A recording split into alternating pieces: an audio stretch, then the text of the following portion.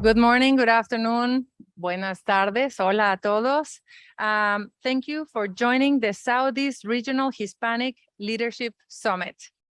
Thank you so much, Dean John Quelch and the University of Miami Herbert Business School for being our incredible host. Please join me in thanking them. So this is the third of our regional events this year and the sixth we've ever hosted. And I'm incredibly proud and excited to continue to grow our presence in the regions, in the country, to find and connect Hispanic leaders where the community is growing and thriving. Today, we gather you, leaders of this area, from all over the region, united to achieve three main goals. The number one is to educate us all about the Hispanic market and the opportunity, our community, our data, our opportunities, our priorities, our challenges, so that ideally we can all realize that we need to make Latinos a business priority and take action.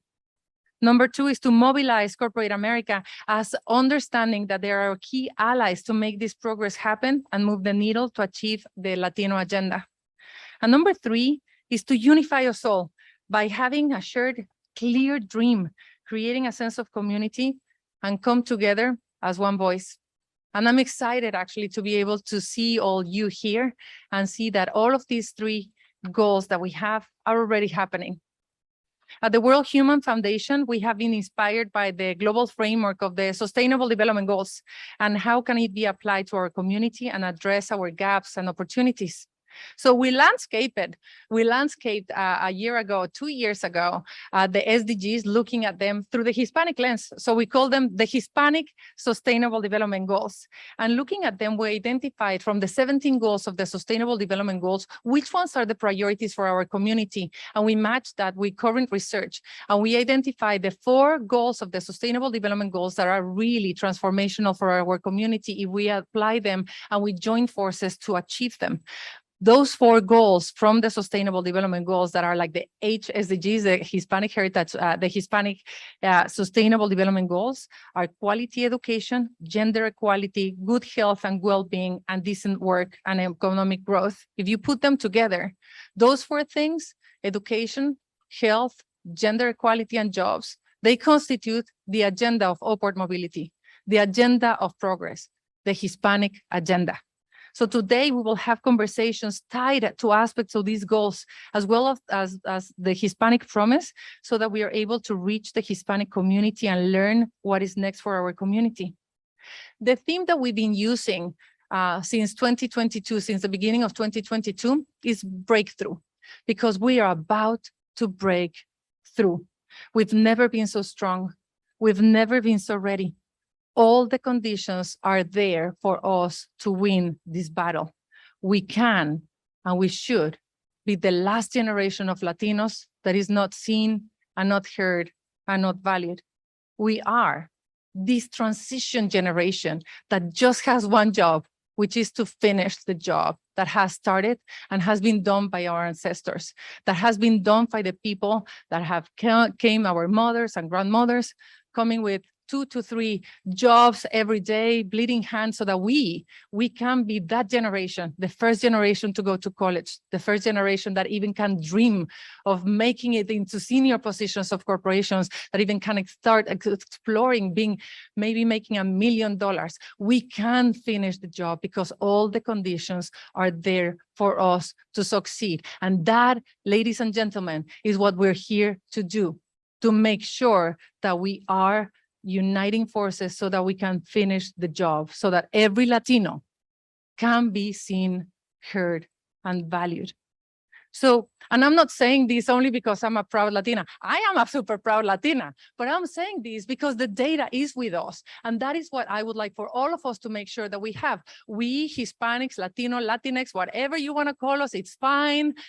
You can use whatever term you find, like you find useful, you use it. Like for me, we use it intrinsically. We change them all the time, interchangeably. As long as you pay us well, you can use whatever you want. So pretty much, we Hispanics, Latino, Latinx, we are the people. We're 62 million people, 19% of the population, and that is 19% of the population today. but 30% of the population tomorrow. By 2050, 1 in every 3 Americans will be Latinos. 30% of the population. Hello, hello, hola. Hello, hello, hola. Yeah, and we're not only the many, we are also the youth. As a fact, the youngest of all the cohorts in America. We are average 28 years old. Latinas, 26 years old average. We look young because we're young. Yeah, we are 10 years younger than the rest of the population, but there's one data point that I would like for you to keep in mind, which is, and to remember, something that we don't explore enough, which is the mode. The mode meaning the most common age. The most common age of 62 million Latinos today is? Anyone? 11 years old. The most common age of 62 million Latinos today is 11 years old. What is the most common age of non-Hispanics? 45? 58.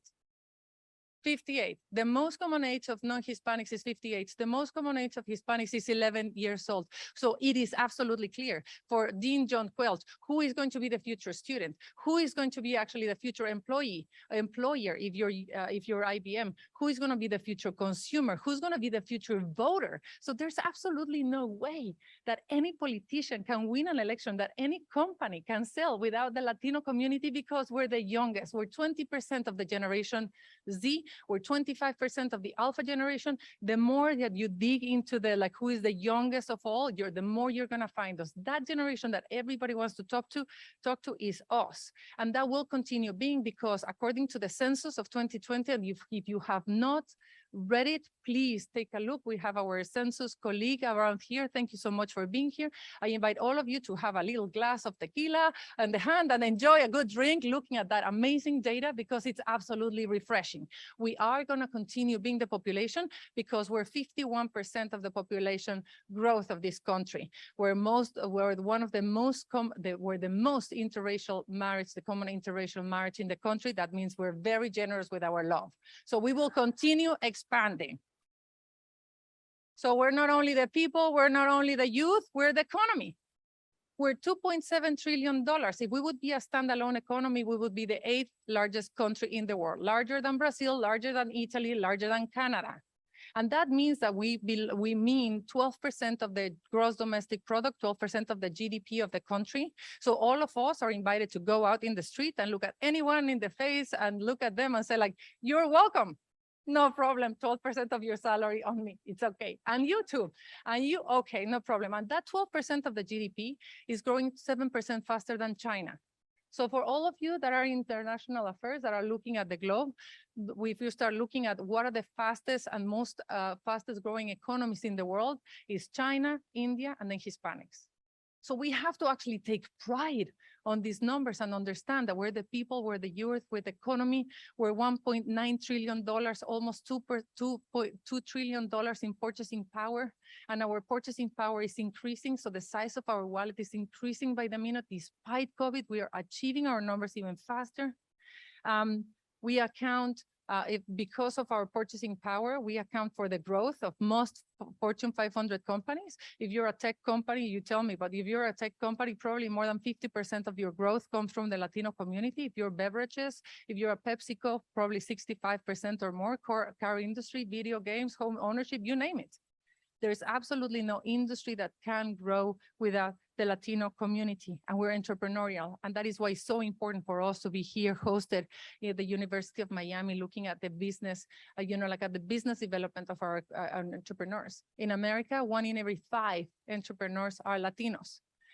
Latinas create 6 times faster than any other group in America's small businesses.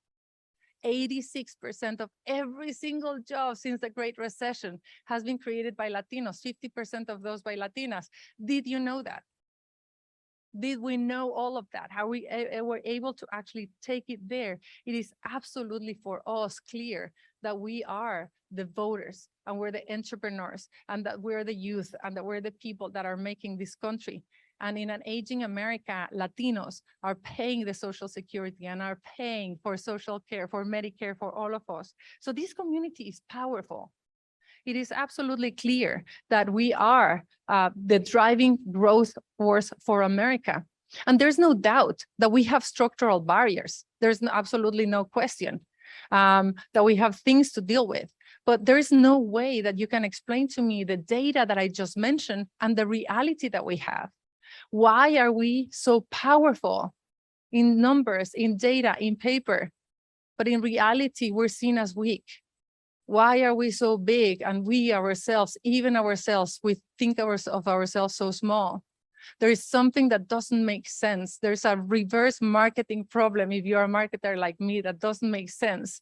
And if I start looking at the barriers that are stopping us from actually becoming our full potential and achieving our full realization, it is related to 3 barriers that I would love for all of us to take into our hand, because they are not structural barriers. There are barriers that all of us can take action today.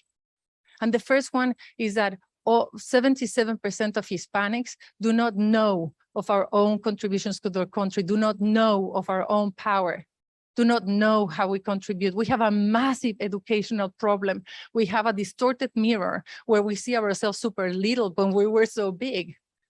You tell me what would happen to you, Dean, or to you in IBM, or to you in Telemundo if 77% of your staff wouldn't know what they're doing.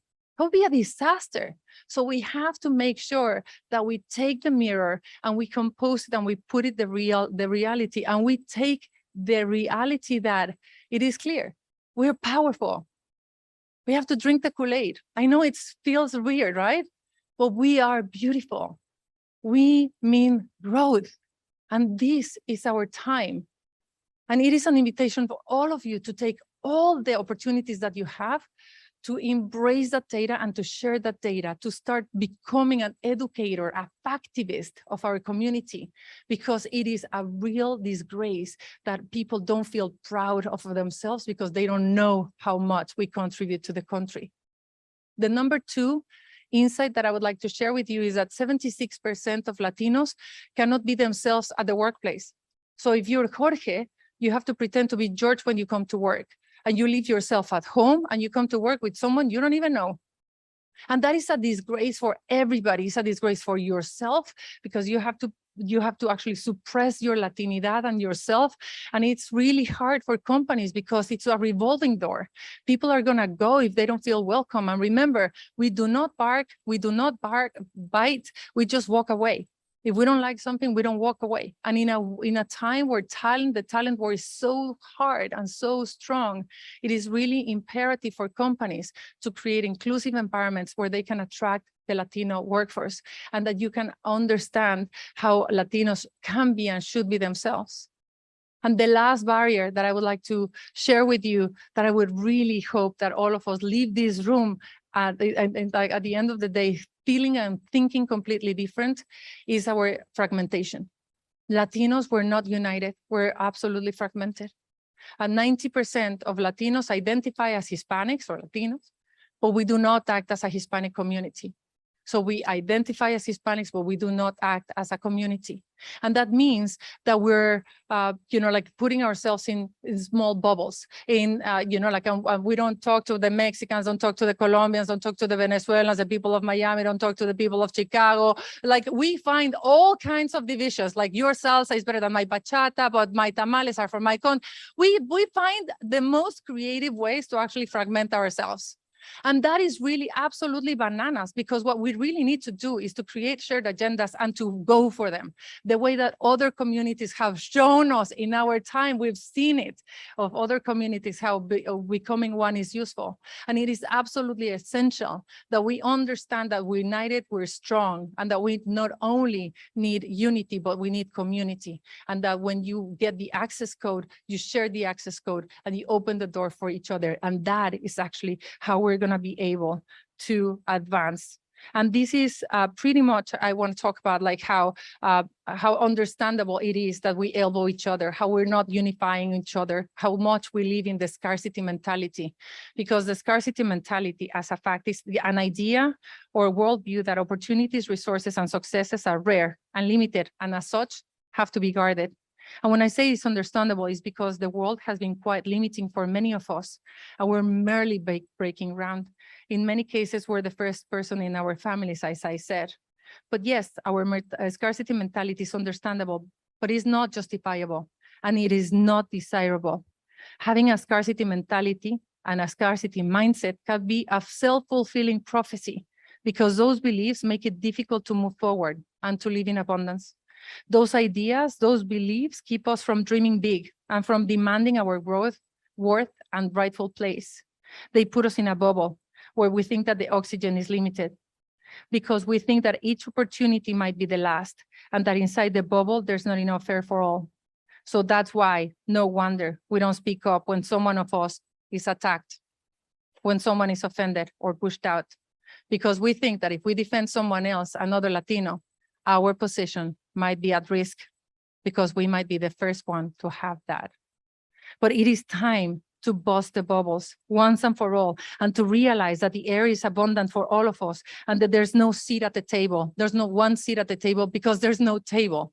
There's only a country full of opportunities for every Latino if we support each other, if we're there for each other. It is time to move away from the scarcity mentality to the abundance mentality.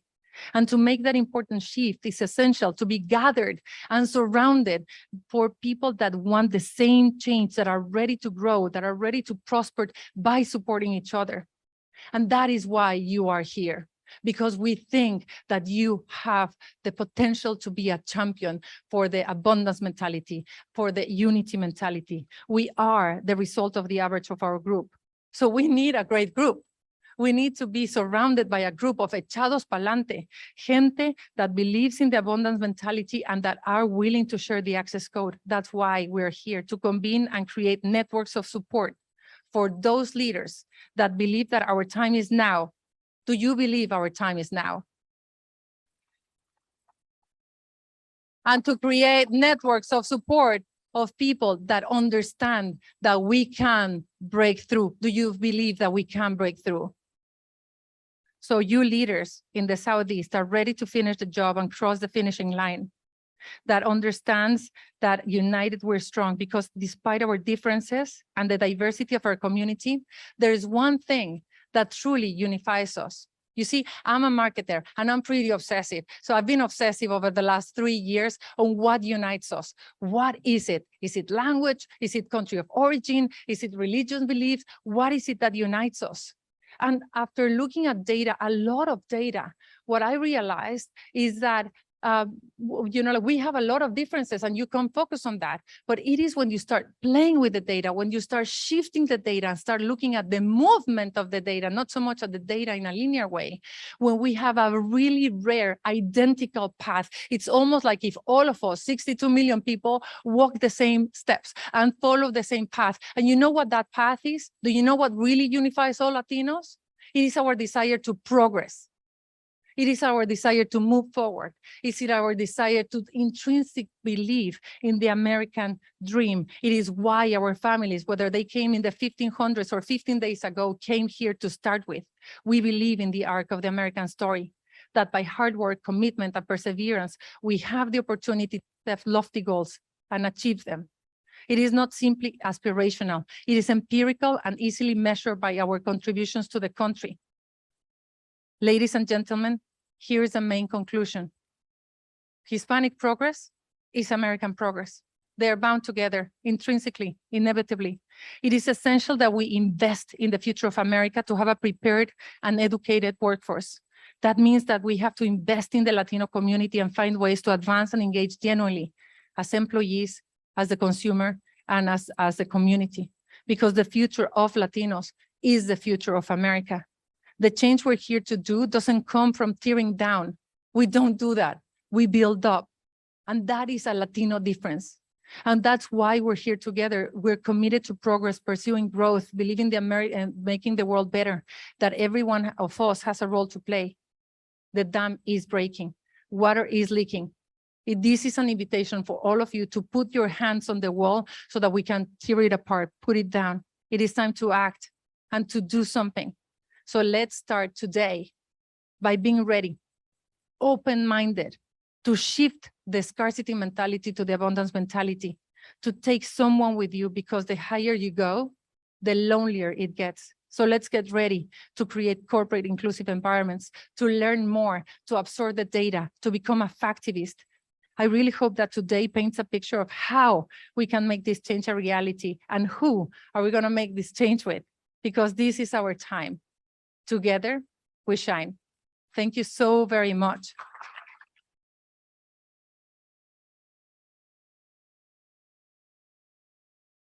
Thank you so very much for being here. And thank you so very much for the incredible University of Miami Herbert Business School for being our generous host and an amazing role model who cares and is taking action to advance our community.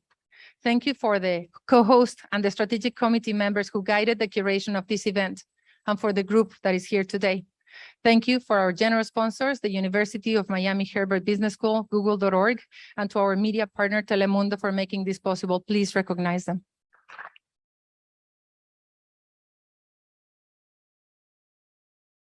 And now, having actually hopefully inspired you to be open-minded and ready, please join me in it is my pleasure to introduce you to one of our co-hosts of this event, Dean John Quelch of the University of Miami Herbert Business School. Thank you so much.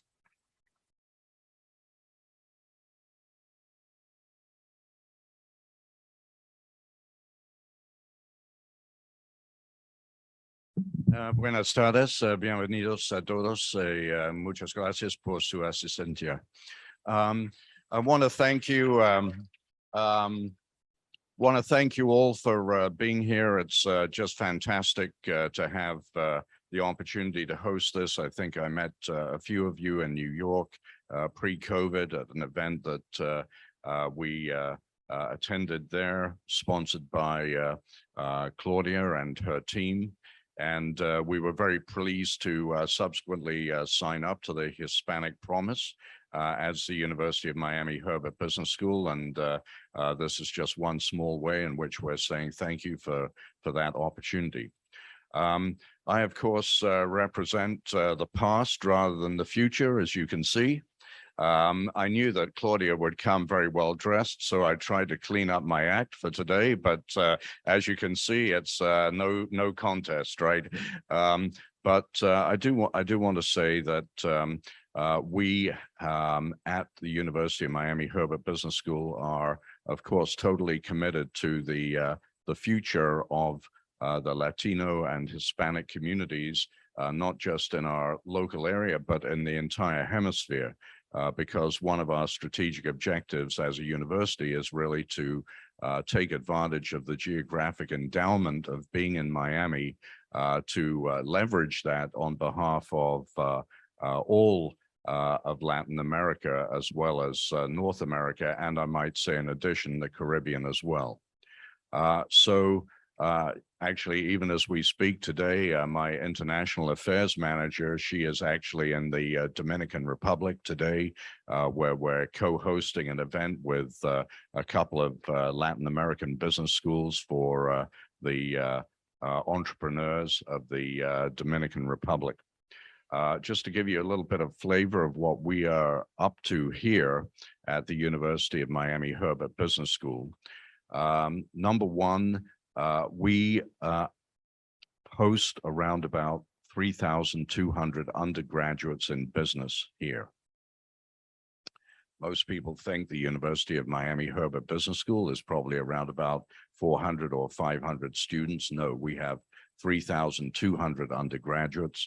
We have around about 1,200 to 1,400 graduate students doing master's degrees. And then in addition, we have a very big executive education operation for non-degree executive education. And I'm pleased to say that Telemundo is one of our most important clients in that area. We do a very well structured and very well received Women in Leadership program for Telemundo, and around about 1/3 of our faculty are Spanish speaking and or Portuguese speaking.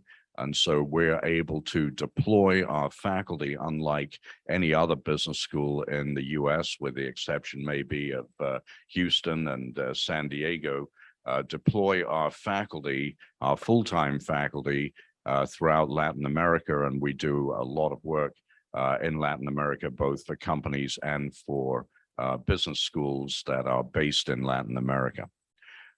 So that's a little bit of an overview of our range of activities. When I arrived here, I found that there was no particular strategy with respect to the Hispanic and Latino communities.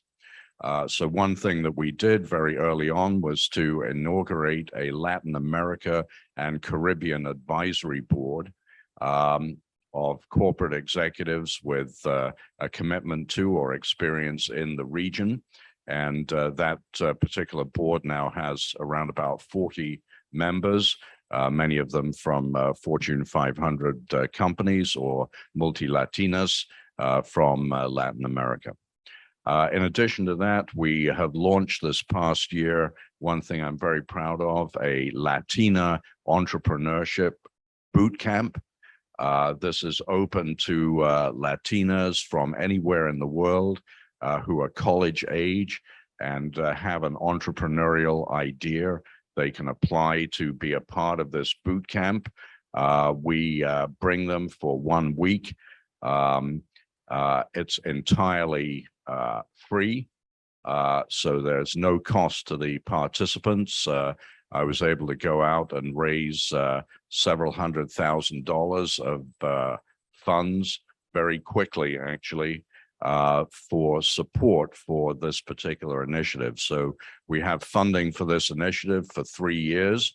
And we've had one iteration of this program so far. It's been, as you can imagine, hugely well received, not only by the participants, but also by the Hispanic and Latino communities in Florida. Claudia has inspired us. We all are on that same train, but because I'm the aging white guy here in the room, I thought I might add a little bit of the bad news to the equation. So I think from a business point of view, the negative statistic that sticks with me more than any other is that less than 1% of the purchases of Fortune 500 companies are with Latino or Hispanic-owned companies. So when you think of the gap that exists between 25% of the Hispanic of the population of the U.S. being Hispanic by 2040, and 1% of procurement being from Hispanic-led companies, that's a pretty sad situation. And despite the best efforts, maybe not the best efforts, but despite efforts such as they are, the same poor track record of procurement applies also to federal and state agencies. In many respects, they are not doing hardly any better than corporate America is doing. So one of the roles that we aim to play as a business school is, of course, facilitating the entrepreneurship of Latinos and Hispanics to be translated into successful businesses that then can become a more prominent part of the equation when it comes to mainstream commerce in the United States, and to ensure that those businesses thrive, prosper, grow, accelerate in their development, and become significant employers of many other Americans, and not just Latinos and Hispanics, of course. So there's a lot of work to be done in terms of motivating mainstream business, and let me just say mainstream Anglo-led business, to an understanding of how much opportunity they are leaving on the table in terms of their own prospects for advancement and development by, I won't say ignoring, but in some cases it's just not knowing how to approach, cater to, develop, motivate, and otherwise enhance the opportunity that they have to take all of the talent that's in this room and across the nation in Hispanic and Latino communities to build their businesses and add to our collective prosperity. So I know that Claudia has outlined some themes for the day, which I think are really terrific themes around health and gender equality, et cetera. And I'm here to thank you again for allowing us to host this event, and also to wish the Hispanic Promise and the We Are All Human initiative every success. And I hope you have wonderful deliberations today. We have a couple of our own faculty members who are going to be also part of the panels, and I thank them also for their willingness to participate. But in conclusion, I mean, I came from Boston to Miami mainly because I saw, and as a consumer marketer myself, I saw the demographics that were characterizing our country. And when you look at those demographics, and this was 5 or 6 years ago that I came down here, looking at those demographics, there was no question that the opportunity for growth and prosperity was shifting south. And Miami, of course, is a pivotal location, not only for American Hispanics and Latinos, but as the bridge to Latin America and the Caribbean as well. So it's a great privilege to be leading this school at the University of Miami in such a time of opportunity for us as a state, as a city, and for all of you in the Hispanic and Latino community. And I'm wondering how I can get a Latino transplant. Is that part of the equation? You know, I hope it's not just a matter of language, because I'm really bad at languages. But if there's a way of, you know, getting a little bit of a transfer, can I go to a plastic surgeon? I don't know. But everything that Claudia said, I found this to be a fantastically welcoming community, and consider myself fortunate to have so many friends that are new friends from the last 5 years in the Latino and Hispanic community. So thank you again for the opportunity to host. Thank you.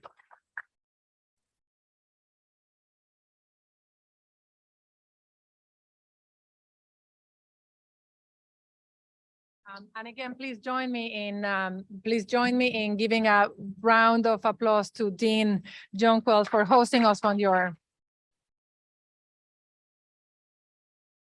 I think we should adopt him. No transfer needed for the Latino, right? Like, he can be Latino at heart for us. But what is really important about what you said is our entrepreneurial spirit has to be fostered, because we create businesses more than anyone else in the country, but we don't know how to scale up. And I think that one of our aims, I think that for next year, when we host another summit here, maybe in, you know, like in a year, we can start measuring what progress has been made, and how much can we do it. And you can count on Hispanic Star as a partner to make sure that we can actually create more to incentivize that entrepreneurship piece that you have. So thank you so much for the welcome words and for inspiring us. We're gonna start the 2 sections on data. The first section is on data. You're gonna please sharpen your pencils so that you can take notes. All the slides we're going to be sharing with them, sharing with you afterwards. But, you know, like, this is the data piece, and we're going to start after that. The second piece is going to be working on panels on the different subjects that we manage. So for that, let me just welcome Roberto Ramirez, Assistant of Division Chief of the Special Population of Statistics of the Census Bureau. Please welcome.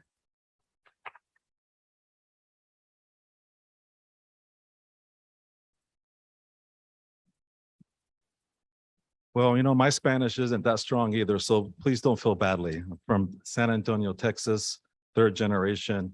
And just like Claudia said, you know, that's what's great about being a Latino, right? We all come from different backgrounds. Some of us have arrived the US a couple years ago, maybe 15 days ago, and some of us have been in the country, like my grandmother said, for hundreds of years before it was even Mexico. So there you go. So my name is Roberto Ramirez. I work for the Census Bureau in Washington, D.C. It's truly an honor to be here with you today. You know, I actually have been on tour with this organization with Claudia and team over the country. She actually means what she says. I've been in Chicago with her, and Minneapolis, Dallas, And here we are in Miami. So great organization. I think they're making a great impact, and truly is an honor to be here and join you to talk about Latinos, who are, by the way, changing the demographics of the United States, or I say the face of the United States, for lack of a better word. And Claudia, you really did a great job. So I'm going to expand a little bit more on what you said earlier about all these awesome statistics. So please bear with me. We're going to get started because we have a lot to do. And they're only giving me 10 minutes. So I could be here till midnight talking about all this. So let's get going. Okay, so I do have the clicker. Okay, please bear with me here. I know they're showing me how to do this earlier. Oh, is that going backwards? Oh, geez. So let's see. Okay, there we go. All right, so, the 2020 census data I'm about to present comes from our American Count story shown here on the slide. It's available on our website at www.census.gov. The 2020 data provide a new snapshot, if you will, of the racial and ethnic composition of the nation and how we're diversifying as a country. The story provides a new snapshot of the nation's population and how we're all interconnected. I really highly recommend, if you haven't seen or reviewed these articles, please visit our website. So, before I begin, I would like to briefly discuss the U.S. Office of Management and Budget, or what we call OMB, 1997 standards for race ethnicity collection. Contrary to popular belief, the United States Census does not set the standards for collection of ethnicity and race data for the federal government. Actually, OMB does. We actually help inform the collection by our research, if you will, and of course, stakeholder engagement. But this is the federal agency that sets the standards. All federal statistical agencies, including the Census Bureau, must adhere to these standards. The OMB minimum categories for data on race and ethnicity for federal statistics, program administrative reporting, and for civil rights compliance are defined as follows. As you can see here, we have 2 minimum categories for ethnicity, whether you're Latino or not, just to show you how important it is for the government to count this population in the country. And we also have 5 minimum race categories here, as you can see here: American Indian or Alaska Native, Asian, Black, African American, Native Hawaiian, other Pacific Islander, and white. We're not going to talk about all of these different race categories. I'm only here to talk about the Latino population because we don't have enough time, but I'd be more than happy to talk to you afterwards if you'd like to hear more about it. Okay, so, Claudia talked a little bit about what, there's a lot of division, a lot of different origins within the Hispanic population. But I like to say that the Census Bureau, we're a uniter. We're interested in counting everyone, all Latinos, in this case, for example. And this slide shows the Hispanic origin question that was actually used in the 2020 census.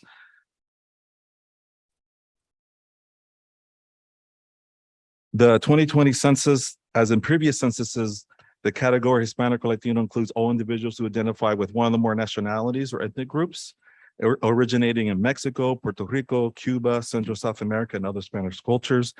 And this includes, of course, the check boxes that you can see here. And also we have a write-in line for those individual Hispanic groups that don't have a checkbox. So for example, Salvadorian, Dominicans, how many of you here are from Guatemala, Colombia? A little bit of everything, right? Venezuelans are in the house, right? So please don't feel neglected. The reason why we have checkboxes for these larger Hispanic groups is because they make up about 85% of all Latinos in the country, okay? So they're the largest groups. But as you can see here, we have a write-in for all the other Hispanic origins as well, and people can write it in and we collect it. And soon, hopefully publish it, which is our next data products will be coming out in the next year or so. Okay. So why don't we go ahead and get into the data? All right. So here we begin presenting results from the 2020 census. This table shows the U.S. population by Hispanic or Latino origin between the last census, 2010, and the 2020 censuses, respectively. The Hispanic Latino grew by from 50.5% or 16.3% of the U.S. population in 2010 to 62.1 million, 18.7% in 2020, as again highlighted here in the red box. Between 2010 and 2020, the Hispanic population grew by 23%. Slightly more than half, 51.1% of the total U.S. growth in this past decade is attributed to the Hispanic population. This slide here is a graphical form of the previous table shown. So as you can hear, so it's shown in light blue. You can see that number 50.5 million, as I just mentioned, in 2010, and in 2020, 61.1 million. And in the darker blue represents the percentage of the population that's non-Hispanic. So 83.7% back in 2010, down to 81.3% in 2020. I have some slides coming up. They're going to talk a little bit about the future as well, future projections, and we'll talk a little bit about what the Hispanic population is going to look like, 30, 40 years from now. We'll get through those in a second. Okay, so, the 2020 census data also enables us to examine the racial and ethnic composition of the population under age 18. Claudia talked about that, right? What was the mode age, 11, which was an incredible statistic, right? And the population age 18 and over. So the racial and ethnic composition among children is really quite different from adults. This comparison offers insights into the demographics of given generations in this country and gives you an idea of what the future will bring. The Hispanic origin population under 18 and over on the right-hand side of the table went from 14.2% in 2010 to 16.8% in 2020. And the Hispanic origin child population under the age of 18 on the left-hand side of the table went from 23.1% in 2010 to 25.6, almost 26% in 2020. So a vast growing population because we're a younger population and we have more children. It's just a fact. That's what's happening, right? On the other hand, the white alone adult population 18 years and over went from 74.7% in 2010 to 64.1% in 2020.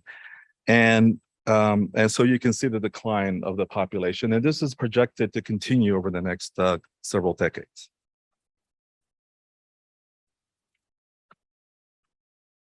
So I'm throwing a lot of stats at you. Let me know if I'm going a little too fast. I'm always very conscious of time, so just let me know. So let me just slow it down a little bit. Okay. All right.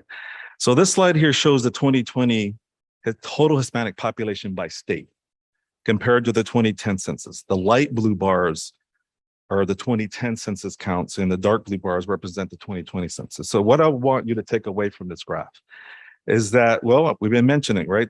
The Hispanic population grew numerically in actually all 50 states, including the District of Columbia. Texas, California, and Florida showed the largest Hispanic numeric increase. Each of the three states added over 1 million people of Hispanic origin within the last decade.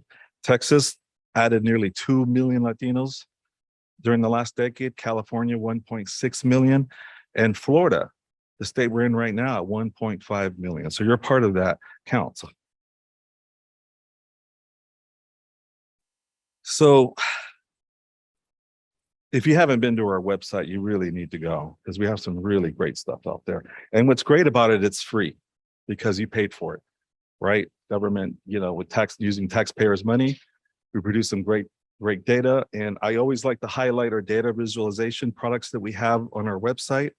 Our data visualization for race, ethnicity in the United States presents racial and ethnic composition and more information on the population size of the different groups. I'm just going to highlight a couple of slides and graphs from these data products and let you know, so you can be aware of it and you can use it.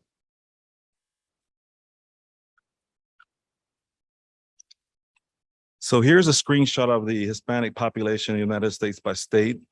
As you can see, the states with the highest percent Hispanic are concentrated in the southwestern part of the United States, Texas, where I'm from, and you can see Arizona and New Mexico. In the southeast of the United States, Florida has the largest percent of Hispanic population at 26.5%, Florida being the sixth largest Hispanic origin population in the nation. And if you were at this website, you will be able to filter and look at different states and highlight it over it. This is not an interactive slide here, it's just a snapshot of it. But if you were to go to the site, you were able to click on each of the different states and get more statistics per state, if you will, and more data. I just want to give you a little flavor what's available. Okay, so let's talk about the great state of Florida. So here is a county-based map showing the percentage of the county that's Latino for the state of Florida. You can see the counties in the south are the counties with the highest percent Hispanic in the state, particularly Miami-Dade County, Henry County. So you can see over 50% of the county is Hispanic. In fact, what's outstanding here, should I say, is if you look at the Miami-Dade County, and more particularly, you can see that, can anybody guess what the percentage of Latinos there are in this county? Actually, I'm going to quiz you. It's, well, in 2020, almost 70%. So pretty high, but growing. And so, which is a very high statistics if you think about it, right, for the particular county. And so all these, as I mentioned, all these data products are available on our site. And, you know, and actually, I'm very excited because I've been doing this presentation over and presenting along where, you know, we are human over the last few months. And I actually have a brand new slide I want to really excited to share with you because the data we just released it. And so, you know, for many of you might be aware is that we do a census every 10 years, right? In our first census, we conducted it in 1790, and we've been doing a census ever since, right? And why do we do a census? You know, we do it because we distribute power, right? Members of Congress are apportioned based on total pop among all the states, all 435 members, right? But we also distribute federal funds as well, which is a more modern use of the census numbers, particularly starting in the 1960s and 70s and on. But it's too expensive to do a census every year. It's just impossible. In fact, I'm actually starting to work now on the 2030 census. It takes about 8 years to start working on a census. It just takes that long to do that. And despite my youthful looks, I've worked already in 3 censuses already. So just to show you how long it goes. So I've covered a lot of data from the 2020 census, but I want to highlight data from our population estimates program that uses vital statistics. So once we do a census, we update the population in the time series throughout the decade, right? So we use vital statistics for that, births, deaths, you know, and migration. And as you can see here on this table, so we counted about 62 million Hispanics in 2020. Now, as of 2021, this is our latest, we call vintage 21 national estimates. We are now at 62,647,000 Latinos. We've added over 500,000 Latinos in the country over the last year. And for the state of Florida, we added over 100,000 Latinos in the state. And this is all based on current data. This is the most current data you can get. And I'm more than happy to share with you more of this information if you like. And I'm just so excited to unveil it here. So first time. And so what does that represent? About a 1% increase change overall between 2020 and 21. It's like 1 year, but it represents 2.3% increase for the state of Florida. Very, very significant for 1 year. Now we're used to talking about, you know, years and decades, you know, this is 1 year change. All right, so now let the show begin. Okay, let's go. All right, so now we'll cover our projection data on this slide. So this slide shows the Hispanic population in millions, starting from 1970, should I say, to 2060. If you look at the light blue bars on the left-hand side of the graph, these bars represent census counts from 1970 to 2020. In 1970, the Hispanic population was estimated at 9.3 million. And of course, the recent census, 2020, as you know already, know that number really well, at 62.1 million. This means that the Hispanic population grew by 568% between 1970 and 2020. Now, the dark blue bars on your right-hand side are projections of the Hispanic population, and these include varying assumptions of future fertility, mortality, and international migration rates. And as you can see, it is projected that the Hispanic population will increase to about 111 million by the year 2060. So this is our middle series. Some argue that it might be even sooner. We have what's called a low series with low estimates, a middle, and a higher series, like higher fertility, for example. But this is what we're looking at over the next 40 years in the country. So as Claudia also says, and the data shows it, that this slide shows that the same data presented in the previous slide, but it displays it as a percentage of the US population. And you can see that the percent of the total population that reported Hispanic Latino also increased over the last 50, 60 years. As shown in the light blue bars, the Hispanic population increased from 4.6% in 1970 to 16.1% in 2010. And as of course, as you know, it's now 18.7% in 2020. And if you look at the dark blue bars, by the year 2050, it's projected that more than 1/4 of the US population will be Hispanic origin. And by 2060, it's projected that nearly a third of the US population will be Latino by the year 2060. So tremendous growth, lots of changes are coming and happening.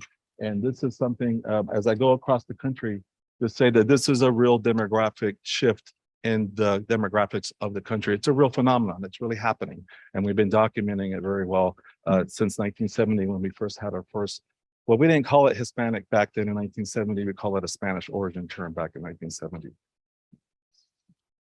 And so, as I mentioned, I would love to, I'm available all day today. If you'd like to talk a little bit more, I would love to chat with you, but it's really been a pleasure. And thank you so much for having me here today.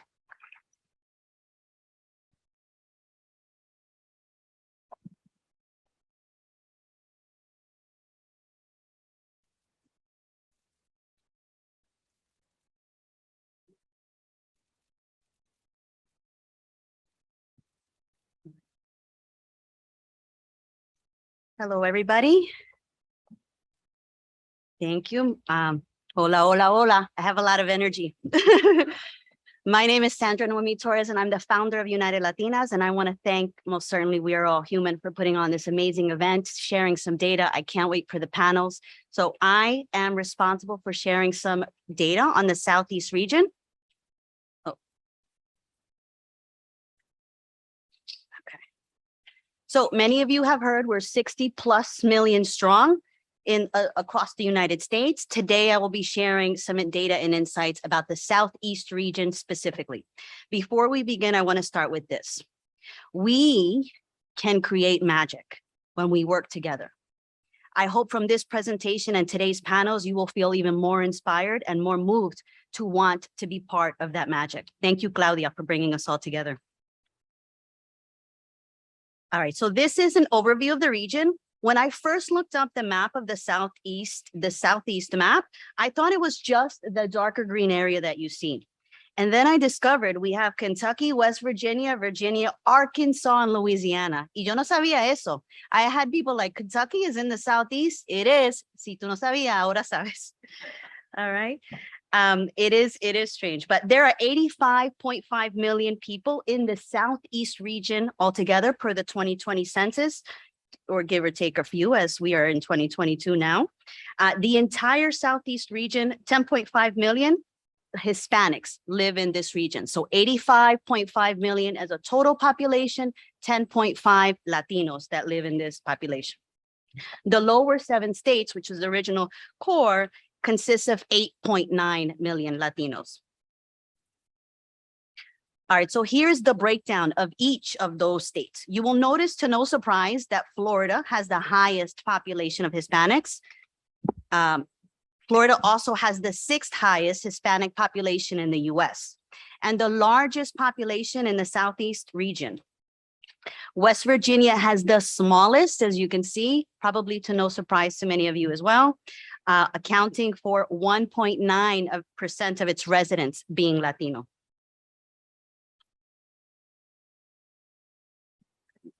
All right, so now we're going to dive into some of the growth. How did we get to those numbers?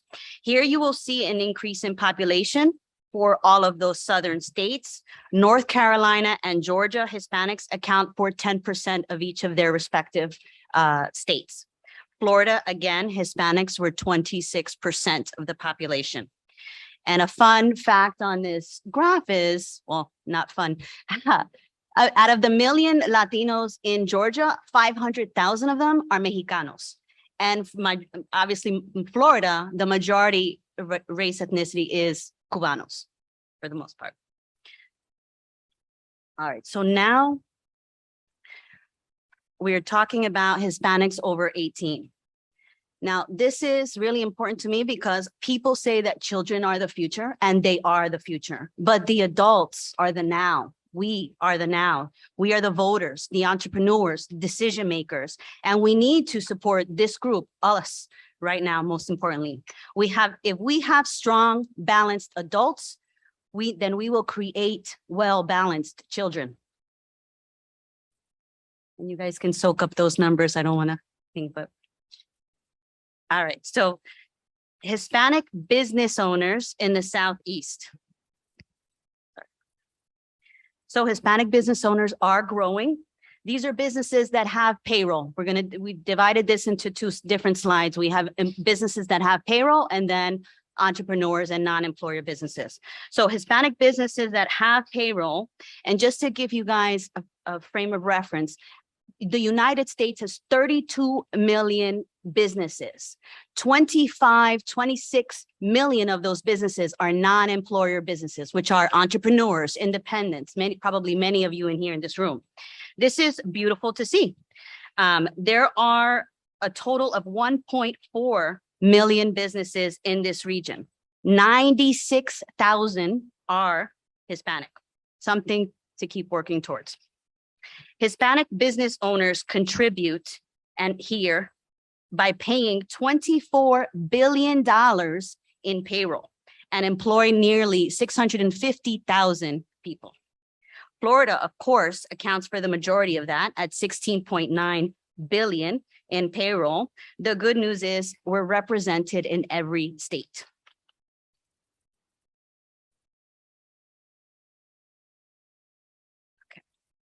Hispanic entrepreneurs or non-employer businesses. The numbers here are obviously greater than the firms. We are 1 in 6 businesses, and total generated in revenue is $33.5 billion in this region. West Virginia has 1,100 businesses, but still generates $35 million in sales. So some awesome work amongst those entrepreneurs.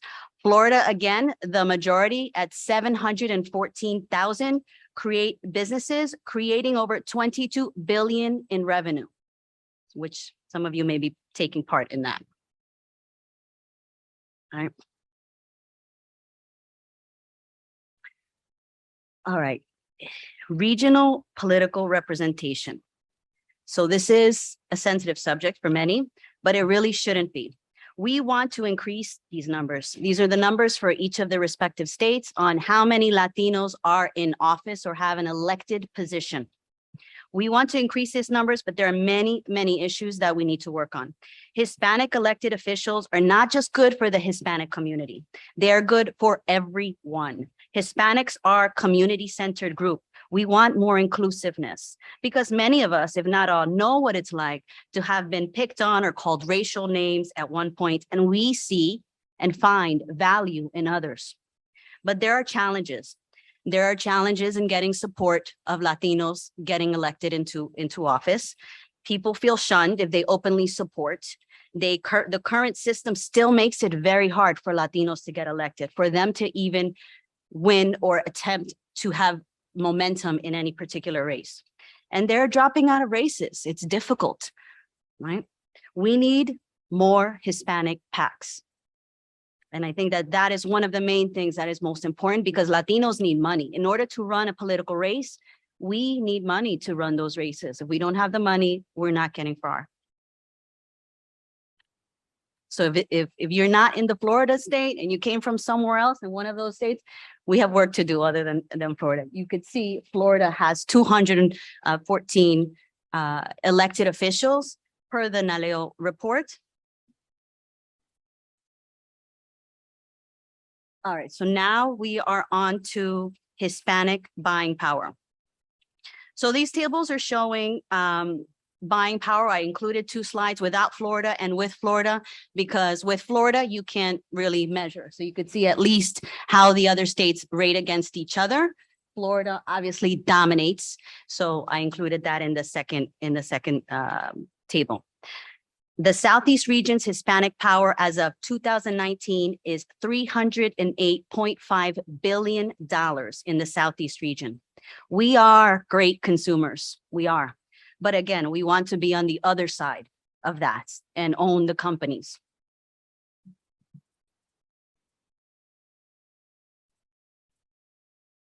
me jot that. So Florida state, quote, Florida alone, like Roberto said, is 5.7 million Hispanics living in this area.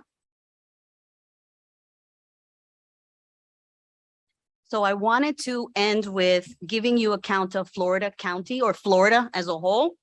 And so for this last slide, Florida has 67 counties altogether. Georgia does too, by happenstance. These top 6 counties in Florida total 3.9 million Latinos, which is a great majority of the 5.7 million across 67 states. These 6 have 3.9, almost 4 million Latinos living in them. So when you're thinking about where you're going to move. So this is the lower 3, the Miami, Palm Beach, Broward, Orange County, where Orlando's at, and Osceola and Hillsborough. I thought it'd be important to call out these hotspots and the political leadership in these areas to see if there's room for improvement. And I think that there most certainly is. Miami-Dade is 69%, almost 70% Hispanic, again, to no surprise of anyone. The majority being the Cuban, and then next in line is more international, South American, then Mexicanos, then Puerto Ricans in that mix. I think I went really fast, porque yo hablo rápido. But that is diversity.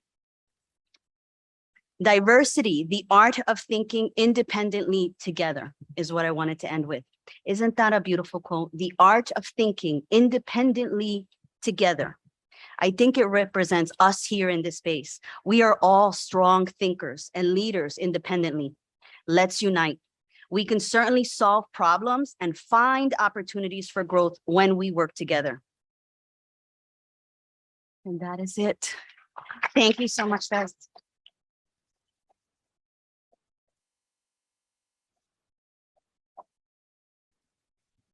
Thank you so very much. If we want to start actually with the next phase with the panel, we're going to go into the section of the panel, starting with good health and well-being. It is impressive, the data, is it not? Are you blown away? Do you have at least 1 or 2 things that surprised you that you didn't know about? Yes, more than 10 things that you didn't know about? The reason why we're here in this area is because of the power that you see in those numbers, because if we can actually start unifying and getting our act together here, we can influence the entire country. So I hope that you're inspired by the data and that we can start looking at yourselves, not only as, like a data consumer, but also an owner and therefore a factivist, that you can go and share this data with everyone that you know so we can educate our people, please. Thank you, Claudia. Thank you, everyone, for joining us today. So my name is Samara, and today I am here with these wonderful group of women to talk about health and wellness, which is a very important topic within our community here, especially in the Southeast region. So you'll have everyone's bio and information so you know who they are, but this is a really great conversation, so I just want to dive right into it. So I want to start with Dr. Agostinelli here. As the physician on the panel. When you're looking at the community here, what are some of the biggest ailments or issues that are facing Hispanics within our population, our community in the Southeast, and specifically here in Miami-Dade? Good afternoon, everybody.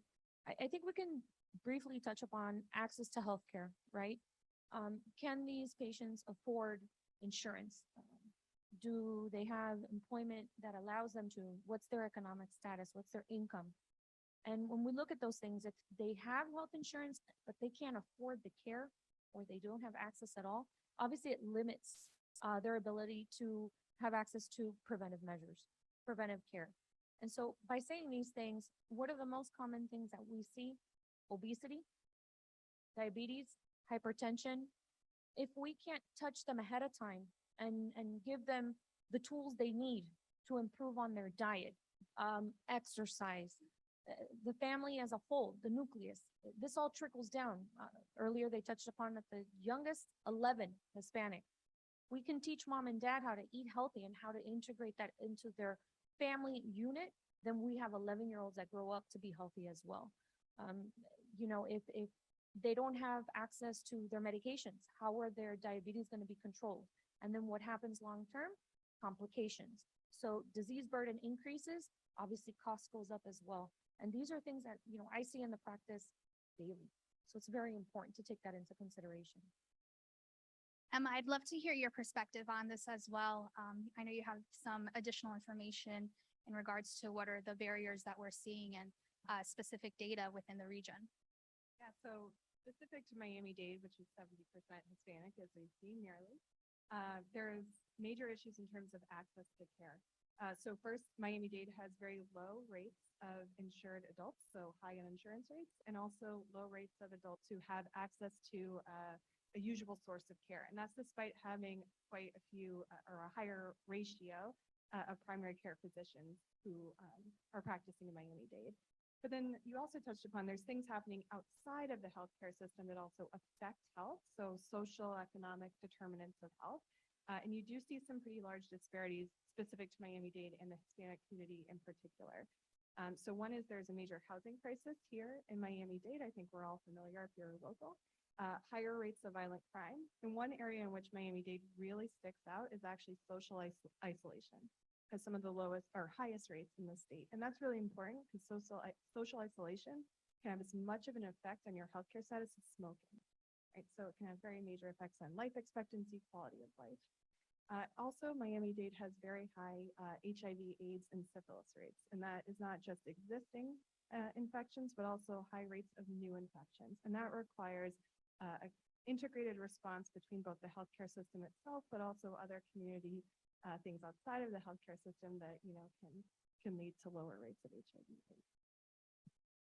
And just to touch upon again, since we were talking about the mode age here in Miami or in the Southeast region of Hispanics being 11, Karina, I'd love your take with your work with Amigos and Kids, what you're seeing as some of the largest challenges as well. Well, as Emma mentioned, we have a huge housing crisis here in Miami-Dade County. And, in thinking about social determinants of health, we know that where you live has a huge impact on your health. Your zip code has a huge impact on your health. So what we're seeing with families is, a lot of immigrant families, because of this economic crisis and housing crisis, they settle into low-income neighborhoods, which typically have less access to healthy foods, less access to parks and places where people can be physically active. The streets are not friendly for bicycling. So all those things affect access to health, access to healthy foods. So what we're seeing with our families also is because they work in low wage and very schedule unstable types of jobs, and they don't have access to health insurance or employer sponsored health insurance. We see a lot of families, immigrant families that have immigration issues, and so they're not eligible or don't qualify for government programs that help with healthcare. So those are some of the main issues that we're seeing with our families that we just lived in. Thank you. So these are some of the biggest challenges that we're facing here. And what I would like to talk about next is how can we actually combat these? So Barbara, I'd love to turn it to you in specific with your work and what you've seen within your area. What are some things that you think that would help to combat these barriers and get over them? Sure, thank you. Good afternoon, everyone. So the call to action. This is a new endeavor for our nonprofit in South Florida, and it is what is going on in our community. How do we bridge what is the current status of our community members and access to those medical facilities? So we've learned that health literacy is vital. It's not just putting information out there, it's ensuring that that information is literally communicated to our constituents, but that the key is the understanding of that information. Also combining the new health digital transformation. This has also been vital just to get a simple access to a test to enroll. Everything has been digitalized, and finding that gap within the service and delivering that service to our community members is most important for us. Sandra, as someone who works regularly with community engagement, I would also love to get your take on this. Thank you. So yes, what we have learned in Kano as how do we take all of these great components that my partners here are saying, and how do we put it into action? So we serve more than 250,000 members nationwide. Just here in South Florida, about more than 100,000. And we see the spectrum from pediatrics all the way up to 80, 85 to 90-year-old members. So what do we do with them? How do we keep them educated within an environment of that they feel safe? So within our centers, we have what we call our wellness centers. And what we have built is that safe environment that you were talking about, that they can come in, they can have the nutritional classes, they can have their Zumba, they can have their socialization, goes back to the isolation that we see in our rates. And it's kind of like wondering, how can we expand that, not just here in Florida, nationwide, and not only with what we're doing in Canada, but all the other companies out there. This is what they should be looking at right now, spreading the same message, spreading the same model, because the same needs that we have here, we have everywhere else. So we had mentioned when Claudia was up here that we are at times fragmented, and we sometimes tend to go into, you know, the Colombianos over here, the Brazilians over there, and we really need to work to unify and bring each other together so that we can better combat these. And so one of the things is looking at other communities who have successfully come together and rallied and been able to bring their community forward. So in looking at, you know, what examples might guide us into these areas that would benefit us. Dr. Agostinelli, I'd love to hear from you. What are some good examples of frameworks, perhaps, and just North Stars that we might be able to look at to be able to implement here? So one of the things that, as a physician, it's important to understand the culture. Sometimes we think that Hispanic is one culture, and as Claudia stated, it is not. There are many different cultures, many different ways of saying the same thing. And as a physician, it's important, and it's my job to understand what that language is.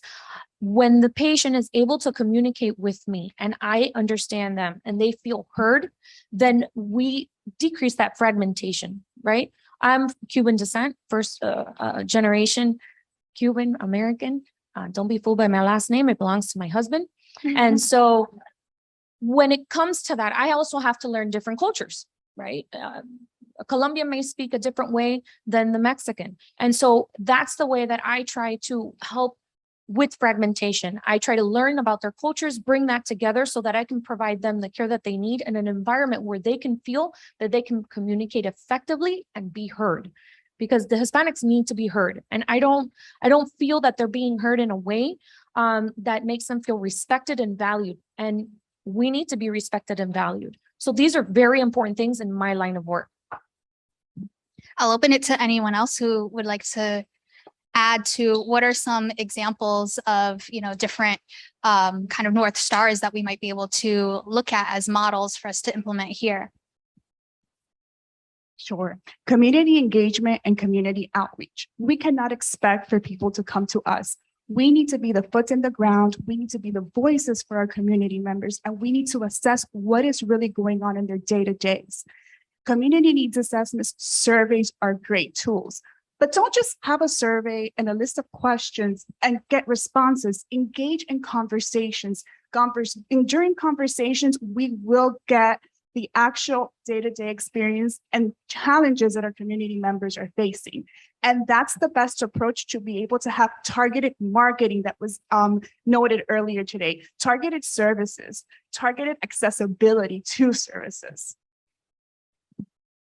There's a growing body of research that supports the use of community health workers, or in Spanish, promotores de salud. And I think that community health workers play a vital role in allowing the Latino community to access healthcare because they are from the communities that they serve. They're trusted members of the community. They know all the resources available, and they're able to help Latinos, regardless of their cultural background or where they come from, navigate a very complex healthcare system and different benefits that they might be able to access. So supporting nonprofits that do that boots on the ground work and use promotores de salud is going to be helpful in allowing Latinos to have access to healthcare. If I can just add, I think that also when you say the North Star, the first thing that comes to mind is owning being a Latino. I think that we all have great resources in the community. We have great non-for-profits. We have great associations. But sometimes I feel that we don't own it enough. And that means that we don't share that with the community enough. And we don't help the Latino community get to those resources. So saying, yes, I'm Latina, I'm Cubana, whatever, that makes a huge impact. And when you're sitting on the table, especially when you have power in some tables of negotiations, of building or supporting an association or building a non-for-profit, that is key. And having that voice, I think is key. And I think just to add in terms of some of the policy type solutions, one of the things that I know the Florida Department of Health has struggled with reducing the new HIV infections is that one targeted intervention won't work for every group of people, even within the Hispanic community, right? So not just looking at the Hispanic community as a whole, but taking into account some of the differences in communities, even within Miami-Dade County itself, is really key. So what they found work best is even small neighborhood interventions that really, they know the people working there, they're part of the community itself, and they can really understand the barriers that lie there. We talked a lot about, I think, physical health, which obviously is usually the forefront of what we are thinking about when we think of health and wellness. One of the things that struck me is when, Barbara mentioned this isolation, right? And folks who are isolating. And what does that actually mean when it comes to your health? Here, we aren't necessarily, of course, it contributes your physical health, but mental health. And, I think that within the Hispanic community, there is a stigma. We've come a very long way, I will say, but mental health and talking about it and access to mental health services has really been at the forefront. I think over the past 2-3 years, especially, everyone in this room at some point, I think, will have at least thought about what that mental health means to you. So when we're looking at our communities that are at most risk here in the region, when it comes to mental health, what are some things that you have seen that really have made a difference in the population that you're working with specifically? I have a very large senior population. And one of the things that occurs is that they leave their country where they have a front porch and they sit outside and they can talk with all their neighbors. They get uprooted and placed in neighborhoods where they don't have that front porch anymore. They don't have access to that person passing by and saying, "Buenas tardes, ¿cómo está?" But guess what? They're home alone the majority of the day because their family works or their grandkids are at school. And so one of the great services that we have are activity centers. She had touched upon that. I've had patients that are very sad. They sit at home alone. They even look at their old pictures and reminisce of what it was like when they were in their country. And so by them having access to this, first of all, we offer that transportation. We pick up that patient, we take them over there, they make new friends, they play dominoes, they play bingos, we have arts and crafts, Zumba. And so it gives us a sense of community now. And they're also with other people, other Hispanics that have been down that road, or simply, they're just all hanging out, trading recipes, talking about their doctor that's upstairs and how good she is. That's me. And so these are great things. And let me tell you, I had a patient, she would come every visit and she would cry. And the stigma, you'd be amazed at how many people will tell you, "No, doctora, yo no estoy loca." And to break that, for me to teach them, it's not about that. It's about you being happy. And I always tell them, everyone deserves to be happy. And happiness is different for everyone, right? I had her go to the activity center. Next visit, she was very happy because now she had someone, she had a purpose, she had friends, she had things to do that didn't involve being trapped, and reminding herself that for her, things were better where she was. And so obviously this helped her mental health immensely. And I didn't have to give a medication. It's taking the time. Once again, getting to know that person that's sitting in front of you and making that connection. And so that's just one great thing that we have that we can offer our patients.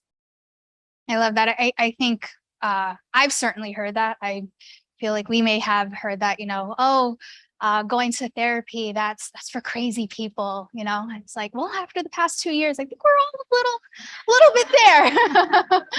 So I think it's so important that we make sure that we include this in our conversation, because there is such a big stigma, and that is one of the first barriers. I think, your mind, if you can go over that, then you'll be much more apt to get services and just live a healthier lifestyle in general, right?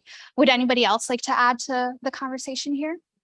I would just like to say that during the pandemic, we saw a lot of the families that we serve were very isolated. And on top of being isolated, we're dealing with grief issues, lost family members, lost jobs. And so for us, and just kind of piggybacking on what Barbara said earlier, starting those conversations, building community with other families that we serve, even if it was virtual, was really helpful in opening up the conversation about seeking mental health treatment, and that it's not a weakness, because a lot of our families saw it as a weakness because of the stigma around mental health in Latino communities. And so again, doing that boots on the ground work and working with promotores de salud and community health workers is really helpful, because they're trusted members of the community that accept what is being, the education and, information that is being delivered. So if I can just share a quick story. During the pandemic, our members, they were so used coming to our wellness centers, activity centers, because that's their place to be. They love going there more than going to see their doctors, right? That's where their friends are at. That's where they have all their activities going on. But during the pandemic, we never closed our centers, the medical portion of it, but we had to close the wellness, obviously, because we didn't want to have a lot of people coming into our centers. So we said, okay, let's be creative, because if we leave our seniors to be alone for this whole time and all they hear about is COVID, they're gonna go back to going deep into their mental health issues and isolation. So the health and wellness department really sat down together and they put together this phenomenal program, and we did an over the phone wellness classes. We did Zumba over the phone. Don't ask me how, but we did it. We did shared yoga over the phone. We did concerts. We had open conversations. They would talk to each other, and we would have to actually leave the lines open for a few minutes, because it'll be like, Fulanita, how are you? So, but those hours that they spend every day just listening to someone on the phone, other than just COVID, made a huge impact, huge impact. So just having those creative things to maintain our population healthy and to keep them active, I think it makes a huge difference. And just one other thing to touch on the stigma aspect. We see that men in general have lower reported rates of depression, but higher rates of suicide and other severe outcomes.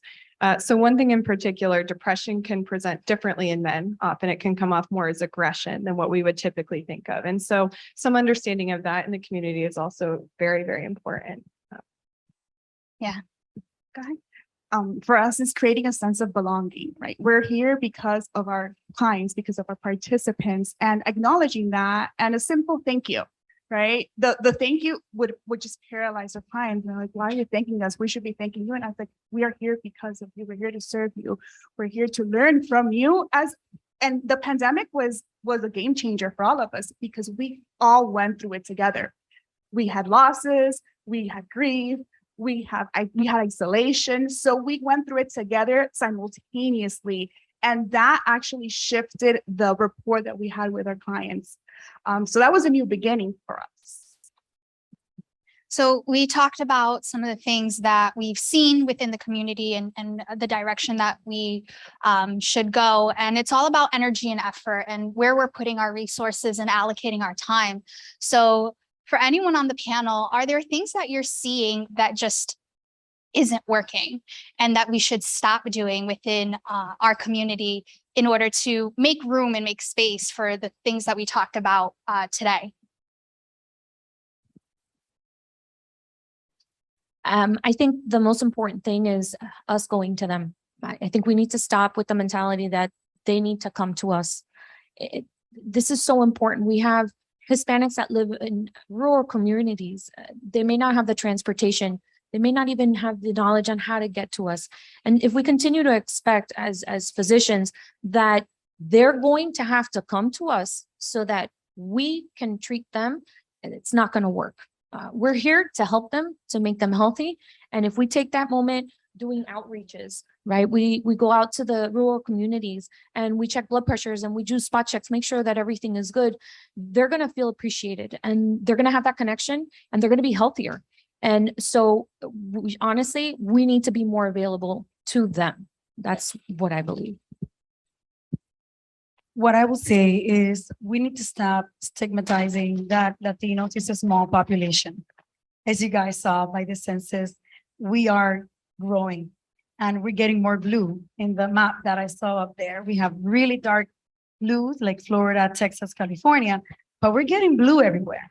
And the power of that is huge in terms of everything, businesses, the medical industry, the everything. So knowing that and knowing that Latinos is a huge force that we need to serve them, right? Just like we do for every other population.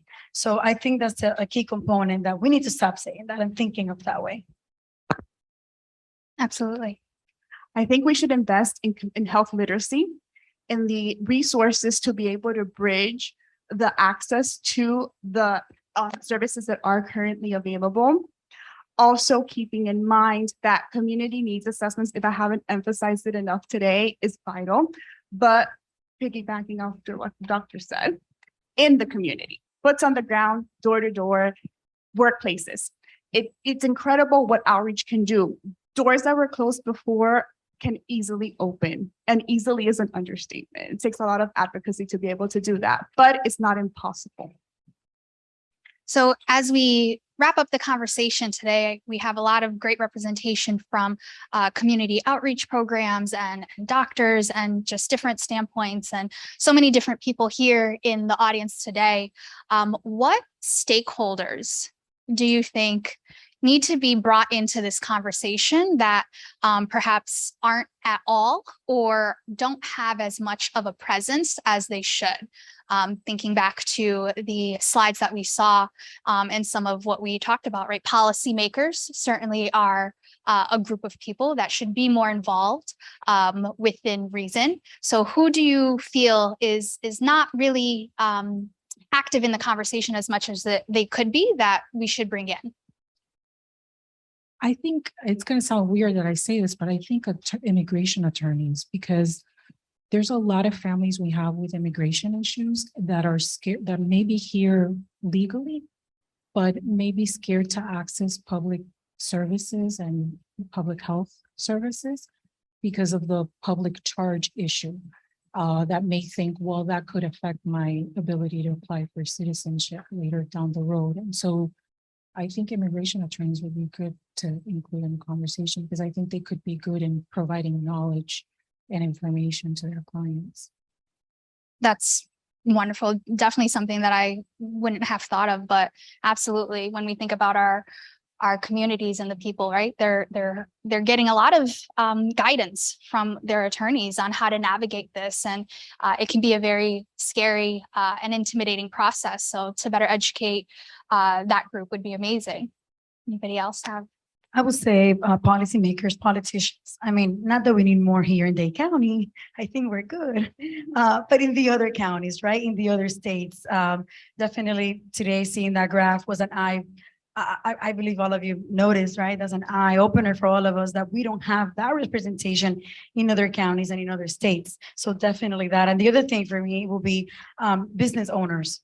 We need to have more Latino business in Wall Street, right? In other nationwide companies. So having that representation is really gonna make us shift into who we are and what are we building for the future America.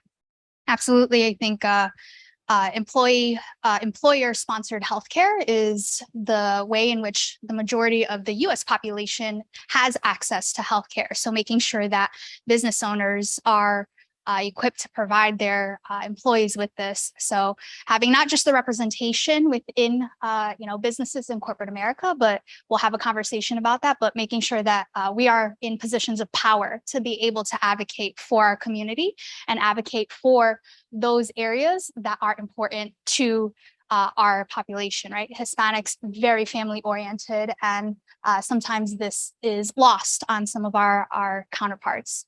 Anybody else? One other group I think is city planners. So that obviously overlaps with politics, but structuring our cities so that people can get healthy food. They have good access to transportation to get to the healthcare system. There's good education, even not depending on what neighborhood you happen to live in. And so having those opportunities, and that obviously we have a housing crisis in Miami-Dade, so we see some of the downsides to that. And so I think city planners have to be very much involved as well. I'm thinking sponsors, funders that can help support the work in the field.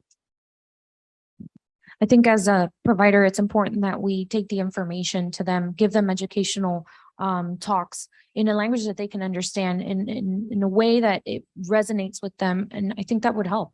They have more information, it arms them so that they're able to take better care of themselves and their family. Great. So as we wrap up the conversation here now, just to recap, right? We heard this is a growing population. We need to help each other. We need to be there for one another. We need to make sure that we are meeting people where they are. We remove stigma and barriers. We have, translation services and communication plans, and we bring in more people to the conversation that are really going to be able to help us move forward and really elevate health and wellness within the Hispanic community. So I want to thank you ladies for your contributions and conversation today, and everyone for joining us.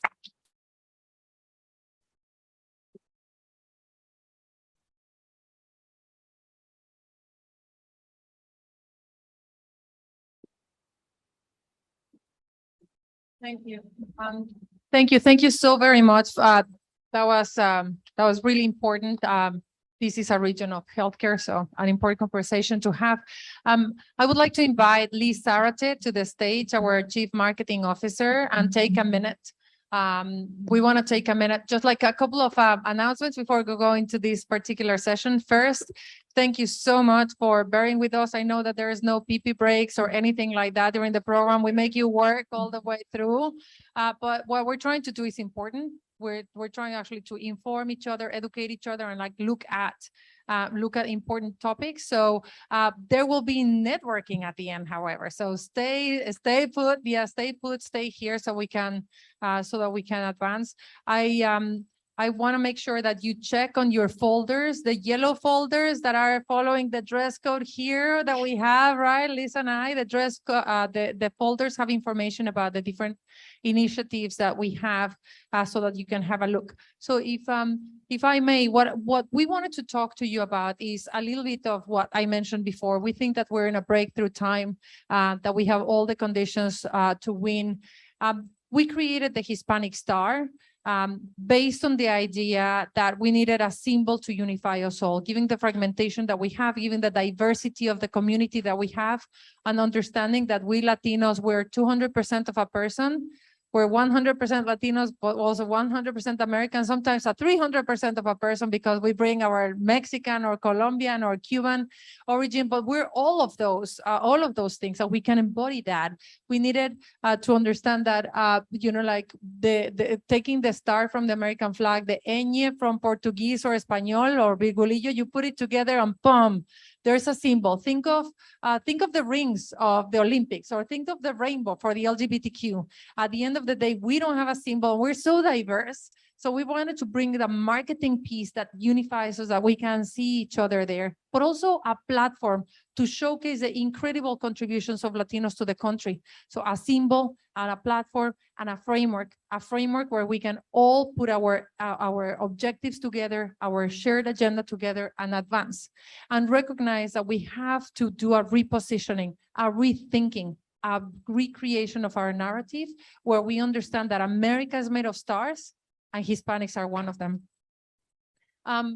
Sorry, you moved on. Yeah, and we're getting a lot of traction. We launched this Hispanic Star as a framework 2.5 years ago. 2.5 years ago, we're working with more than 300 companies, with more than 100 Latino organizations and leaders that together under the Hispanic Star Alliance represent more than 10 to 15 million Latinos. And we have a presence in more than 30 cities, so through Hispanic Star hubs, like the hub that we have here in Miami, led by Carolina Beira, that has, have a lot of implication and a lot of organization. We have a number of instruments like the Hispanic Promise, which is the only corporate pledge in America to hire, promote, retain, and celebrate Latinos, that has more than 30, close to 30 Hispanic Star organizations. Looking at Michelle, always checking on me on the numbers. That has a number of Hispanic Star organizations, and an instrument like the Hispanic Star Fund, which is pretty much like a war chest, where we're trying to bring monies that have not been devoted to the Latino community forward, so that we can advance those 4 priorities that I mentioned before. Last year, we did our first pilot on the Hispanic Star Fund, bringing 50 scholarships for nurses, Latina nurses in New York, in Northwell, bringing them from Procter & Gamble, IBM, and TikTok, that were actually able to deploy funding so that they can advance people. If you don't mind, and we're pretty much actually trying to bring a calendar that educates the Latino community, that mobilizes corporate America, and that advances our unification, the way that we can create those networks, the most important Latinos in Miami, the most important Latinos in Chicago. We're bringing the hubs so that we can all support our agenda and our priorities. And as we know, we're critical to the country and we're critical to corporate America. But the problem is that we don't have pride. We don't have the education that our population, as we know, we don't have the inclusive environments in corporate America, and we're not unified. And that is why we wanted to talk to you about joining efforts in one particular area, which is our narrative. How do we actually join forces to set the record straight, to make sure that every Latino knows of our own contributions, to know that non-Latinos know of our contributions, and so that we can actually change the narrative from invisible to visible, from negative to positive, and from takers to makers, so that we can change the narrative to understand that Hispanics are a pro for America and that we are positive contributors to the country. And for that, Liz, if you want to go to the next one. And for that, we wanted to bring to you in a couple of minutes an opportunity that is around the corner, which is Hispanic Heritage Month. And we know that Hispanic Heritage Month is only 1 month a year, is not every year, is not like the other 11 that we're forgetting. But trust me, as a marketer, I know that it is very hard to break through the noise. It's very hard to become actually, to have a single voice, and not only to sing from the same song sheet, but to sing from the same song sheet together. But if we can agree on one single moment in time in which we can all deliver a single message, with a single, in a single time, is going to be much easier. So before playing this is the 3rd year in a row. What we're going to present to you is a toolkit that we prepared for all of you to be able to know about it and understand whether this can be useful for you. This is the 3rd year in a row that we prepared it. It is not perfect. It is not, it was, again, like the first year was a pilot. Last year, we tried actually to get as many companies as we can and as many players as we can possible. I think that this year, if we join forces, we can make it bigger, better, and bolder than ever. So I'll show you some of the highlights that we were able to do last year. Again, bearing in mind, it was only our 2nd year.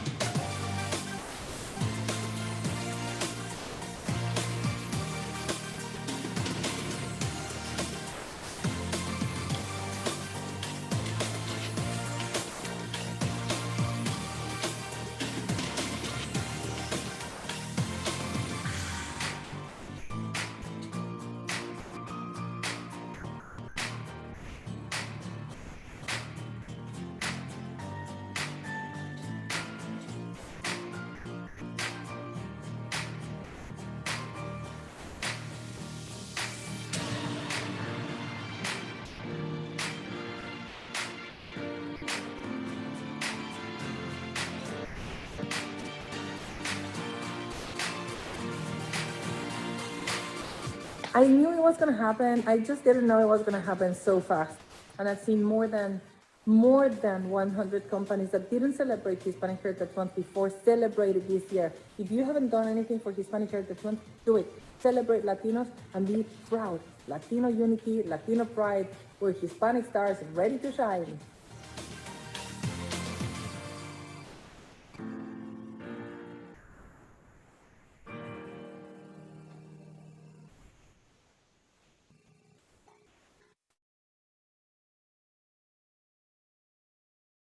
Thank you so much. I cannot tell you how many times I've watched that video already. So there are 3 ways in which we are suggesting you to activate for Hispanic Heritage Month. As Claudia mentioned, it's a very important date for us as a community. So there's internal activations to celebrate your Hispanic stars, external activations to engage with your Hispanic consumers, and joining our activities. So I'm going to play a short video that explains in a very short and easy way how can we use the toolkit, the Hispanic Heritage Month toolkit, and then we'll see some application examples as well to clarify more. The time for Latinos is now. Let's unite forces for Hispanic Heritage Month and set the record straight that Latinos are positive contributors to the country and the growth engine of America. Hispanic progress is American progress. The Hispanic Star Toolkit has everything you need to activate during Hispanic Heritage Month in one single place. We have prepared assets and materials ready for you to use. A unifying messaging framework to unify under one single voice. This includes key messages, narrative and talking points, templates for internal and external communications, ready-to-go presentations about the power of U.S. Hispanics, and more. It also contains unifying datasets to spread the word about the power of Hispanics. This includes A to Z facts and figures from the most reputable sources about demographics, behavior, and sentiment of Latinos in the U.S., as well as did you knows and infographics. Lastly, this toolkit contains unifying brand and communication assets with application examples to equip yourself. Web banners, display ads, online video, radio scripts, out-of-home, print materials, and more. Navigate Hispanic Heritage Month with confidence, and let's elevate together the narrative of our community. Let's set the record straight that Hispanics are a pro for America. Download and use our toolkit at hispanicstar.org/toolkit. So if you go to that website, you will find everything that I explained in that video. So I want to stop a little bit in the key messages for Hispanic Heritage Month. We've been mentioning all along the importance of us in unifying under a single narrative. So for us, these are the 5 most important data points that we need to have. These are all contained in a briefing book that is very comprehensive and has like everything we need to learn about Hispanics in the US and for Hispanic Heritage Month. The first one is Hispanic progress is American progress. All of these key messages have evidence points that will help you for that. The second point is Hispanics are positive contributors to the US today, yesterday, and tomorrow. The third, Hispanics are breaking through barriers, disparities, and lack of opportunities. The fourth, Hispanics are shaping the culture and are an active and trusted part of the community. And Hispanics embody 200% of a person, 100% Hispanic, and 100% American. This is not new. We've been saying it during the whole session. So for now, I'm going to go very quick just to be mindful of the time. These are some of the activities that we are going to have. The first one is the toolkit, which we already explained. If you have any further questions, feel free to reach out. Also, we want to invite you to kick off with us on September 15th for an opening ceremony. In the past, we've had companies that have used our opening ceremony as a kicking point for them as well. So welcome to do that as well. We are launching. Can I just say one thing about that, if you don't mind going back? Of course. One is that the official theme of Hispanic Heritage Month is Unidos, inclusivity as a benefit for all, or something like that, inclusivity for all, but pretty much is the same message that we're all delivering here. On September 15th, what you will count, and I really want to make sure that companies, like Telemundo, Morgan Stanley, IBM, have a confidence point of 60 minutes of high quality video with everything you need to know about Hispanics that is, like informative, inspiring, and entertaining, so that you can broadcast it in your company. We're going to give it to you. It's going to be broadcasted on September 15th from 3 to 4 p.m. EST. We're going to give you the material 1 week ahead of time so that you can have a look and revise it, so that you have full confidence that what we're broadcasting is of highest quality and very much on message that is aspirational, vibrant, positive, and yeah. Yep. Okay. And as I was saying, we're launching the third volume of Hispanic Stars Rising. Some of you that are here in the crowd have already been showcased in there. So, and another big important activation for us are the children's book with a partnership with Macmillan, and we are trying to create role models for Latino children. So the first 2 editions are about Celia Cruz and Roberto Clemente. So this is a very exciting one for us. And I'm going to go quickly through some activation application examples that just to sparkle some ideas and imagination for you. And again, if you have any ideas or further questions, just reach out. The idea is to make your city visibly Hispanic friendly, activate art centers, take over the streets, like have retail activations, showcase anywhere you can and everywhere you can the Latino contribution, the Latino power, some grassroots activations as well. And yeah, I mean, I think that with that, we're going to wrap it up in there. And again, thank you for being with us. So we have a number of team members. By the way, can I have a round of applause for all the incredible team of World Human that have been tirelessly working in putting this event together? Particularly to Iyali that has been leading our summit, our regional summit. Thank you so much, Iyali, for your hard work. And Michelle Howard, who's just coming over there. Congratulations and thank you. So Hispanic Heritage Month, ladies and gentlemen, let's make it Pride meets Halloween. I count on you to actually make sure that you do something for Hispanic Heritage Month, whether it's, whether it's internal or external. And with that, I would like to welcome Natalia Ortiz, Director of Content and Production of Tatush Media, for our panel on Latina leaders and closing the gap. Welcome, please. Thank you so much.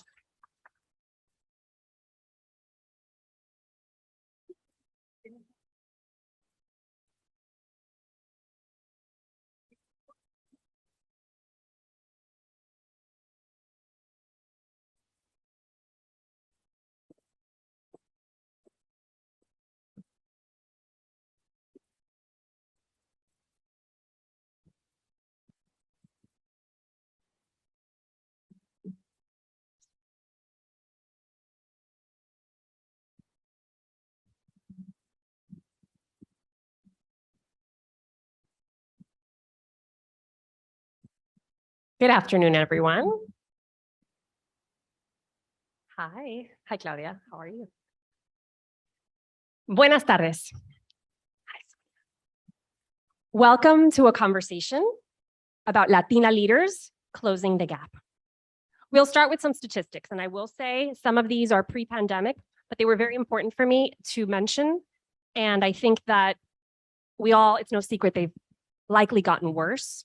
So here goes. 4% of executive positions at Fortune 100 companies are held by Latinas. 4%. Hispanic women make 64.6% of what white, non-Hispanic men make. In fact, Hispanic women with bachelor's degrees have median weekly earnings less than those of white men with some college or an associate's degree. And 2% of board seats are held by Latinas. The data has been provided by Deloitte, Catalyst.org, and the Hispanic Association for Corporate Responsibility, as well as the Department of Labor. Sorry, it's the journalist in me, have to give you the citations. Now, the disproportionate number of Hispanic female leaders also has led to a wage gap, which is now obviously at an all-time high post-pandemic. And so we've assembled this group of distinguished Hispanic female leaders to offer takeaways and actionable, specific takeaways so that people like them are no longer a rarity in positions of power and influence. Our first talking point: what is corporate America's role in addressing the obstacles faced by Latinas? And so when I think of this, I automatically thought of human resources departments and thought this, I think, falls squarely in kind of their world, their wheelhouse. So we have with us today, I'm sorry if this microphone, I think I'm going to take it off. Yeah. We have with us today Priscila Guaso. Priscila, you are an HR executive and author of Latinas Rising Up in HR. I'd like to ask you, what is your view on corporations' role in all of this? Thank you so much. A lot of times everyone thinks of human resources and Yes. that we have the keys, right, to make all the changes. We do. We do. Tell us. We are your partners, right? I really believe that. And at the end of the day, I know a couple of us in here have love-hate relationships with human resources. So I'd love to have that conversation. But at the end of the day, in my 16 plus years and speaking to many, many Latinas that are in HR, a lot of times what we're looking for is really that partnership in HR. And to answer your question of what can corporations do, it comes down to the numbers. And Claudia spoke of that, right? Are we publishing those numbers? What our metrics are in each of the businesses that we support, right?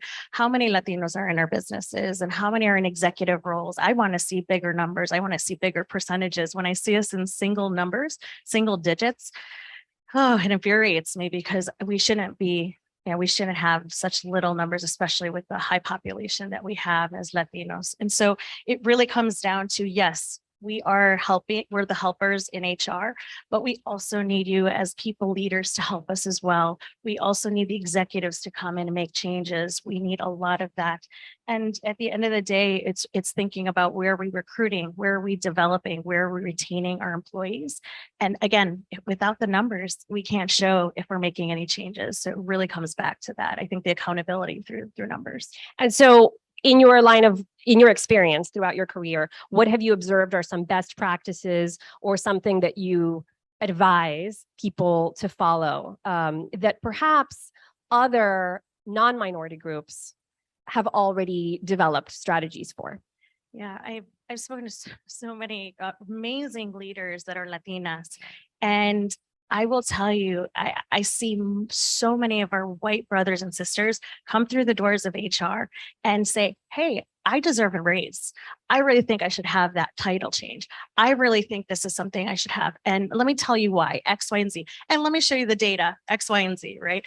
I would love to see, I have yet to see, I probably can count on two hands how many Latinas I've seen walk through the door and do that. And I would love to see more of us come through the door and do that because that's how we're going to make change. We have to advocate for ourselves. And I know, with our culture, sometimes we wait for others to advocate for us. Yes, we should have that too, but we are the biggest advocates for ourselves. And one of that is sharing, knowing our worth, knowing what our salary ranges are. And if you don't know, find a friend that works in HR. And now we have you, Priscila. Yes, you do. All right. So I like to call this part of the conversation beyond the DEI programs, because I think that they're a great first step, right? The diversity, equity, and inclusivity programs that have become pretty much standard, I think, in so many corporations in this country. But I think that many employees feel or suspect that some corporations, maybe not all, have created them as a way to sort of check a box and just kind of look like they are being inclusive and supportive of all groups, when in fact, I think many of us, including myself, have experienced situations in which I did not feel supported in these same companies, and sometimes even by women and Hispanic women. And so I feel like in some cases, the core of how employees have treated, this philosophy has not reached the core of how employees are being treated, really. Sort of like some of these leaders have not really internalized, right, the philosophy. And so I'd like to hear what you have to say, because I know that in your book, and I want to quote, you say, give me a second, I had it here. Here we go. You say, that when you were rising through the ranks in your career in the early stages, quote, I began neglecting important Latinas in HR. I began neglecting important pillars to my foundation. Oh yeah, we're not neglecting No, Latina. no. I'm sorry, Latinas in HR was the previous line. I began neglecting important pillars to my foundation and values. I allowed myself to be influenced by leaders who weren't aligned to my values, and I slowly learned to bounce back from this. And I think that that might happen to more than one person as they rise through the ranks, even being Latinas and Hispanics, right? So how can we ensure that once we reach the top as Latina leaders, we don't turn around and kick those coming up after us? Well, I have to say there's a special place after we all leave this world that's really warm for women that do not lift other women. I just got to say it. And I know there's some kids in the audience, so I'm not going to say it, but all to say, really I really think the higher you go, we all are going to fall at some point in our career, and the fall is going to be hard, but you want to ensure that you have people around you that are your parachutes that are helping you when that does happen. When I was moving up, as you mentioned, I did lose myself. I'm not going to sit here and say, oh yeah, I was a perfect leader. And I had influencers around me that I'm like, oh man, I want to be them someday. I want to be a leader and executive. And then I saw an ugly side, a really ugly side of them. And I did not use my voice at the time. And I wasn't sure how to. I was the only Latina. Do I speak up? Do I not? What happens?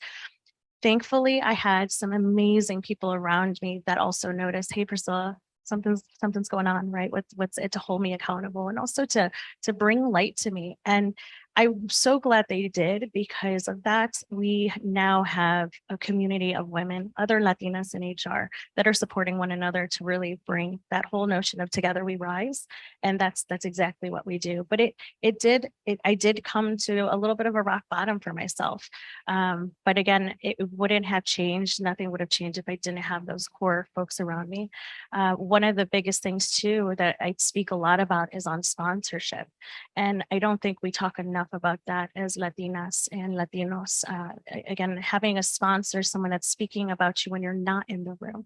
And are you strategically and also making specific movements to learn who's 1, 2, 3 levels above you and building relationships with those individuals. They're the ones that are going to talk about the development opportunities for you. They're the ones that are going to talk about, yes, she does deserve that promotion. Yes, she is earning. She does deserve this next big move, this next project, this next opportunity. And so again, it's really important that we focus on that, and we really we become laser focused on sponsorship. We can do that. Okay. Maribel Morey, you're a social scientist, and I know you have some thoughts as well as why sometimes this dynamic occurs, this where sometimes we don't support ourselves. Can you share a little bit about that? First, thank you so much, Natalia and Claudia. I was really inspired by Claudia's introductory comment. I love the image of Jorge having to be George when he shows up, because I think a lot of us can relate to that. So first, before why we don't support each other, I would just start with the national and global structures in which we exist, in which we were born into. So there's a book I was just reviewing right now by the historian Tyler Stovall called White Freedom. And he writes that the Enlightenment gave us the rise of our modern conceptions of freedom and democracy. It was also at the same time the height of transatlantic slave trade.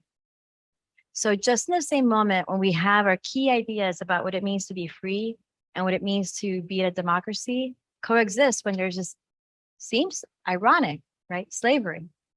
And he says, no, we shouldn't see it as ironic, because we live in a world that has long accepted that certain people should be free and should be powerful, specifically white people, and that others should not enjoy that, specifically Black people.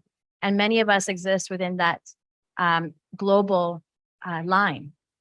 So, and we see that as well in the rise of international relations as a field and the making of a white world order. In Penny Von Ashton's book, Race Against Empire, Adam Getachew, World Making After Empire, Bob Vitalis, White World Order, Black Power Politics, and my own book, White's Philanthropy. But World War II brought this moment when so many of us turned into a colorblind language, right? There's a moment of decolonization, as they call it.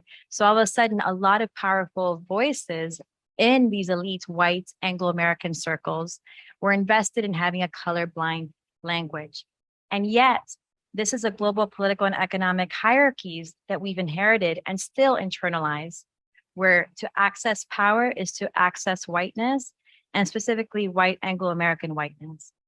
And equality in this space has meant assimilation into this identity, though on certain terms, right? Speaking English, really privileging white institutions, assuming that's higher in the intellect. And not everyone because it relies on the existence of this other, a larger other across the world. So I would argue to your question, Natalia, that to support each other deeply, to call for acceptance of Jorge in his full humanity is actually really deeply radical. It messages that our allegiance is more with the less powerful in this global structure that we've inherited than with the powerful. Maribel, you are also a philanthropic, yes. You are also a philanthropic historian, which, by the way, I didn't know that title existed. So you have a lot of titles, you can confirm something that we already know, we already see with our own eyes, which is that there is an underwhelming number of Latina leaders in elite philanthropy. And how can leaders of NGOs and nonprofits that are sitting in this audience today really take something with them to support Latina participation in their organizations? And why is it important that they do that? Okay, so as far as philanthropy, it's because I've my whole life been invested in how to do good better, right? So whether it's in the Catholic Church or in the university or learning different languages from French to Swedish, I'm always in search for like, where is a space where we can be good better, right? And philanthropy is one of those spaces. Before I say how to include more Latinas, I do want to do a shout out to Latinas in philanthropy and nonprofits, including Kathy Garcia at Robin Hood, Carmen Rojas at Margaret Casey Foundation, Cynthia Suarez at Nonprofit Quarterly, and Sofia Arroyo at Edge Funders Alliance. We do feel lonely on in these spaces, but we have found each other on social media. It has been really powerful. So I just wanted to mention that. As far as Latina participation, I like your question as well, because many times the focus is on us. Like, what are we not doing that we're not getting noticed? But I think that I like the question because we first have to acknowledge that the lack of presence is an issue of Rolodex. It's a Rolodex problem rather than actual lack of talent out there. So at the Miami Institute for the Social Sciences, which I founded an executive director, and we have an amazing board, we're working on this project called the Index Project to be a resource for all of us to know people out there producing knowledge about humanity across the global South and the global North, global majority scholars, knowledge producers. So the Rolodex needs to be expanded. A lot of us want to, we just don't know how. The people are out there, the talent is there. And also in the definition that people are using to find that talent.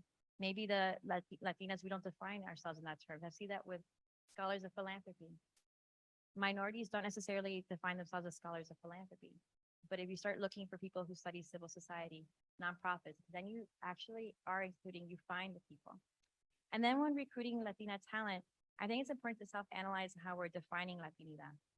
So we're all types of Latinas across racialized identities, national and socioeconomic backgrounds, and political inclination, right? So are we privileging some of these identities over others? Why? And is it part of the organizational mission? Is it relevant? Maybe it's not. Maybe we could be recruiting all types of Latinas, and we don't need to be gatekeeping that way. And as far as retention, I think it's important to acknowledge that as Latinas, we all have different perspectives and goals on what it means to be part of an organization. Some of us are going to be more assimilationists. Some of us are going to really want to go skiing and wear LL Bean and like speak Spanish, English all the time. Others are not. They're going to push back and retain more of the Latinidad, of the culture. Some are going to facilitate existing projects. Others are going to challenge existing projects and, thinking about the community. So self-reflect, I would say. I think organizations need to self-reflect, nonprofits and philanthropy. What do you want from us as staff members, on the board, as grantees? What is it that you want from us? Because some of us will be, like I said, assimilationists. Others are going to want more cultural pride. Others are going to facilitate programs you already have in mind. Some are going to challenge, and that is the ecosystem. Maribel, you have another theory that women are not viewed as intellectuals and that is part of the reason why we are not represented to the same degree as other groups. Tell me more about that. Okay, so as part of that world that I mentioned in the beginning that we inherited, this racialized world, it's been divided by the intellect and the body. We know this. We inherit it. We're not even conscious about it, but we know it. Who's the intellect? The old white Anglo-American man, right? And then whose body? On the other side of the spectrum, it's the darker Black woman, in many ways. So to get to a world of mutual respect, we need to see all of our communities as they are, a blend of both. And we all suffer from this spectrum. As Latinos, we're all in the spectrum between whiteness and Blackness. So we should be addressing anti-Black discrimination in this because we're all affected by it. And we see this reality in the classroom. Since we were in a young age, who do we see in our history books? Who do we see who's taught it as like engineers or inventors? When we go into college, who's teaching us? What's the material on global history, on economics? Who are the economists we're learning about? Sociologists, anthropologists, business innovators. So, and then when we're in the office, in the workforce, we see the effects of that because it could be really subtle, like Priscilla was mentioning it, in those conversations of who deserves a raise. Because those images sit in our heads after all those 20 years of education. Then we're in the office and we're deciding, who do we assume, because we're projecting into the future, who do we assume to have the leadership, the intellectual leadership to take this organization forward? And we can call those intellectual shortcuts, but they're there and they've been ingrained over 20 years of education. But so then what can we do about it? Be conscientious about it.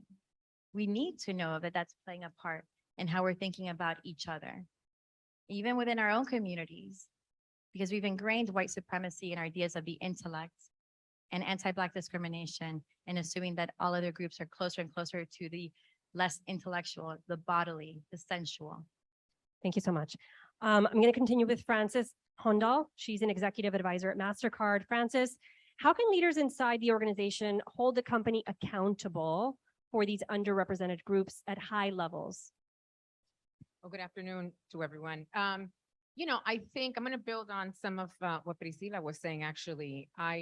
Number one, I think like anything that's important to a company strategy, it has to come from the top. And it has to be, permeate through the organization, through senior leadership for sure. I think definitely our partners in HR are incredibly important. But as I've always said, unless the business really owns it, it's going to be somewhat of an exercise, if you will. Right. And so we're very passionate about that. And so look, I think that certainly the more of us who are part of the executive table and advocate, educate, it's incredibly helpful, right? I also think companies, for example, as you remember, just 2 years ago with everything that happened with George Floyd, as an example, there was an unbelievable, served as a catalyst for corporate America to really start talking about what was absent in corporate America as it relates to whether it's, again, minorities on race or ethnicity or generally underrepresented employees. Could be a number of descriptions. And there was a call to action. And the call to action came both from community leaders, employees, obviously very, very strong advocacy from investor groups and so forth. And so I think that learning from that, and certainly, I'm very, I would say very grateful and lucky to work in a company like MasterCard, that our corporate strategy is about financial inclusion. And when your corporate strategy is about financial inclusion, you have to tap into very different segments of society, right?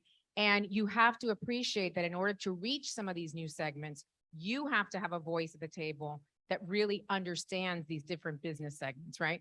And so at an important level, it's a business imperative. I think that's evident at this stage in terms of all of the data that we're seeing in terms of representing, having diverse voices at the table brings innovation, solves different, same problems in different ways. And I think appreciating that is actually becoming more and more evident, and our voices are becoming more evident. But I like Priscilla, believe wholeheartedly that anything that matters must be measured. And so having scorecards and dashboards are very important. And in fact, one of the things that we did this year is 2 years ago, we set ESG goals for our executive team. So for those of us who sit on the management committee at MasterCard, our compensation was directly correlated with progress that we made against our ESG scorecard. And what is ESG for those of us who are ESG, not? environmental, social, and government policies, right? And what we did in the last this last year is we said that's good and leading from the top is important, but we all need to own the change that we're talking about. And in fact, now every employee in our companies, you know, at the end of the year, their incentive is tied to whether or not we have made progress against our ESG goals. And so I think that type of commitment in coming from the top, again, really driving towards measurement is I think foundational, because otherwise I'm afraid we're not going to see the level of change that we're looking for. So I'm going to pivot a little bit on the conversation here. And I'm curious to ask you, Francis, do you think that your leadership style has been influenced at all by your Hispanic heritage? Like, is there anything that makes us as women and Latina women specifically stand out? And in your case, let's just talk about you, because I know that those are generalizations, but I'm curious to hear your thoughts.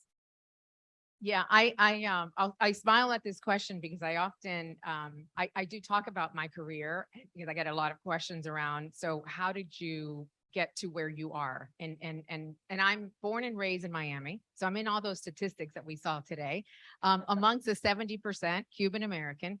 And I would tell you that my story, my professional story, is very much correlated to my personal story, like all of us are.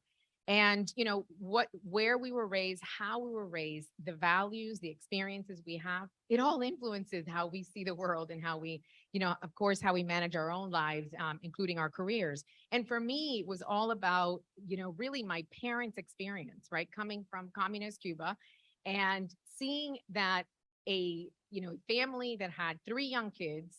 I was born and raised here, as my younger brother was as well. Came in with and Claudia references the American dream and really excited about, you know, tapping into that because they were fleeing something obviously very, very different. And the can do, we are going to make it happen. We're going to make the possible from the impossible. Sort of that mindset very much influenced me in my career, where basically, to be very honest with you, I didn't see barriers in my way because frankly, I couldn't compare some of my career challenges to what my parents, you know, experienced. Right. I mean, it was almost, you know, silly, frankly. Thank you. It was almost silly to think about that. I was thinking about, well, is my next promotion that, you know, that challenging, where I looked at, well, my parents came to this country, no language, 3 children, and they made it happen. And so for me, that was always very inspirational to build on that. And as a leader, you know, I looked at opportunities to lead certainly transformational, you know, initiatives. Every business that I've led throughout my 30+ career has always been about turnarounds and transformational, you know, situations. I love problem solving. I love the big issue to go, you know, tackle. And I think part of that is just because of what I lived right through my own family, my experience. So that's certainly been influential for me. Thank you so much. And now I'd like to speak with Ana Teresa. Ana Teresa Rodriguez, according to Hispanic Association on Corporate Responsibility, Latinas make up the fastest growing sector of the entrepreneurial market in the country. And as the powerhouse realtor that you are part of this group. You attribute some of your success to taking the perceived weakness of being a Latina and turning it around and making it into your superpower. Explain to us how you did that and how other women, Latinas specifically, can do the same, not just in the real estate market, but in any entrepreneurial venture. Hi. Yes, thank you so much. And we were talking about this and I'm laughing at each of you because I represent myself in each of your comments. So I'm not even raised here. I was born in Venezuela and I've been here only 20 years. So how a Latina only is not, it's not, it's a lot. But I'm the youngest one in time. Got it. And I have a very strong accent. So imagine being a realtor, doing advertising, knocking at doors with American and any type of nationality in this country. It's difficult. Then I became a foreclosure specialist and I need to go to central United States and meet with 90%, 99%. I was the only Latin. The other Latins will perfectly speak English per people. And I was the Sofia Vergara there. And usually you will hide and not talk and be in a corner, not embracing your nationality, your Latin roots. I was talking and everyone was around me laughing and asking me to do their phone recording. So can you do this for me? And I was doing recording for everyone. What happened? I rise immediately. Everyone knew who I was. There was like 5,000 realtors there, and I was the Latina with the accent, and everyone wants to work with me.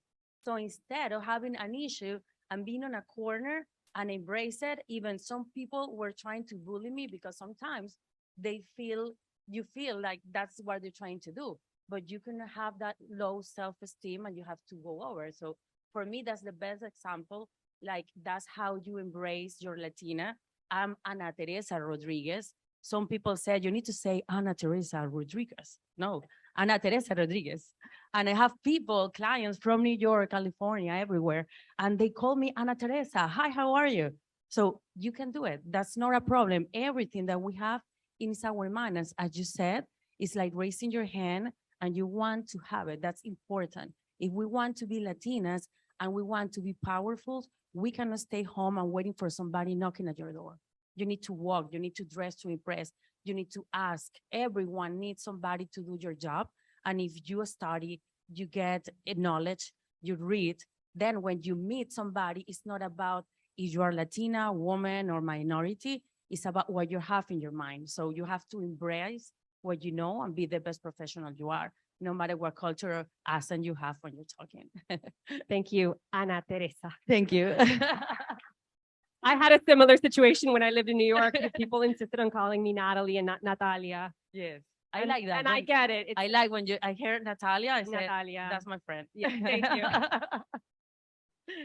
Ana Teresa, just like in corporate environments, though, I'm sure you encounter from time to time discriminatory, demeaning, undermining behavior coming from either clients or colleagues. How do you address these, and how do you advise other Latina women in your sector to follow or address these? It is impossible to have somebody against. You're not going to be always like 100% of the people in the room. So that's the first thing that you have to know, not to feel sorry for yourself if 70% of the people, but if you can capture that 30% that is on your side, you have to align with the people that have the same belief, because we have a huge amount of people around, and it's step by step. We cannot change the world completely, but you identify that 30% that is in your favor, they're going to work for you, you're going to work for them, and then you're going to grow. So it's not like you're going to hide, like, no, I don't agree with you. You're not going to be fighting, because then you're a woman and Latina. Like, oh, women always complain, always do this. So to perpetuate, you don't want to perpetuate like a myth. You have to like keep your point, talk about it. If you have to stand up, but very neutral. So that way, when you change other people's minds, it's not being quiet, it's talking what you really believe.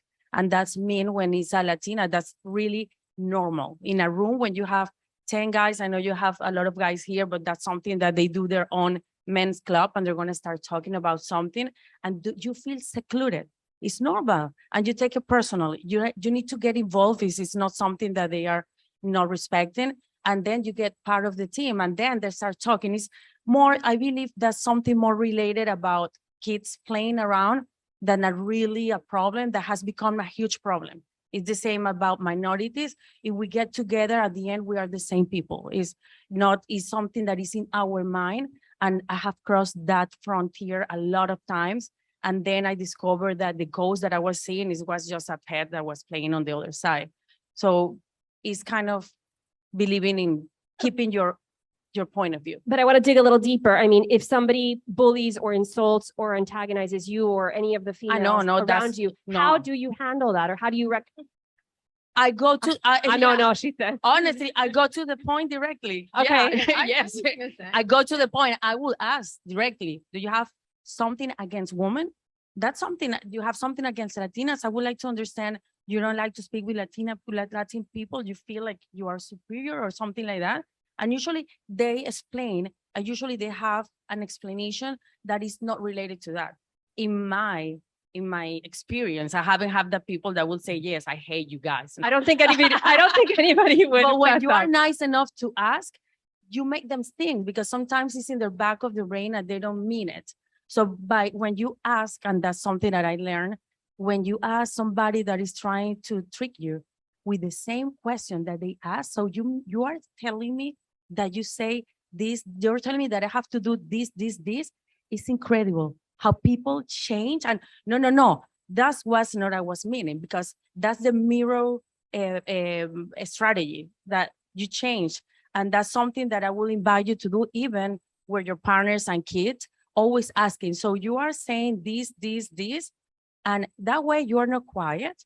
They're going to explain. And usually if you are in a meeting, they will explain and they will look super bad. That is fascinating. Yes. So the mirror response, like just to Yes. that strategy of mirroring what they're saying and, Yes. and following up, is this what you're saying? Exactly. Repeating what they And that said. way you are not the crazy one. If you Yeah. fight, then I'm going to you apply are this somebody right that now. is getting in trouble. But when you ask the person that is trying to get you in trouble to explain in a very nice way with their same words, that's important, you're going to see how they change.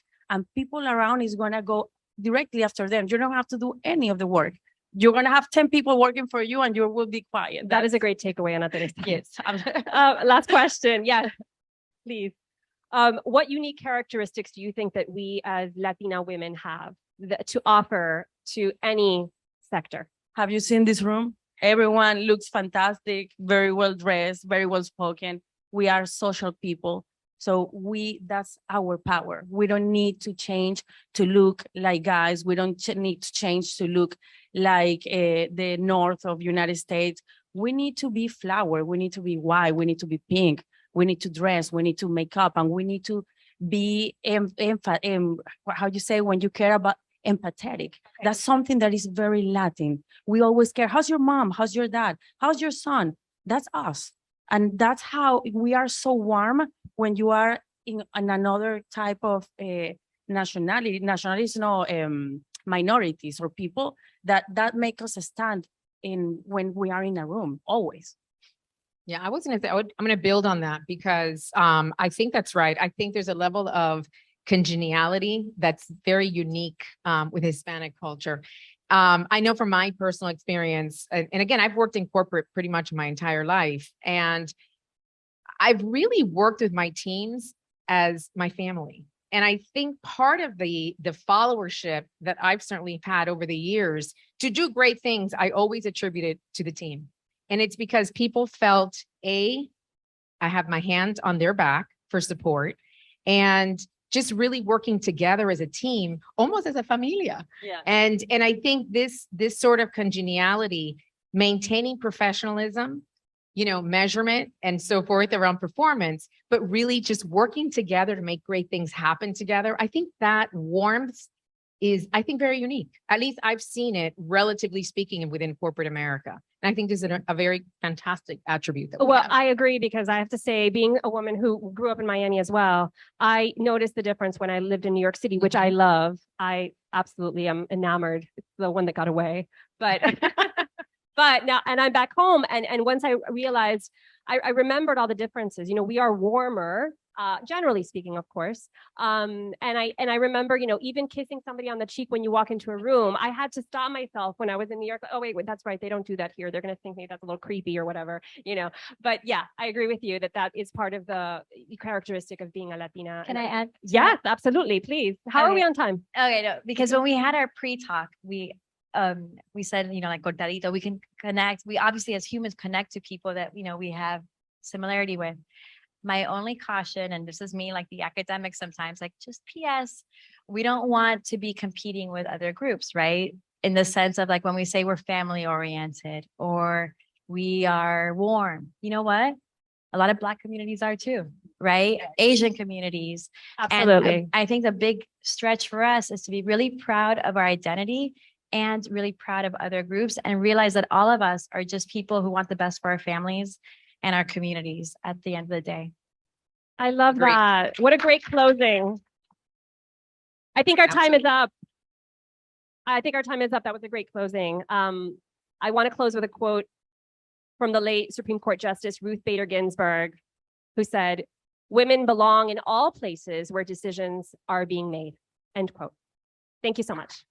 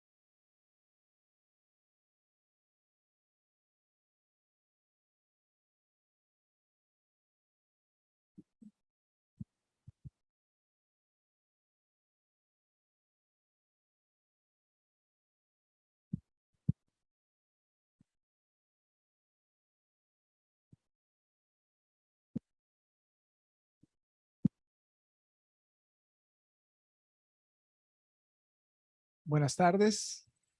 Buenas tardes. Eso. No hemos almorzado, así que todavía tenemos energía. Buenas tardes a todos. I first want to acknowledge today it's Colombian Independence Day. So congratulations to all the Colombians in the room. We have a really incredible panel, not because it's education, and education is the driven of everything that is happening in the world. It's really key and important that education, that we get right the equation of how to push our Hispanic community through education and workforce. And that's what is going to be our conversation today. It's really going to be a conversation. And I want to give you a couple of things before we start. The first one is that this panel might be a bit different. We don't want to focus on the issues because we know the issues. We have been in conferences every other month, nationwide, locally, talking about the issues. What we wanted to do in these panels, we want to talk about the solutions. We want to talk about what each one of these individuals are doing in their own capacities to transform education and workforce for our Hispanic community. So that is the lens that we're going to take. And the first thing we want to do is we wanted to just do a little survey as we start. So we wanted by you raising your hand, answer the question. If you have a 2-year degree, who here has a 2-year degree? Raise your hand, it's fine, great. How many of you have a 4-year degree? How many of you have a master's degree? A PhD? Thank you, PhD. Certification. A mini credential. Awesome. So we wanted just to start with that because education has been transformed, and we're going to talk about that. Education is no longer brick and mortar instruction. You could take education from your phone, from your computer. You could also still come into the building and take a class. Education is not just about a 2-year, a 4-year, a PhD, a master's, a certificate. It's post-secondary. We changed the language not too long ago about post-secondary. So we want to have that conversation. And also we want to talk about how corporations, they're sitting here today, are working with our Hispanic communities to make sure that they learn about the certifications that are out there and the other post-secondary education ways of really getting into corporate America. So we want to talk about that as well. So without further ado, I wanted to introduce our panel of these incredible, talented individuals. My name is John Moreno Escobar. I am the director of the growth for Latin America in the NSLS, which is the National Leadership for Success. We train 1.5 million youth in the United States around leadership. We're the largest organization in the United States. And we have more than 800 partnerships with universities here in the United States. And now we open in the Latin American market. So first I have right here to my left, Dr. Miriam Laguna Borrego, Vice President for External Affairs and Chief of Staff to the President of Miami-Dade College. Welcome. Next to her, we have Hector Mojica, Head of Economic Opportunity at Google.org. Welcome, Hector. Next to Hector, we have Valeria Alterman, Assistant Professor of here, University of Miami. Welcome. And then last but not least, mi compañero, mi amigo, Eddie Garza, the CEO of MAC, the Mexican American Council. Welcome. So to start, first question to all of you. What do you do? And tell us a little bit about your journey in the educational part and the workforce part. As a Hispanic, as a Latina, how you feel about that journey in the your educational history and workforce? Eddie. Good afternoon, everyone. Eddie Garza with MAC. For me, I'm very blessed to say I was born and raised here in Miami-Dade County. I'm a product of Miami-Dade County Public Schools. I'm also able to say I'm a shark, Miami-Dade College. What's up? And then I was able to attend here at the University of Miami. Very unique experience being a non-Cuban Hispanic here in South Florida, but very well, very good. My wife's Cuban. I also founded in 2011 Digital Social Media Solutions, a marketing firm that my brother today runs with 4 employees. A few years ago in 2017, I transitioned out of the private, I guess, into the nonprofit sector. I had a wonderful opportunity to continue the success at MAC. And as a young but Latino in nonprofit, it's also something that's unique, right? Not too many of me leading nonprofit organizations. So it's really an honor. And it's so great to be with this talented panel. Thank you. Valeria. Thank you, Eddie. So I am Valeria Alderman. As John mentioned, I'm an assistant professor of management here at the Miami Harbor Business School, finishing up my 2nd year. And to me, my journey as a Hispanic woman, young girl, in the American education system started a really long time ago. I wasn't born here, but I was born in Argentina. And when I was 9, I moved here with my family. And so maybe 4 weeks after we got here, I entered elementary school. And at the same time, there was a lot of immigrants, recent immigrants who were coming to Miami-Dade public school system. And so we bonded, right? Some of us knew some English enough to get by. Some other students didn't know any English at all. And so we sort of went into all these ESOL classes, right, together. And I was really fortunate because I had a teacher who was able to offer the ESOL classes at the level that I needed it, but I understand that not everybody was that fortunate. So I quickly, my English proficiency quickly got better and better, right? Because I was in this ESOL class and then the next ESOL class. By the time I got to middle school, I was taking honors classes.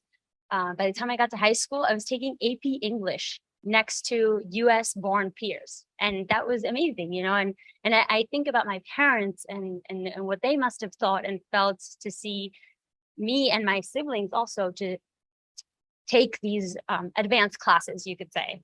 And so fast forward and I'm sitting here and I can proudly say that I did my bachelor's degree and my doctorate degree in English, which was not, it's not my first language, right? But I got here and I'm proud of it. And it is absolutely thanks to the resources that I had when I got here. And again, I'm very grateful and also aware that not everybody has the same,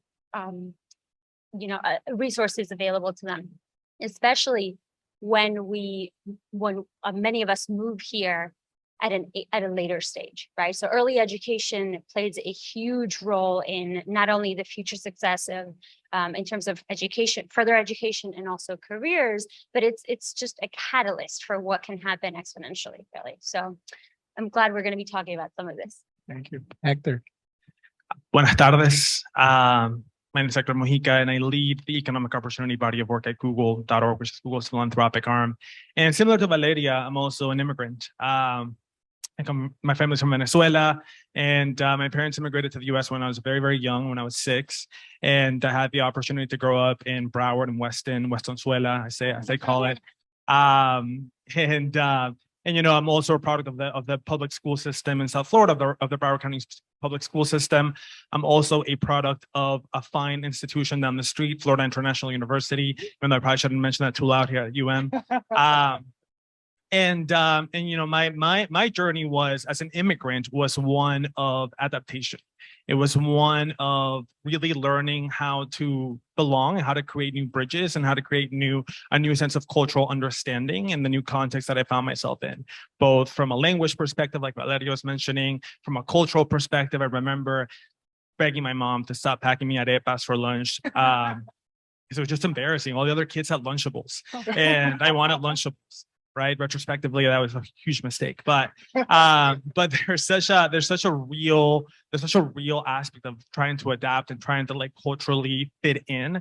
That was a key part of my early upbringing, my early education. And the reason why I talk about that aspect of education is because we often don't talk about things that we don't learn inside the classroom as part of education.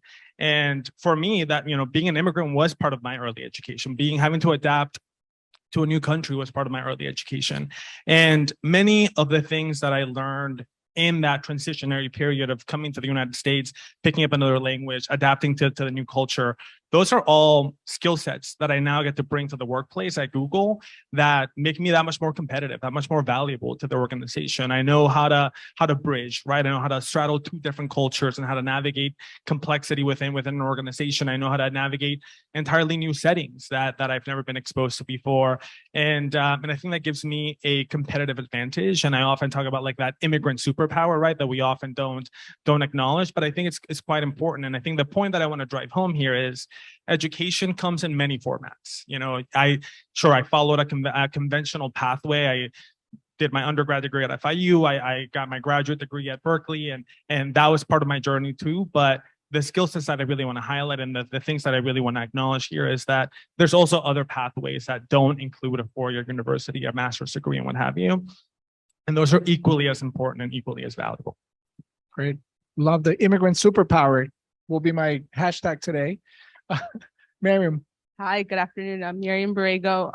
And like many of you, for me, my early educational experience was critical. I grew up in Miami-Dade County of immigrants. My father had a 9th grade education, but like many early immigrants to this community was very welcoming to him. So he was able to start a small business and provide for us. So that gave me a very different outlook and opportunity. I am a product of our public school system. I went to the University of Florida for undergrad and graduate school.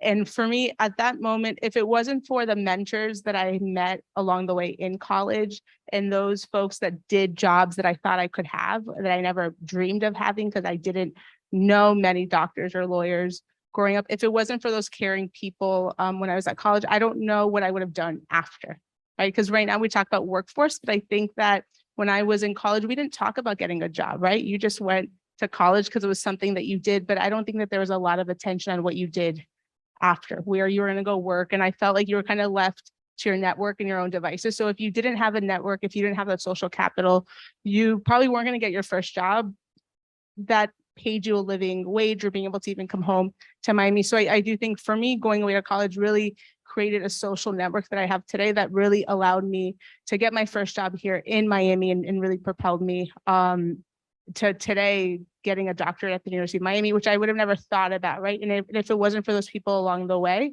I don't think that would have happened. So I do think there's so many people that are so critical along this workforce pathway.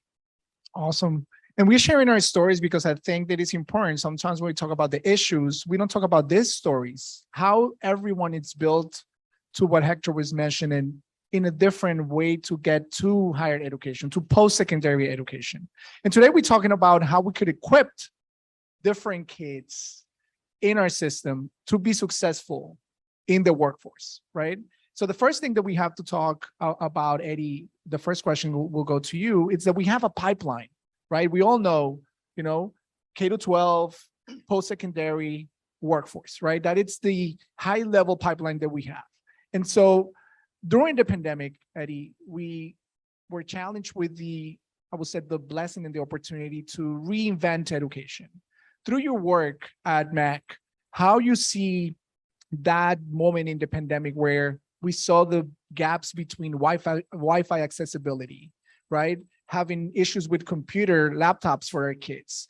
How your organization pivot to serve those, and what are you guys doing in order to connect them to the workforce of the future?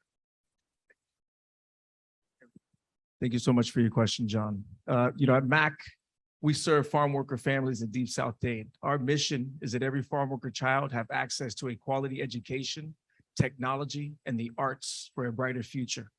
And when the pandemic hit, it only widened the education gap, widened the connectivity gap. And we saw initially that there was going to be really huge learning losses, because as everything went online, our families, which already had issues of connectivity, were only left further away. But we fought back. And first at MAC, we did a digital assessment. We looked at all the families that we're serving in our after-school program. Specifically, I'm talking about our college and career prep program. We offer this at 5 different high schools in partnership with MDCPS and other great funding sources. And we did a digital assessment. 1, who had access to the internet.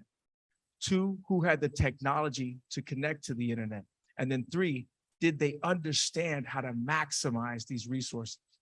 We connected with some great partners from across the community, but I also want to say the leadership of MDCPS, and at that time, Superintendent Carvalho, was paramount to our student success and the fact that we do not have the learning losses that are seen across the country today. Once we were able to equip our families with devices, then it was, how do we ensure internet access, but not just connectivity that one person could get online, but not 3, but true internet access that allowed for a family to go to school while in a trailer home, in very different, unique housing situations, which those of us who are from South Florida know what we're facing today. A few other challenges that we saw were that you could only have 1 internet account in 1 house, and yet some of our families are living in a single family home, but with 3 families residing in that house.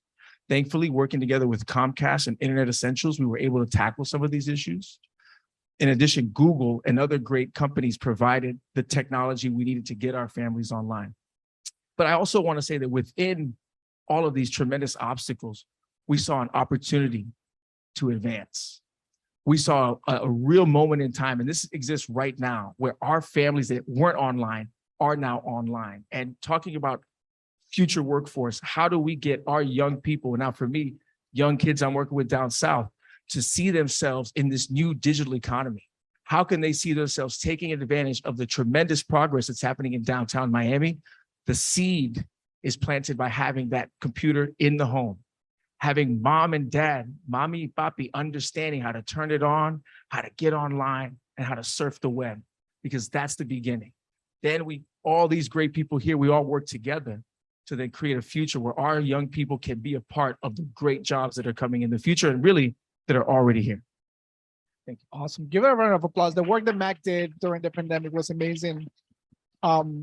Miriam, I have a question to follow up to that. So as MAC and other non-for-profits are building this infrastructure for our kids in K-12, going to post-secondary, how do you see the role of higher education to provide information to our families, not just about the value of post-secondary, which we were discussing this outside.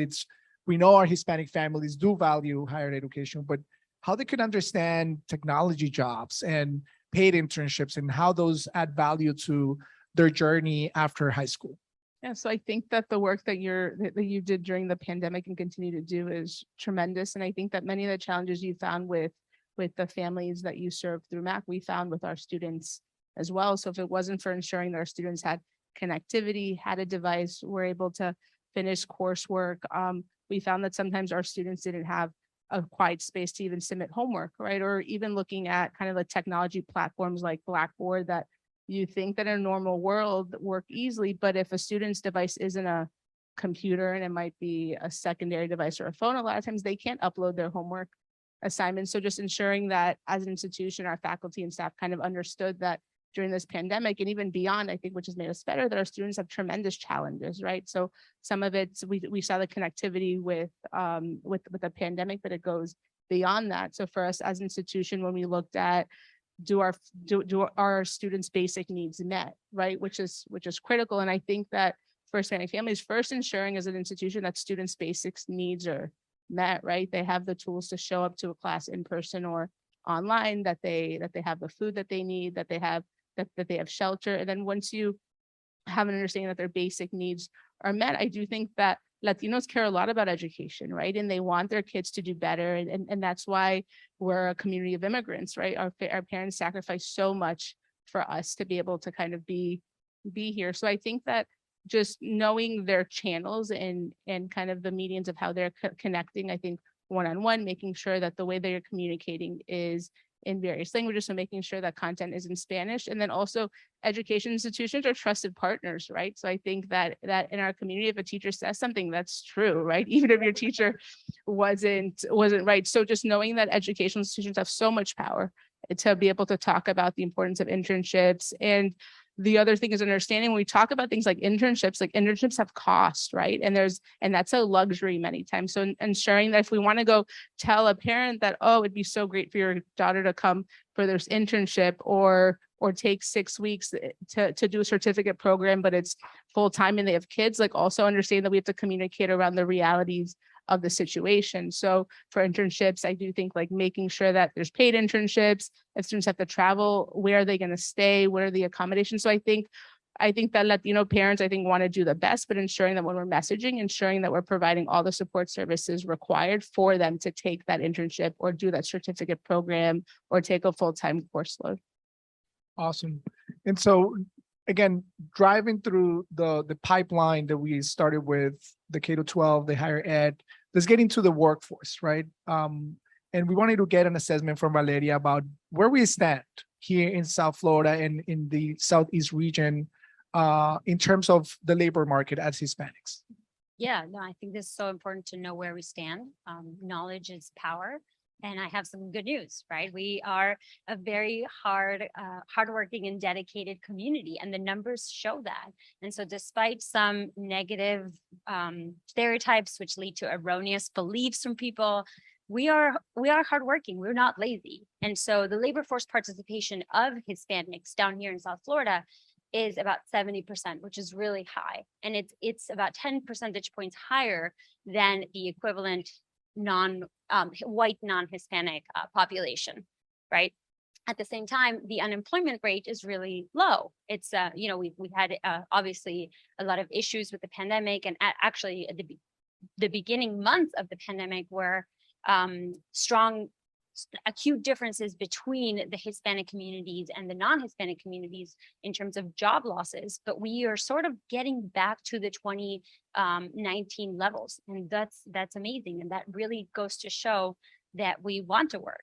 And so now that we have that context, I think it's important to know where are we working, right? Because as you mentioned, paid internships are so important for more of that catalyst to get you to have a good job and whatnot. But the truth is the majority of Hispanics working low wage sectors, right? That's construction, that's agriculture, that's fishing and hunting in other parts of the country as well, in hospitality as well. And they're not necessarily the high paying jobs. We know also the median wage for Hispanic individuals is about $15 an hour. Think about that. Even if we have dual earning couples, right, in one household, that's $30 an hour. And everything is very expensive, in case you haven't noticed. So I'd like us to think about what kind of jobs we are helping our community members get into, and focus our growth of the labor force participation to be even higher. Why not? We can do it. But to focus on these sectors that are higher paying, right? Finance, insurance, tech, science, etc. Awesome. So perfect segue to talk about Google, right? And corporate America and the digital economy, right? And so, Hector, tell us a little bit more about how corporate America it's looking into strategies and ways to engage our Hispanics and Latinx communities to understand how to find those digital economy jobs that are out there now that we know are looking for talent, and we are trying to make sure that those individuals are getting through the pipeline of the workforce in the digital economy? Yeah, so first I want to add a little bit of color to what build on what Valeria was mentioning in terms of like viewing it through a digital economy lens or a kind of a tech lens, right? Especially in the context of Florida, Miami, or even the United States. You know, we saw over the last 7 years that software engineering jobs in the greater Miami area were the highest growth to any metropolitan area in the United States, right? I think the average, the US average was something in the 22 percentile, and in South Florida, it was 44%. So that's tremendous job growth in tech. And I think the other extension that I want to point out to it as well is that digital economy doesn't exclusively mean tech jobs. Actually, almost all jobs are included in the digital economy. We know that by 2030, 90% of jobs are going to require at least medium to advanced digital skills to obtain that job. And we also know that our community, the Latino community, is vastly underrepresented in the type of jobs and the types of fields that prepare these individuals to obtain those skill sets. In fact, in the states with the highest percentage of individuals of Latino descent, of course, Florida's included, we know that Latinos are overrepresented in jobs that are disproportionately going to be impacted by automation. These are some of the jobs that Valeria was mentioning, right? Whether they be in hospitality or construction or even some other fields. These are jobs that are likely to be disrupted. And, you know, these automation trends, inherently, they're not bad. You know, it's not like scary Terminator type stuff that we're talking about. But in net, the economy is going to be better off when we do progress towards more and more automation of jobs and labor. But we also have to acknowledge that unless we're really intentional, certain communities, including the Latino community, can be left behind, and they can be left out of the promise of the digital economy. We also know that people that are employed, this isn't just for the unemployed, right? And the people that are now like looking for jobs in the next couple of years. We also know from some data that the World Economic Forum recently published that 50% of existing jobs today by 2025 will require new and additional digital skills proficiency to retain those jobs, right? So again, there's also a theme here around upskilling and reskilling. It's not, we're long gone are the days where you could learn a trade and then be in that job for your whole career. Now we're very much in a season of existence where we have to constantly be upskilling, reskilling, honing in on new skill sets that are going to enable us to be competitive. And, you know, historically, the places where individuals obtain these digital skills, where they upskill, reskill, or skill up in digital economy jobs in the first place, tend to be traditional education ecosystems, whether there are four-year institutions like the one we're in right now, whether it's Miami-Dade College. And we also know that these institutions are not a solution for everyone. They have a role to play. They have a critical role to play in every economy, in every society, but they're not the only pathway to upward mobility and the only pathway to a digital economy. In fact, 2/3 of Americans lack a college degree. So if we're saying that our litmus test, our kind of indicator for proficiency into a job is going to be a college degree, we're already saying that 2/3 of Americans don't qualify. And by the way, we're saying that 70% of that 2/3, 70% of African Americans don't qualify because they lack a college degree. 80% of Latinos don't qualify because they lack a college degree. And 70% of rural communities don't qualify as well because they lack a college degree. So again, by using some of these filterings, we are excluding a tremendous portion of society and of the economy, which is why we at google.org, we've been so intentional about kind of shifting this and turning this on its head, right? And really reassessing and looking at this from a new lens. How can we be moving away from degree-based hiring and looking more at skills-based hiring?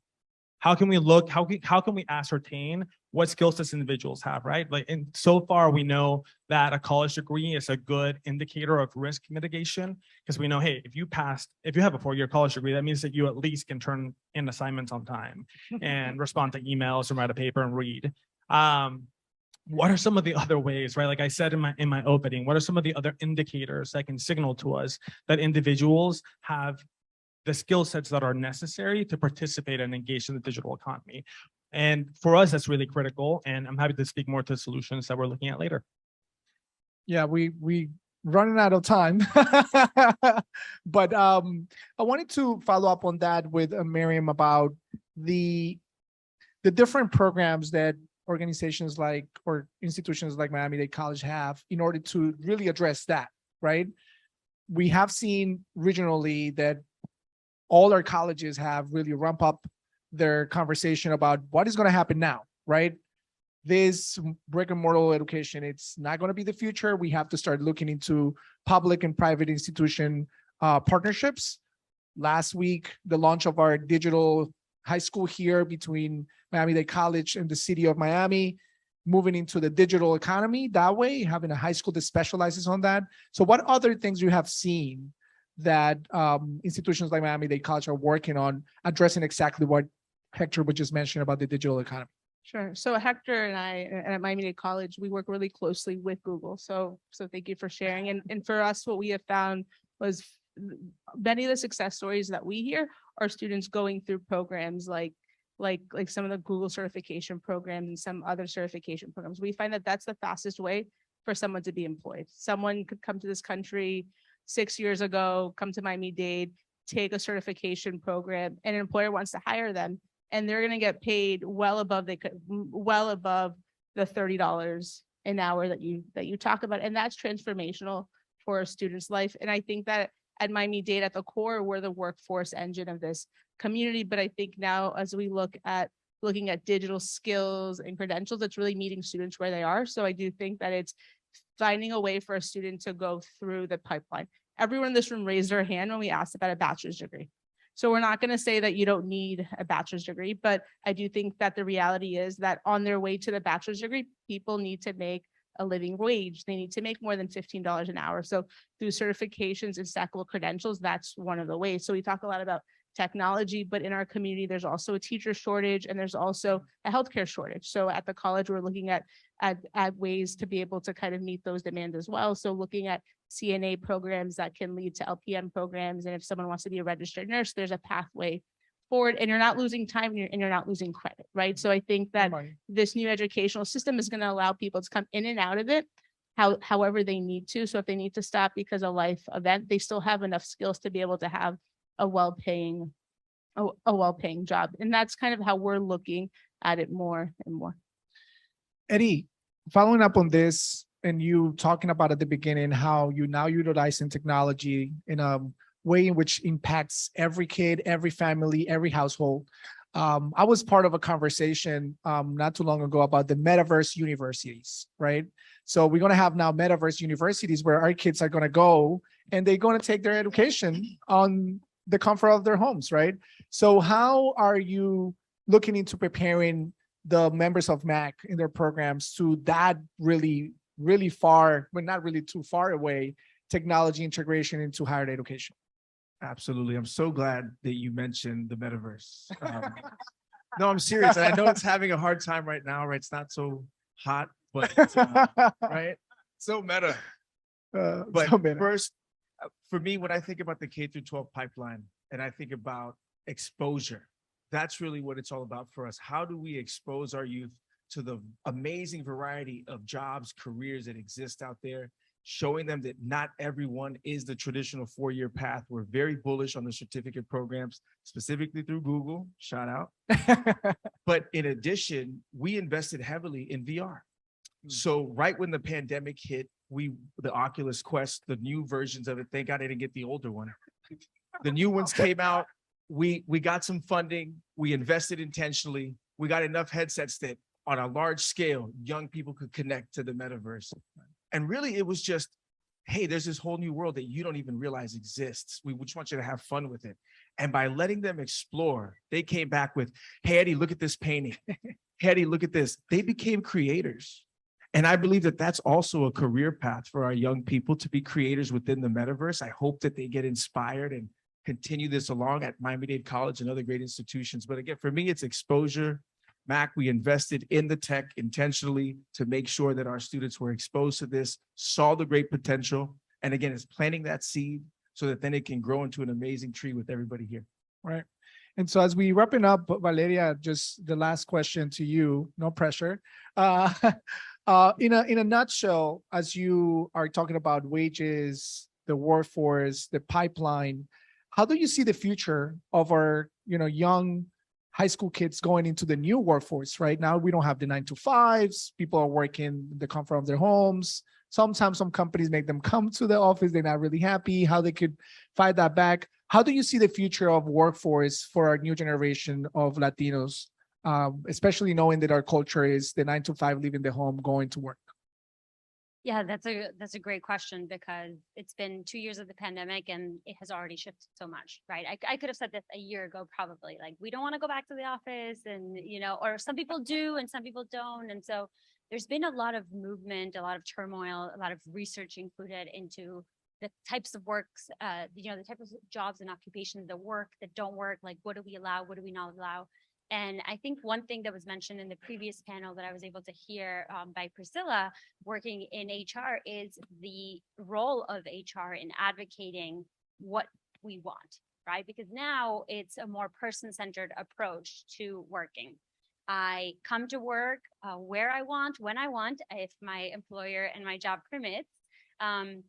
I leave to go get a certificate to expand my skill sets on something else. Perhaps it's exactly based on what I'm doing now, or to do something completely different. I come back to the workforce, etc. So we are the drivers of our, careers and just the workforce that we are in. And so the way that I see it is advocating for ourselves, right? Making decisions, be in this driver's seat that I'm talking about, so that we can do what we want, because there's a job out there for everybody. And perhaps we weren't in that particular job pre-pandemic, but now with all the resignation, reshuffling, whatever you want to call it, it's the time to make these moves, right? To get, to become a specialist in a different area and so on. And just to wrap up, I was going to say one more thing and then I forgot. You're good. Yeah, well, that'll be it, I guess. Well, our time has expired. So please give a hand to our incredible panel.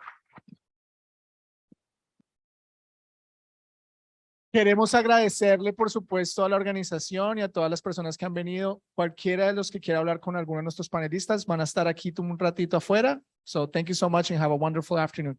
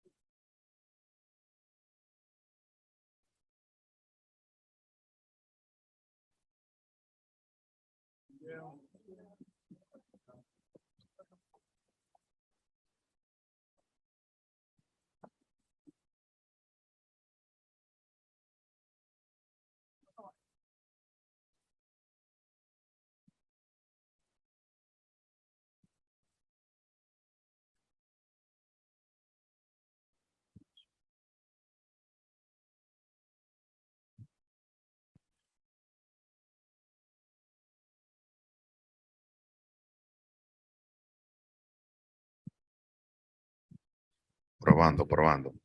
Okay, it works. Well, hello, everyone. I think we're getting close to the happy hour, so we're going to try to make this fun, okay? Well, so I have a very exciting group of panelists here with me, and quite frankly, super happy to see some faces I haven't seen in quite a while. And ironically, I think that's part of the DNA of the conversation as well, because we're going to talk about how to advance, diversity in the workforce and success for Latinos in the workforce of the future. And it is impossible to talk about the future of America and the future of the workforce in America without talking about the contributions of the Hispanic population. We all saw it today. I mean, Roberto had some phenomenal statistics from the census. And to me, it is an unbelievable fact to think that 100% of the US population growth is being driven by diverse consumer segments, Hispanics, African Americans, Asians, and beyond. But of course, with Hispanics being a significant driving force of that. And to think that one out of every 5 people in the workforce today are Latino, it is an unbelievable stat. 1 out of every 5 people in the workforce today is Latino. And when you think about that statistic in the key DMAs like Miami, like Los Angeles, like New York, like Chicago, Houston, Dallas, that fact is even greater. So it is impossible to think about the future of the United States without thinking about the impact of Latino workforce and the importance of it. So with that said, I'm going to allow our panelists to say a quick words and hello. But what I really want to do is I want to start with hearing your personal stories. Tell us a little bit about your personal journeys and how you have personally succeeded in your own careers and as a Latino in the workforce. And also, have you seen others do it as well? So I want to start with, Jay. I know you come from the military, and that comes with a very unique set of experiences. And then we'll pass it around. So go ahead. All right. Well, thank you. And coming from an immigrant family and raised here in Miami from Nicaragua, it was very interesting to join the Air Force after I graduated high school. But I had some things installed in me already from my family, from our values that helped me out throughout my Air Force career. I was a medical technician in the Air Force. Did everything from drawing blood, starting IVs, helping with cardiothoracic surgeries, and going through all of that and coming back out into the corporate world, which I was trying to kind of like be back into it, and not really finding a fit, because the military gives you the training, but you need a lot of certificates, you need a lot of paperwork in order to be able to be qualified to do some jobs. So I had some great experience leadership.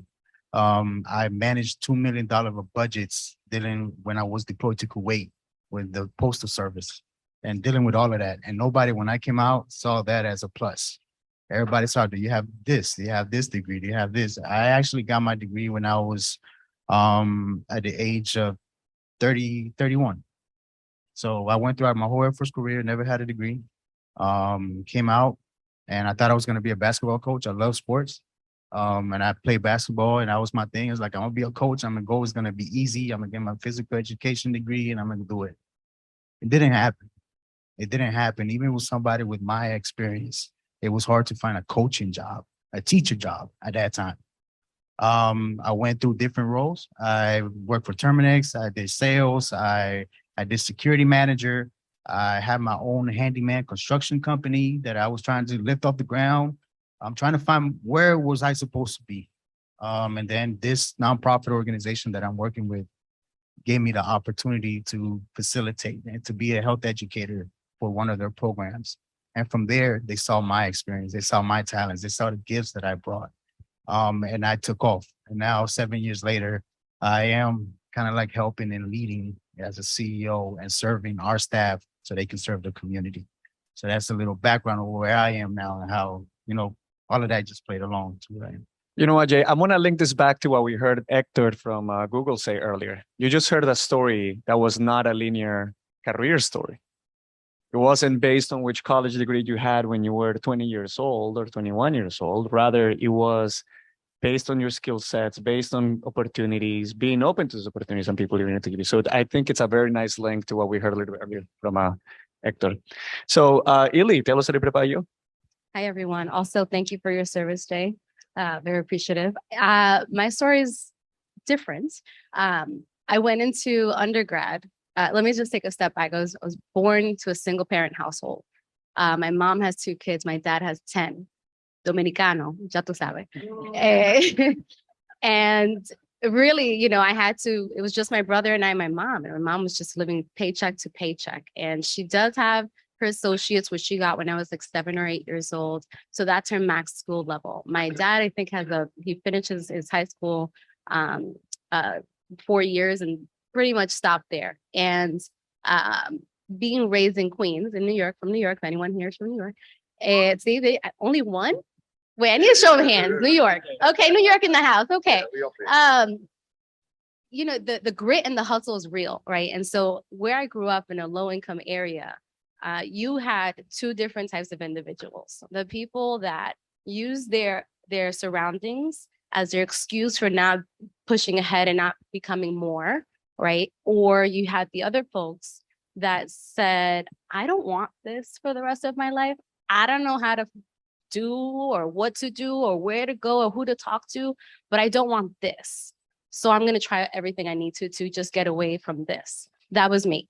And I was the first one in my family to graduate college, first one to get my MBA, first one to live on my own, all the first. So no pressure, right? But I didn't have a roadmap. I just said, let me just do all the things I need to do to get far away. And so I kept pushing until I felt comfortable with the distance from the way I grew up to where I am now. And that's what really propelled me. My undergrad degree was first going to be in physical therapy. And then I was like, there's a lot of science. And I was like, yo no te pa esto. So I went to business and I found that I was really good in it. But for the last almost 20 years, I've spent my not to date myself, do not calculate that. I spent my career in media sales or partnerships and ad tech. I currently work at LinkedIn as a senior manager across our ad tech partnerships globally. And I also lead our Hispanics of LinkedIn Alliance, ERG, across the globe as well, which has been wildly empowering to me as an individual and as an employee of the company. And we can get into other things later, but that's the snippet on me. Didn't come from the military, but definitely the hustle and the grit has been there from the beginning. And, you know, being able to use your upbringing as your propeller, at least for me, was the driver in my success. Okay, thank you, Illy. So, Jose, tell us about you. Awesome. Thank you. My name is Jose Salcedo, born and raised in Washington Heights, which is they call now Little DR. So, but my parents came to United States and definitely came to, look for a better living via food. And that's actually kind of stuck with me always in my life. But as a kid, I was always looking to help people. And I was like the guy that always help people with the LLCDs, trying to get you internet service or found a way to hack, somehow your Windows 95 back then. But that actually led me to, I became a young dad. So actually, that made me kind of change my life a bit. I dropped out of college and learned how to code and decided, to start to work for the city of New York at the time.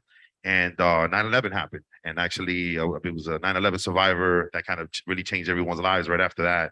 And I decided to follow more of my passions. And I got into the music business for a bit and working in the restaurant at the same time. So I worked at Sony, at Urban Box Office back then, was part of some successful projects. And then, of course, like everything, there was a big nosedive. And I got unemployed. And I actually ended up using my last unemployment check to say, you know what, F this. I'm going to start my own LLC.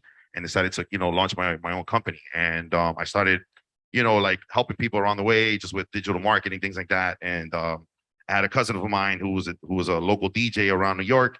He was, doing mixtapes back then and CDs. I was like, cuz, why are you still pressing CDs? People are like listening to MP3s and everything now. So I decided to build an app for him. He ended up working at La Mega and becoming the face of El Vecino de la Mañana in New York. And then from there, I actually was able to work with another big DJ in New York by the name of Master Flex. And together helped launch the first #1 app in the App Stores, music app in the App Stores by a DJ in 2013. So that was pretty awesome. And then from there, I was like, hey, look, it's cool to help other people, right? But I had a lot of big passion in like trying to build something to bring us Latinos together. And my family's always owned a lot of restaurants in New York. And I was like, hey, look, why are you guys always struggling with not being online and third-party companies and things like that? And so that led me to launch my current startup, which is called Tráelo, which means bring it in Spanish, but we misspelled it like Google, just en vez de la do I latina, right? So we live in a world where COVID really highlighted the inabilities for our people, our small businesses, to really embrace technology, right? And so we depended even more the past couple of years. And so that has really helped us see a vision where we want to empower small business and Latinos, and that's part of our passion, part of what we do. And so that has led me to where I'm at today. And pretty soon you'll be able to order your favorite Latin restaurants off of Trailo or your compras or whatever you need. Great. And Ileana?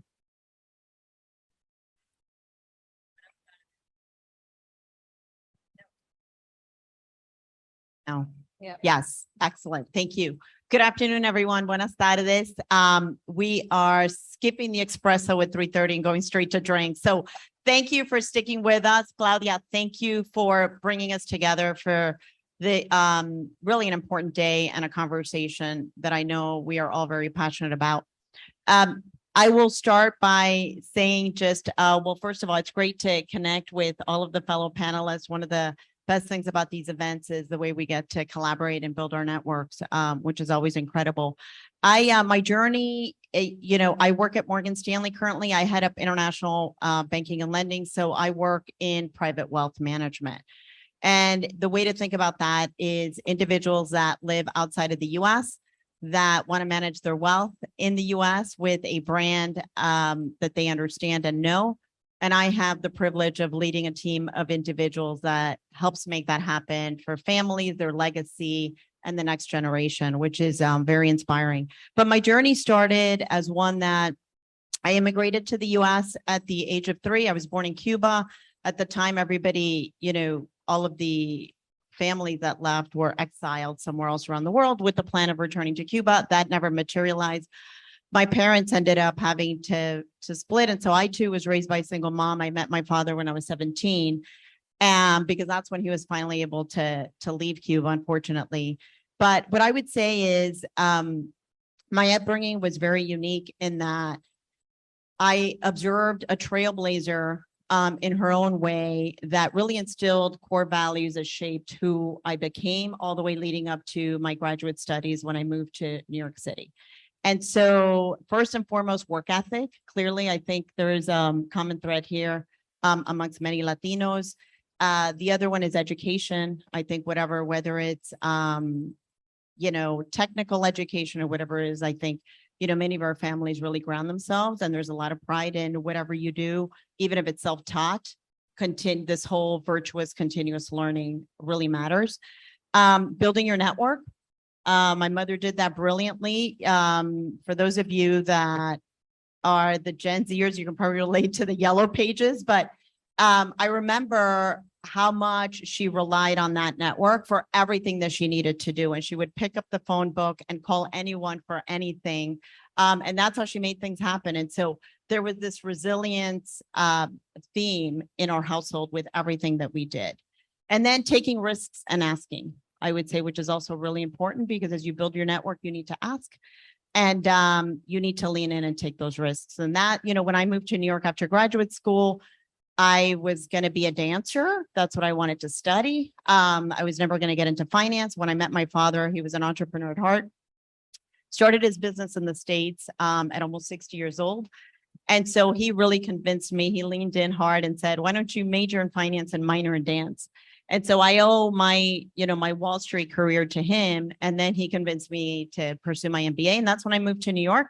Didn't have a network, hadn't worked there before, but I knew how to grab the yellow pages and call a lot of recruiters.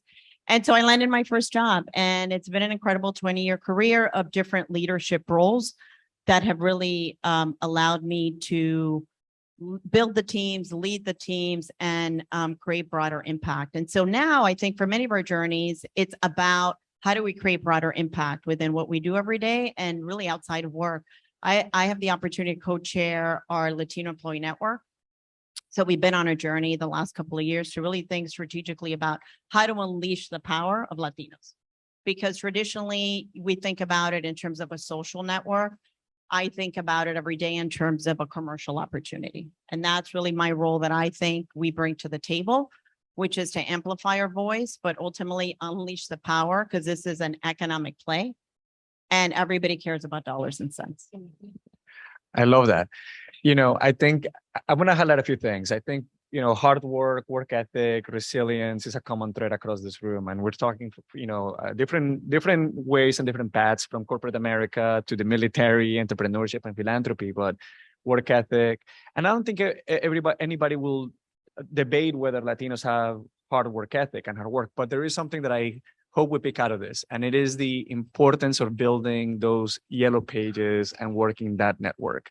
So I wanna spend a little bit more time on the topic because I don't necessarily know. You had the blessing, Ileana, to have seen it from your mom firsthand and seen the power of relying on that directory. So I want to expand a little bit further on that. So Ilya, I know we had a quick chat about something similar earlier. So can you talk a bit about how this power of networking and building the yellow pages and lifting each other up has been a part of your career and what you think we should do even more to elevate the community forward? Absolutely. So at LinkedIn, relationships matter. That's sort of ingrained in our culture, our DNA at the company. And your network is your net worth, right? Put that together. Your network. Wait, say that again. Say it slow. Your network is your net worth. To Ileana's point, like you have to build a community and you can't be, I think a lot of folks are afraid to ask, or they're okay with where they're at because culturally we were raised to be happy with what we have. And you're good there and you stay there and be grateful. And that's not it. It doesn't have to be that. And a lot of times you have to unlearn what we were taught because it's been part of like our own limiting beliefs. And one of the things that I have found, and we were talking outside, is that with the Latino community, it's mind-boggling. But why don't we have this mentality on a global scale of lifting each other while we rise up? The mentality is like, we have to make it, and then yo la llamo. Like, what is that? Explícame, because if you look at the Black community, they lock arms and we in it together. You look at the Jewish community, do I have to say anymore? They lock arms and we in it together. And I have a very difficult time understanding why in the Latino community, there's this sense of competition. There's enough food for everybody. There's dollars and cents for everyone. Your grit and your hustle gotta match mine, right? Because I might get more than you, but it's there. And so I'm trying to figure out, one of the reasons why I became the co-chair of our ERG is because I wanted that, right? I wanted for us to win together. Find ways to, yes, socialize, that's great. But how do we win together? How do we build together? How do we make money together and be each other's resource? Like, you don't have to be my competition. You could be my hermano, and like, let's do this together. And so I'm trying to figure out, and I pose this question to everyone here, are you doing enough for the next generation? Are you doing enough for the person next to you? Are you doing enough in your community to lift each other up? Just as other communities have done for decades and centuries that we have yet to do at scale. And that, to me, it really gets under my skin why we don't do more of that, right? That there's competition and cattiness, and it starts from young. I remember in high school and college, the same thing. I'm like, my gosh, there doesn't have to be that. I want to help you. Help me help you. What do I need to do to help you? Every single one of my friends who are in my network know that I am there as a resource at all times, small or large. And that's what we should be for each other in this community in order to elevate ourselves. Yes.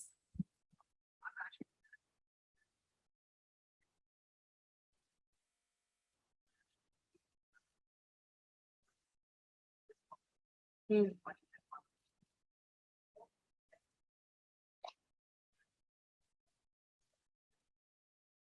Mm-hmm.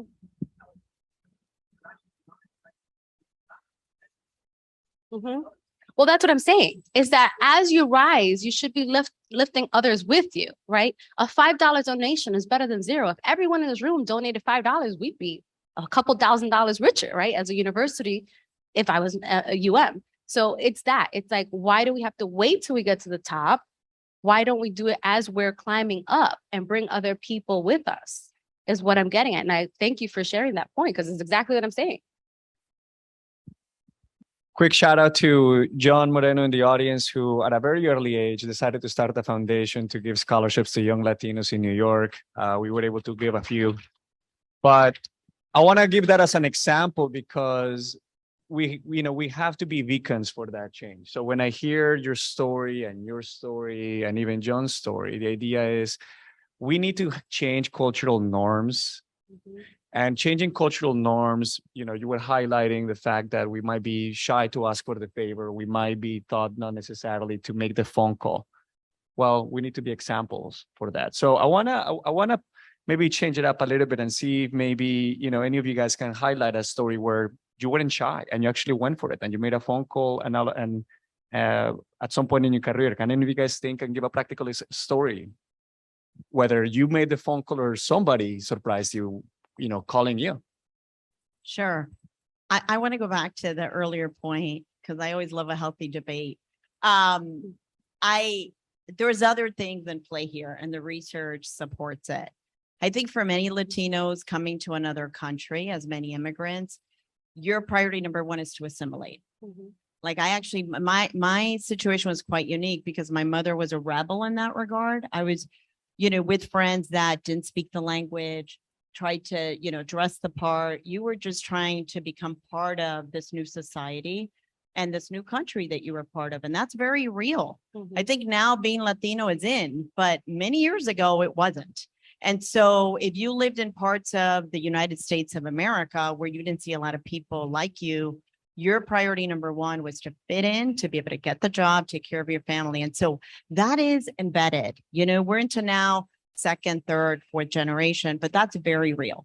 So that impacts our behavior, right? That's point number one. Number two, I think, when we think of family, for us, it's not the nuclear family, it's the extended family, right? I think, when I was in the US, I've been taking care of my family in Cuba for over 30 years.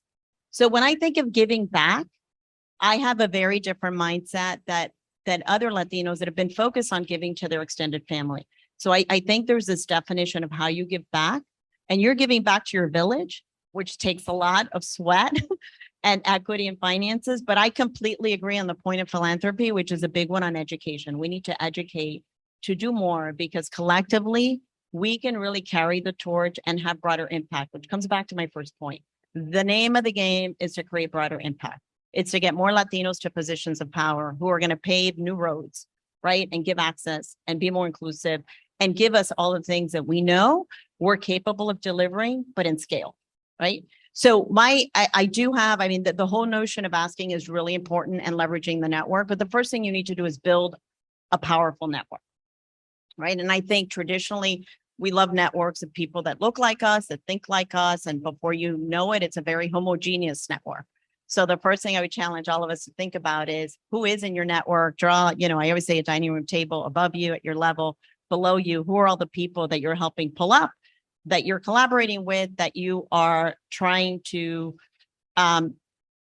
build mentorship relationships to eventually have sponsors, right? But who are those people and are they diverse enough to really help you and stretch you and get you out of your comfort zone? As you build that network, then it becomes easier to ask because you have a trusted relationship to ask for the introduction, et cetera. My last three roles are roles that didn't exist. And so I did make the call.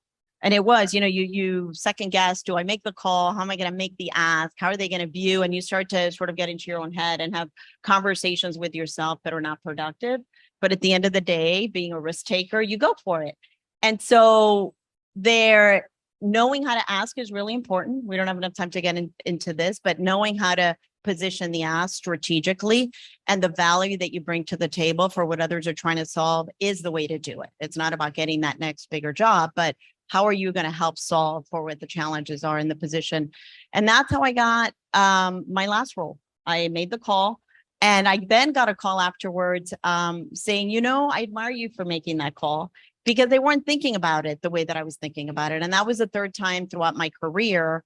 In a previous firm, I did the same thing. They approached me about a job. They said, we think you'd be great for this. And, I talked to a lot of people and I said, well, this is actually what I think I can do and the way I think I should play, that I don't think you guys are thinking about it.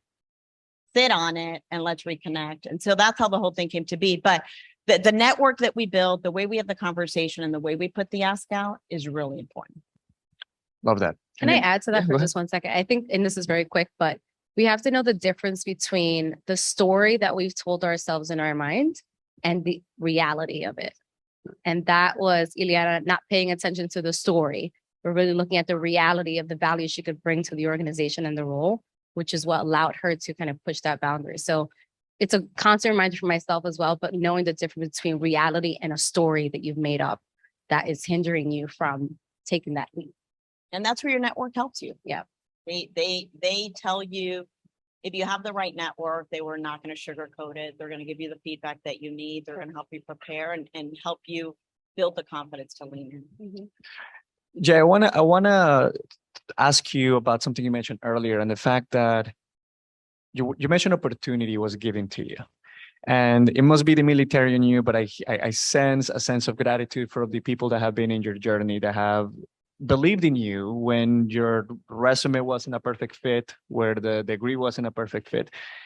So I want you to expand and tell the room a little bit about some of these people that have been door openers for you, and what that has meant for your career. Well, I think one of the most important things, because even as leaders, we all hearing the great things, and when somebody asks, because I did the ask, but it's also understanding that when somebody asks, you got to look at the pluses, but then you're going to look at the vulnerabilities as well and accept those vulnerabilities and say, how can I help this person? And I think that's important for us, because we think about the future and we think about everything as technology comes up, and it's like, oh, they need to be great with technology and digital and everything. But the fact of the matter is that human interaction still needs to happen. You still need to have those soft skills. Like I said, going into this nonprofit world, like nothing that I ever been to school for. Basketball didn't teach me that. The Air Force didn't teach me that. And all my other jobs did not teach me that. So it was something brand new to me. But just the passion of being able to get back. And I think that's what gravitated those individuals that gave me the opportunity. And I'm thinking more kind of like with Hope for Miami, the CEO and the founder, you know, that I moved through different positions. And it's not because I kept on asking. A lot of us, because I kept on showing. They kept on seeing what I can do. They were like, you know what?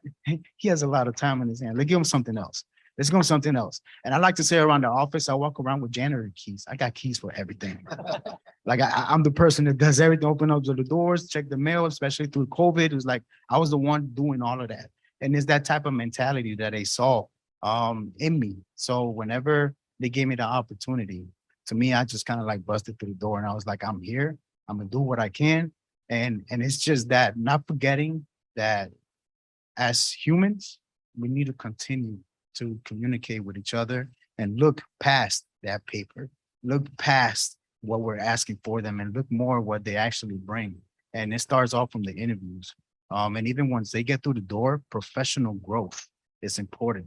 Giving programs, putting things in place. I put a lead program that we do sessions every month for our middle management to help them grow, empower them.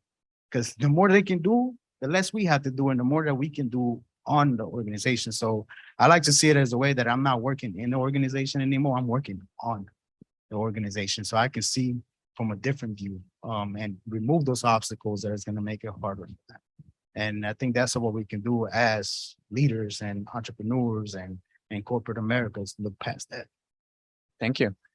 Jose, I'm gonna ask you a little bit about the service industry. We know how important Latinos are for the full service industry. I mean, talking about first line responders when, you know, in the middle of the pandemic, you know, the food industry, everywhere from like the farm workers all the way to every single restaurant in New York City, you know, and the delivery and everything in between in the supply chain. We are a critical piece of the food service industry. And the pandemic has had a massive disproportionate impact in our community. So I want you to speak a little bit about what you see the future is for the industry, and of course the role of technology in trying to move the Latino community forward and everybody that works in that supply chain of the food and service industry. Yeah, absolutely. And to your point earlier, actually 1 out of every 4 chefs in America is Latino also. So you know, and we remember when Latinos decided to not show up to restaurants, right? One day, how it impacted the whole industry. So through COVID, it's been highlighted even more.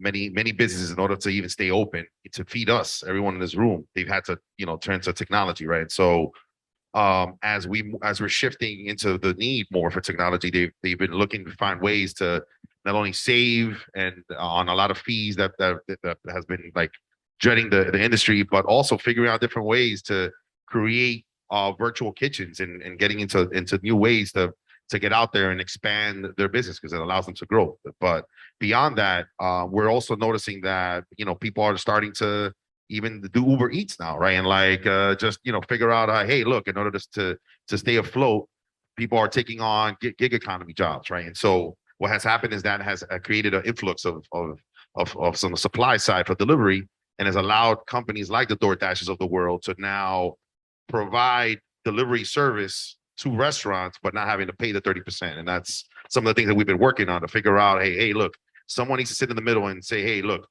our people are a strong part of what your business is, but we're not even identified as a consumer or just as a merchant. And so there needs to be a way to bridge over those communications and help empower our small businesses with the tools they need to grow their business, not necessarily to hamper it.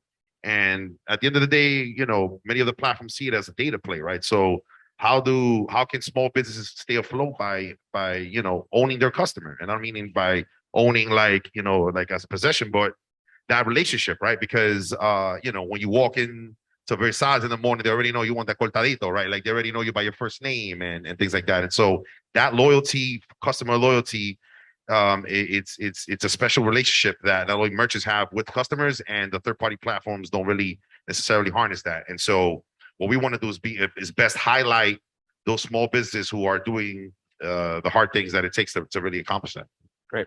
So being conscious that we're getting in the way of the happy hour soon enough, I want to just go a quick roundabout and ask everybody to talk about the call to action, right? So if we want to leave a message with the audience and everybody here to go back with, what do you think are some of those call to actions that we should have, you know, not just for each other as individuals, but also the role that we play in the corporations and the businesses that we influence in their community? So I would love to hear, you know, one idea from each of you guys. So go ahead. Who wants to go first? I feel like I shared this before, but two things. One, as you're rising up, lift up.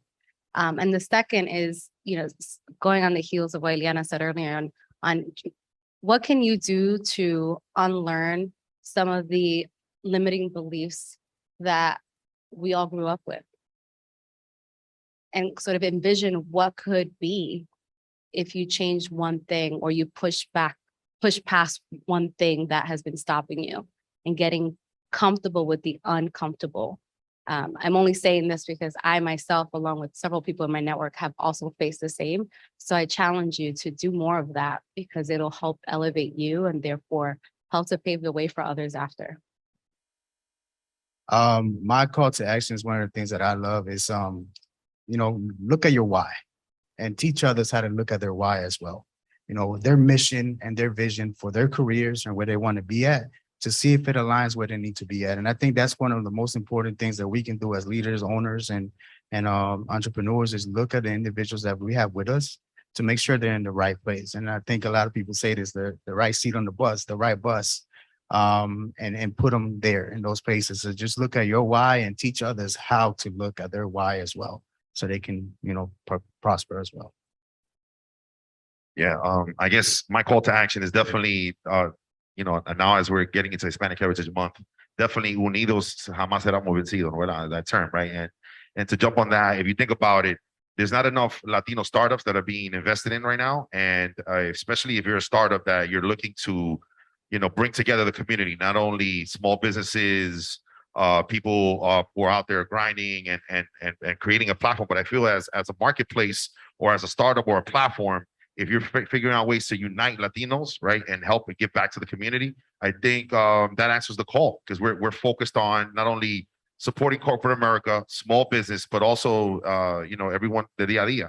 And so I think unidos jamás seremos vencidos. So I definitely, together, let's support each other and the businesses who are out there to bring us to life. Leverage your Latinidad. Because with being a Latino, which we're all incredibly proud, comes immense responsibility. And I would say now is our time, like never before, to go out there and own our voice.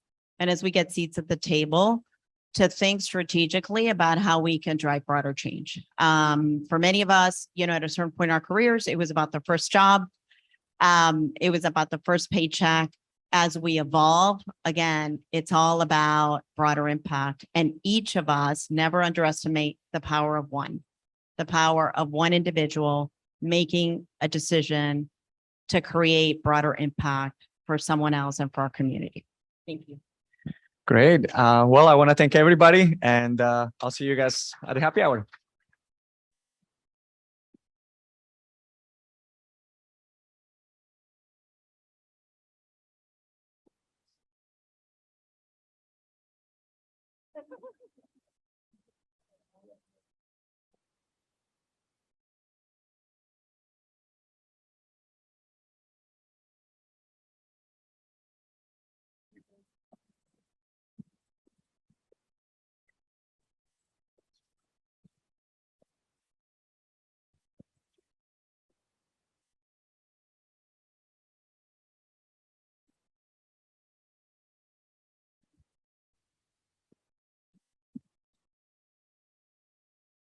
Buenas tardes, Miami. Nada. Bueno, welcome everybody. Thank you so much for sticking around. I know everybody's excited about the happy hour. I'm excited to be here. My name is Carolina Veira. My pronouns are she, her, ella. Very proud to say that. So hopefully, don't forget to share your pronouns, everybody. Thank you for sticking around. In my panel discussion, I'm surrounded by wonderful community leaders, not only the ones that are sitting here. I can name a few. I can see you guys. Thank you for being here, but also this wonderful, wonderful leaders who are going to discuss everything around the Hispanic Promise. And for those who don't know what the Hispanic Promise is, it's simply a promise made by corporations and corporate America more than anything to promote, to retain, to celebrate, to invest in Latino talent. So we want our organizations, we want more corporations, we want corporate America to stick around, to put the, what do they say? The money where their mouth is that right? And invest in us. So hopefully you agree with that. Don't we need more Latino talent in all positions of power? Yes or no? Absolutely. So that's what we're going to discuss today. And I'm happy to be hosting here. So let me start with asking this wonderful panelist, what is your DI story? Share with us your DI story and don't forget your pronoun. You want me to start? Sure. All right. Sure. Hola, my name is Carla Santiago. I'm the general manager of Edelman's Miami office. A pleasure to be here with you today. I was born and raised in San Juan, Puerto Rico, and Huepa, and I've been in what we call mainland US for the past 20 plus years. I did graduate from high school in Puerto Rico. I went to undergrad at the University of Massachusetts in Amherst. And then I did my grad school at the New York University. My career quickly, I started in PR about 15 years ago at Edelman's New York office, working on their multicultural team. And from there, I moved down here to Miami. Many people told me that was career suicide. How do you leave the media center and the media universe of the world to move to El Pueblo de Miami? Back then, it did not look like it looks now. But I've had an incredible career since I moved down here, and it is the best thing that has happened to me. So I spent another 5 years at another of the large public relations agency, and then I went in-house for 3 years. And I actually focused my career for 3 years in Latin America with Hyatt Hotels Corporation. And 3 years ago, I came back to the agency side, and I've been for the past 3 years with Edelman Miami, and excited for the work that we're doing, and I'm looking forward to tell you a little bit more about that. Thank you, Lisa. Hi, everyone. Can you hear me? Hola. So my name is Lisette Ibarra. I'm the CEO of Latina Chief, and a little bit about my story. I've been in the talent acquisition arena for 25 years, but my personal story splits in two, right? My first 10 years were in corporate. I saw myself as the CHRO of a large corporation. But then guess what? My first son came to the stage. So I decided to transition from corporate to consulting because that would allow me to be, more flexible and to be, closer to my son at that time. So being a woman, that's an important part of diversity. It's driven, some big decisions of my career. So that was part one.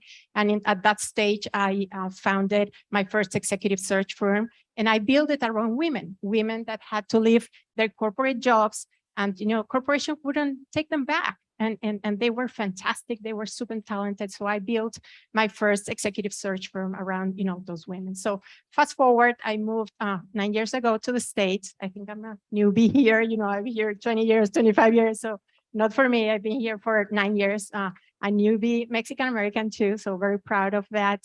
And last year, I decided to launch Latina Chief with a very clear purpose, and that is to increase executive representation of Hispanics and Latinos in corporate America. So we'll talk more about that. And a lot of what inspired me to do that is my personal journey, being here and see this lack of representation, and it's so important that we do something about it. So that's a little bit about me. Thank you, Lisette. Joy. Thank you. My name is Joy DeTore. I would say hola, but I'm afraid it would sound very gringa because I might be one of the only ones here in the room. Another gringa, okay? A few of us unite, but I'm actually here, as Claudia said, it was really hard to hear the statistics and my heart not be wounded. Because as Sami said to me, that I'm a heart heritage, because I think sometimes allies feel so passionate about your struggles. And I happen to be one of those heart heritages through marriage. So my spouse is Colombian. And as I think about the journey coming here, did somebody say it was Colombian Independence Day? Yeah. Thank you for that. I'm going to go home and be a winner. I appreciate that.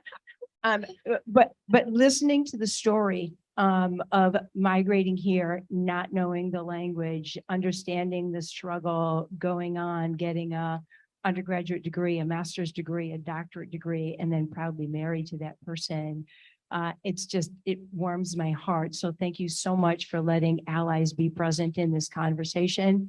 I think we are an important part of the dialogue. A little bit about me. So I do work at IBM. I'm a global head of diversity and inclusion. I've been at IBM for 2 decades. I probably had 6 major career changes since I've been at IBM, most recently in the Office of Diversity and Inclusion. And I'm excited to be on this panel with these amazing people. So thank you so much for your warm welcome, because you are a loving culture. Thank you for always embracing me and letting me be here. Thank you so much, Joy. Jorge, just so you know, people, sometimes they correct me and they say, no, it's George. So at this point, Jorge, please. Go ahead. So it's so great to be here and so good to see a number of friends and colleagues I highly respect here. Thank you, Claudia, for having us and for doing this in Miami. And Carolina and the whole team that has worked on this. It's so great to see these conversations happening here in Miami. Many times they happen in other places, and I think it's important that we have these sorts of dialogues here in our hometown. So really quick on me, I was born here. Actually, literally you can throw a rock at where I was born. I was born at Doctors Hospital, which is right off campus. Literally as you drive out, you'll see a hospital. That's where I was born. My family exiled from Cuba in the early 60s. My parents met here in Miami years later. And my brother and I were both born in the States. We were brought up, and I was just having this conversation with Natalia. We were brought up so proud of our heritage, right? We were so proud of our culture, of our folklore, of our music, our food, our everything that went with our culture. Yet very grateful to this country, right? And very grateful to the fact that this was a harbor that welcomed our family, and I think that was instilled in me since I was, since I can remember, and it really marked who I became, right? And always been passionate about our culture and about giving back to it, and have been working in marketing, communications, media, sports, music, my whole career, different realms, but always doing my best in whatever little role I've had to do, like we'd say in Spanish, poner mi granito de arena, excuse me, my little speck of dust or of sand to uplift our culture, right? And I think that's what's important. So you know, now that 4 years ago, my company, we merged with a larger company called Havas, part of the Vendi, which is based in Europe, in Paris. And I'm on the North America DEI committee. And, you know, when I'm sitting there, I channel the fact that I represent many people as my voice is there, right? And I take that to heart, and I'm always thinking of how we can, you know, advance our culture and uplift it. Also, a little piece of me was I was board chair at an organization called Unidos US, formerly the National Council of La Raza, which is the largest Hispanic civil rights and advocacy organization. Again, when I was there, I was on that board for 10 years and then became board chair. It was building bridges between communities, right? And as a Miamian, again, going back to some of what you were saying, you know, a lot of these sorts of conversations were, you know, didn't happen as much here. And I remember when I joined that board, a lot of people were like, "What are you doing there? That's a Mexican organization."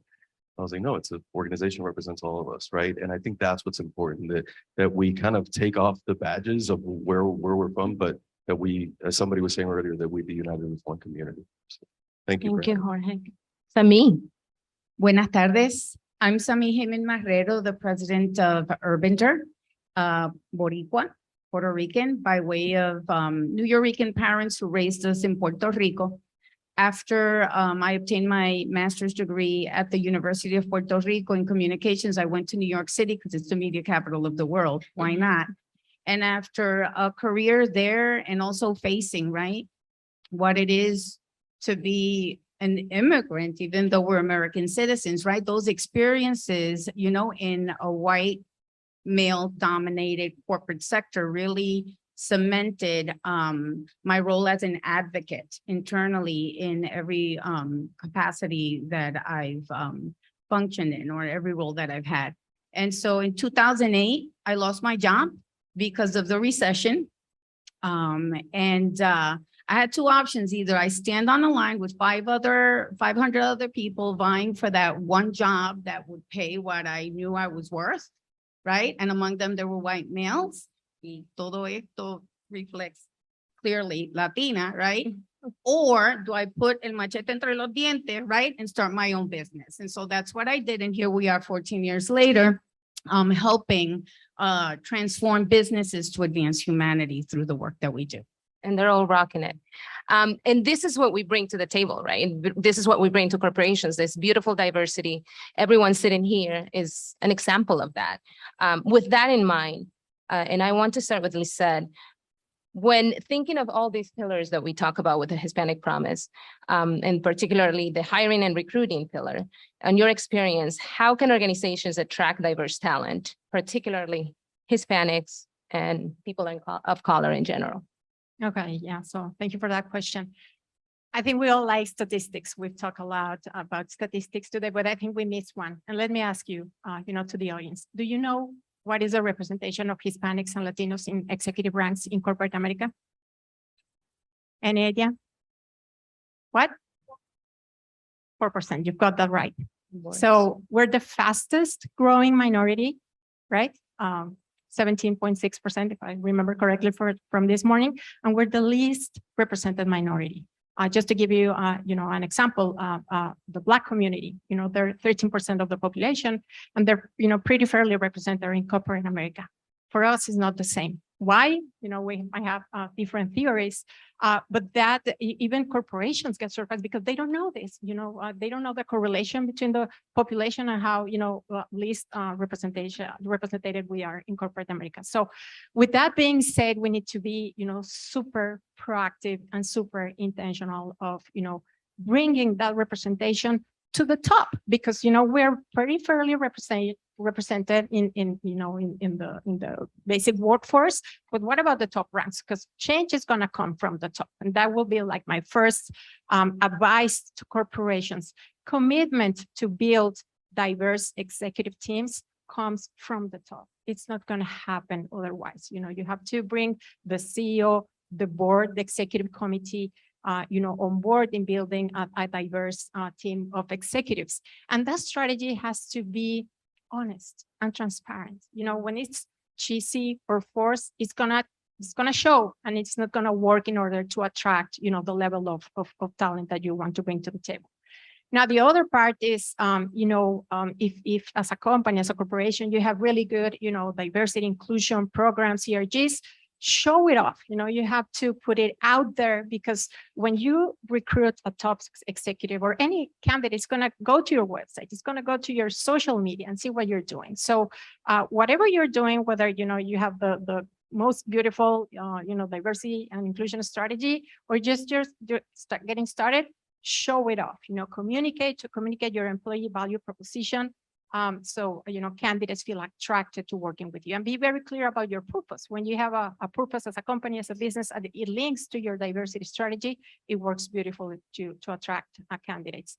And last but not least, I want to say, don't hire Hispanics or Latinos or any minority just because they're a minority. Hire them because they're great. We're great.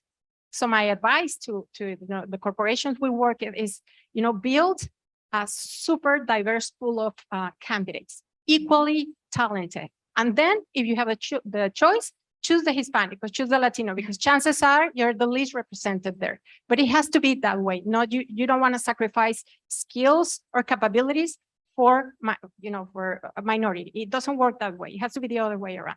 Find the best talent, and trust me, I do that, day in and day out. There's magnificent Hispanic and Latino talent to be in executive ranks in corporate America.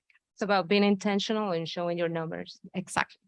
Jorge, would you like to add something? No, I think I couldn't, you said it perfectly, right? I think many times what ends up happening is as they're looking for talent, they're checking boxes.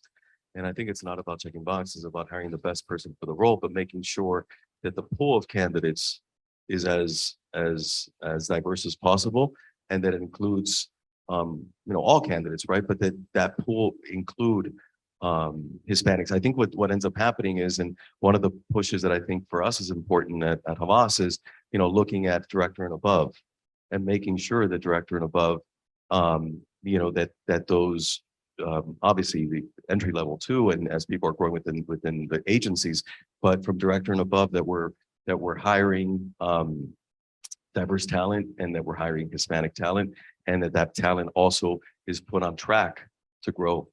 Because I think it's not about checking boxes, but it's about making sure that this talent, just like you at Edelman, that this talent has growth opportunity within their agencies or their city, wherever they're at. I want to add that it cannot stop at just the recruitment. Once the person is placed in that leadership position, really the work begins as to giving them the visibility and the championing inside the organization that they deserve and they need. There are many success stories of those of us that make it into senior leadership. I was the first Latina GM, general manager at Edelman. So thank you. Thank you so much. And my team has had a tremendous success story that thankfully within Edelman, I have partners, allies, champions, call them whatever you want, that have opened the door so that my success story gets told around the network, so that I do get the seat at the table. Because sometimes just by being here, I'm not going to get the seat at the table. You need people that are above you that have those seats to pull. I'm not asking them to give up their seat for me. They need to put another chair next to theirs. And I was appointed GM 2 years ago. And when I was appointed GM, we were an office of 14 people. We are now an office of 40 people. And we became in 2021 the fastest growing office in the Edelman network in the world. So this is like fairy tale stories that need to be told. And shortly thereafter, I was appointed national chair of our Hispanic Latinx ERG, which is called Inclusivo. Somebody gave me that chair, but that chair came along with the most powerful executive sponsor, and her name is Ana Maldonado de Chepi, and she's in New York. And that is the woman that pulls up the extra chair and says, Carla needs to be here next to me. And that needs to happen beyond the recruitment and the hire. Absolutely. Once you get there, open the doors for others, right? And I just wanted to add one thing, that talent can also be seen by way of procurement of vendors, right? Sometimes in companies, there are voids that can't be filled, you know, and you can tap into the business community, Latino business owners, right? And professionals that also hire other Latinos to fill in those gaps in terms of expertise needed within a corporation. And that's another valuable way. And on top of that, Latino entrepreneurs, since they're free from, I don't have a boss, right? So they're able to go toe to toe also with C-level executives that don't look like us and tell them, hey, have you thought about X, Y, Z, right? Because then we have that liberty to show up in our full power and be able to move the needle, you know, as well. Jorge, I have a question for you. In your work at Havas and also being part of the DI committee at Havas, how do organizations ensure their team members feel a sense of belonging and purpose at work? That's important, you know, because we can attract amazing talent, diverse talent, and then that they go out the back door because they don't feel a part, you know, of the culture, right? And obviously a whole other conversation is adding, you know, remote work and virtual work and all that, and how you stay connected to the mission, right? What I could tell you at Havas, I can tell you about República Havas, and then I can tell you about Havas. At our agency, we want people to bring their full self to work. You know, whatever that means, you know, whatever makes you full at work, we want you to bring that to work. And recently, Havas does a global study.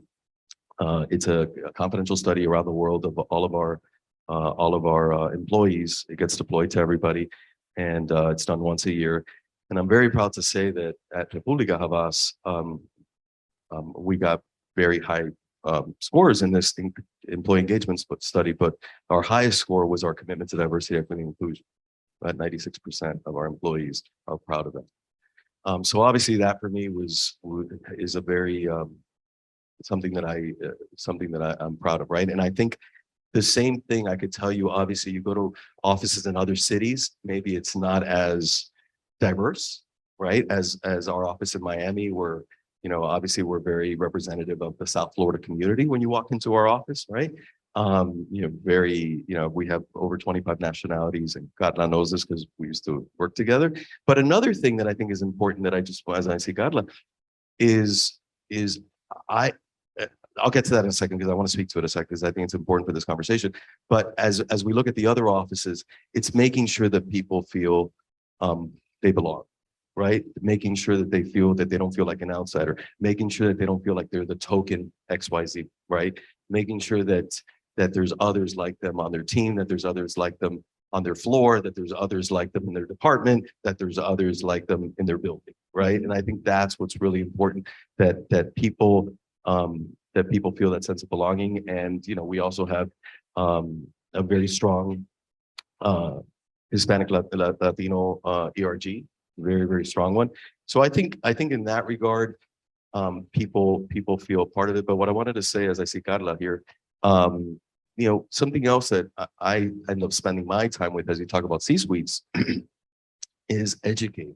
You know, we're at, you know, here at the University of Miami, I find myself, and I think a lot of us find ourselves as educators. I find myself many times, you know, meeting with C-suites, meeting with boards of directors, meeting with people that have the decision-making power, to have them understand, you know, what they're missing in not having Hispanics in leadership, not having Hispanics on their board, not investing in Latino communications, Latino marketing, right? As you look at the investment to this day, you know, hundreds of brands are still not investing in our market. And when I talk about investing, it's not only, you know, and yes, on Telemundo and on Univision and on others, in investing in Spanish. It's investing in our market in culture. It goes in language, of course, but it goes beyond language, right? It goes investing and making sure that we are represented on that screen, that we're representing in those commercials, that we're represented in that campaign. So, you know, find myself often, but I think that's a big part of this conversation too, right? So it's the talent side, but it's also that other side, which is making sure that these folks are understanding the opportunity they're losing by not having Hispanics at the table. And that's why it's important to continue advocating for ourselves and for others. And connection back to Carla, as we started our pharma business, it was just that. It was that. We have a big pharma business now in the healthcare, but it was going out there and preaching that we over-index, good or bad, because of what we eat on most chronic diseases, right? And so we need education in our community, right? On eating better, on preventing diabetes, on preventing heart disease, on preventing cancers, right?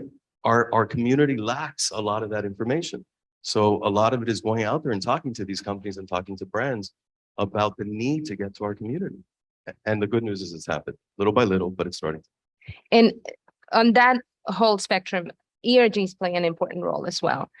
How do you, Carla, ensure that those ERGs can influence the leaders making those decisions at organizations? Yes, ERGs play such an important role in that retaining of the talent and the celebrating the talent.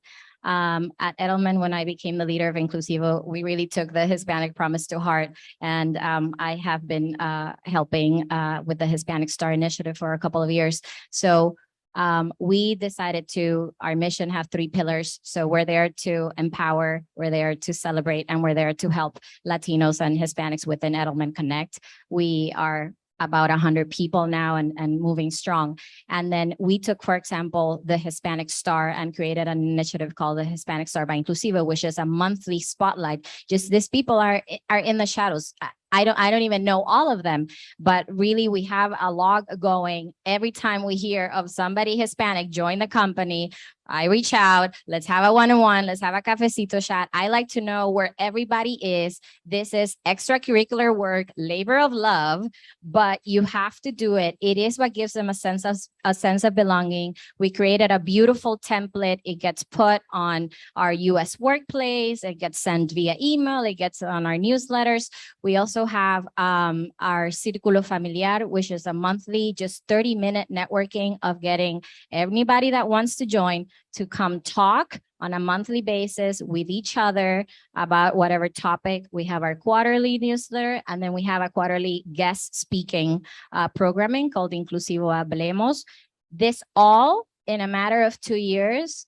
I think when I started a list of how many Hispanics are in the company, at that point, I had the 20 people that I had at that point in the Miami office, a couple, 5 people in the New York office. I think we got to 30 max, and now we're 100 because they just come out of the woods once you put programming together. And do you involve leaders as part of those cafecito talks? Yes, so definitely in our guest series, we have internal, external speakers.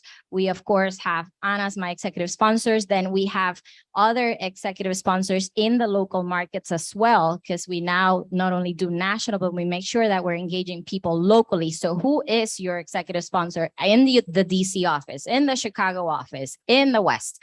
And my new boss, who's Oscar Suarez, president of Edelman New York, he's Cubano-Americano from here, from Miami. Like, you need leaders that get it and leaders that let you do. You need to give people empowerment and permission and let them do, because this is all work that we want to do, that we wish somebody had done for us when we were junior in our organizations. So it is very powerful, the qualitative sort of stories that we hear about why people stay, about people feeling seen, about people belonging, about people telling us we've never had this any other where that we've that I've worked, I've never had this. And we activate our community as well in times of need.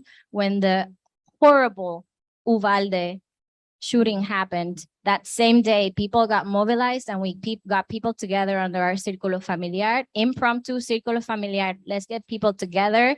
Let's talk. We're here. Let's have feelings. Let's be there for each other. Thank you for sharing. Now, Joy, following that lead, what projects, initiatives have you developed as the global BI leader for IBM, particularly done for Hispanics? Before I get to that, I can't resist this one because it's amazing, because it's a great, let's thread the needle between what Jorge said about a sense of belonging and the importance of these employee groups. We also have employee resource groups. And one thing that we have talked about is data. How important is it to make sure that our programs are not only data-driven, human-centered, but evidence-based? And so when we looked at our business resource groups, we wondered, are they really more engaged? And so we took our employee engagement surveys, which we've been doing for decades. And over the past 5 years, we said, let's look at the engagement of the people that are participating in these groups. And what we discovered was fascinating. The first thing that we discovered was individuals who were leaders of these employee groups were 5 times more engaged than individuals that were not part of that group. And then take that to the members, because not everybody can be a leader in those groups. And there are obviously rotational positions. But when you have the members that are part of these groups, we discovered that they were 3 times more engaged than individuals that were not a part of these communities. And then we took this one step further because it's about sponsorship. Because every one of our employee resource groups, we have to have an executive sponsor. Lizette said this as well. You got to start at the top. You need to top down, bottoms up. It's all really important. But what we discovered was somebody said, but what about those executives that are part of your employee resource groups? How engaged are they? So we went back to the data and they were right in between. Executives who were executive sponsors of our employee resource groups were 4 times more engaged than those executives that were not. So a big shout out to those of you who have community groups, get involved and allow employees to be actively a part of it. So now to your question. I didn't forget it. So the question I think was, what are we doing? What are What the programs initiatives that and we're- how are you tracking success? Okay, very good. So one of the things I think that we discovered, and Claudia talked about this at the very beginning, it's about action. We have to be purposeful to go from something like a promise to purposeful action. And one of the things I'd like to say that we do really well at IBM is we're intentional and we're deliberate. And so when you take that combination of let's be intentional and let's be deliberate, what we did was we said, okay, let's go ahead and focus on Hispanic talent. And we did this by looking at 4 specific programs. There were 4 strategic imperatives. Number 1 was all about mentorship. Number 2, it was all about sponsorship. And notice I didn't combine those 2 because mentorship, somebody said this earlier today, mentorship and sponsorship are not the same thing. The third thing that we really focused on was career velocity. Everyone has talked about this. I may be here, but how quickly do I go from where I am to where I want to go? So we really focused on career acceleration. And then the 4th element of our imperative was allyship. I mean, you're looking at a person who's sitting on the stage who understands that active allyship is important. And when we first launched these programs, we thought, let's start with the mid-career professional. And there were a couple of reasons we did that. Number 1, well, we were worried about pipeline. We were worried about succession planning. So this is where we are, but how are we going to fill that pipeline? So we initially focused on the mid-career professional. And there were 3 things that we discovered when we looked at the data. Because again, if we are IBM and we pride ourselves on being a data-driven, human-centered, evidence-based decision-making company, what did the data say? And we discovered that there were 3 meaningful outcomes. Number 1, individuals that participated in that career velocity program, they moved 3.5 times faster than individuals that didn't participate. That's amazing. The second thing that we discovered when we formally launched these programs was that our pipeline for Hispanic promotions, it grew year over year. And then the third thing that we discovered was when you looked at the data in particular, we said, well, what about inclusion And what about engagement? Because that was an important pillar. It was education, it was experience, it was about exposure. All of these programs enabled that to happen. So the last thing we discovered, we went back to our engagement scores and we said, well, what about their sense of belonging? What we discovered was individuals that participated in that program felt a greater sense of belonging year over year than individuals that didn't. And so that reinforced to us, not only was the intentionality important, but the measurements, the metrics, and most importantly, holding ourselves accountable at the end of the day. Thank you so much for sharing it. And Sami, I know we're almost out of time, but how can we become better advocates for ourselves? Yes, first I want to say, Joy, you're more than an ally, you're an accomplice. You're in the rank, just like punching away. I love it. Okay, so I just want to say that what binds us as human beings beyond once we feel like we belong is trust. And I think that's what we need to that's why we need to exercise our advocacy muscle. Okay, it's nothing that we're born with. We learn how to advocate for each other and show up for each other. And so this is what I propose, to develop trust with your peers, right? Whether you're a business owner, whether you're working in a company or you're an intern, what have you, or a community leader. Okay, when you enter these spaces, okay, see yourself, because as a Latino community, we see ourselves as invisible, right? It's like mind-boggling that we're so large in numbers and we're still invisible, but we need to become invincible. And this is how we do it. When you enter these spaces, start engaging, okay, with others. Esto como Secret Service, okay? If we're invisible, own it, okay? Secret Service. Meet people in key departments. Who are making the decisions? How are the processes? Start learning about the processes of vetting people to hire, vetting companies from the procurement standpoint. Start with community relations, with the human resources department, again, procurement, government affairs, the marketing and communications. Meet people in all of these areas and from all backgrounds, okay? And in that process, you're gonna start engaging and developing this, what I call peer-to-peer mentorship, right? I learn a lot from people that are younger than me and older than me, more experienced than me, and vice versa.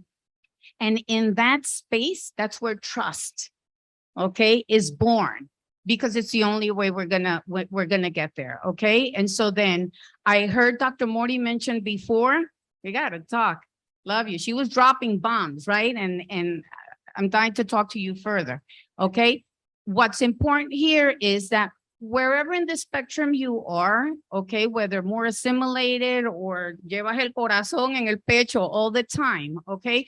At the end of the day, I feel like more and more people and you know, are coming out of the shadows, someone mentioned, right? Because the sense of fear is dissipating, thank God, right? Of being discriminated against. And because we're realizing our power.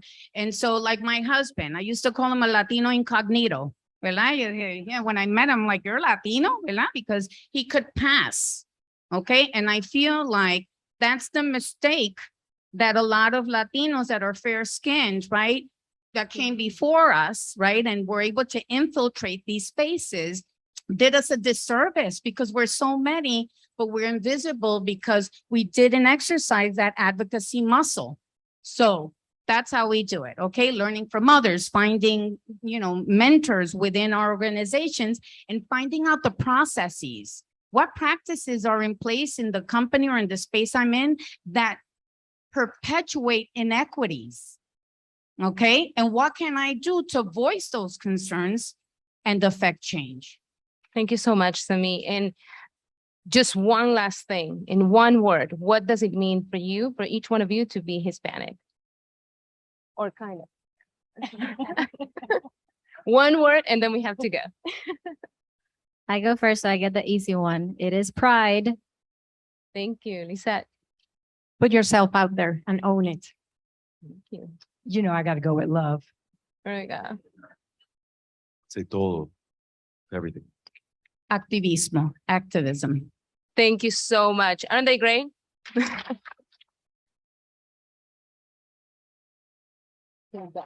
Thank you. Sorry. Thank you so very much. Okay, so we're almost there. Let's give it another round of applause for this wonderful panel.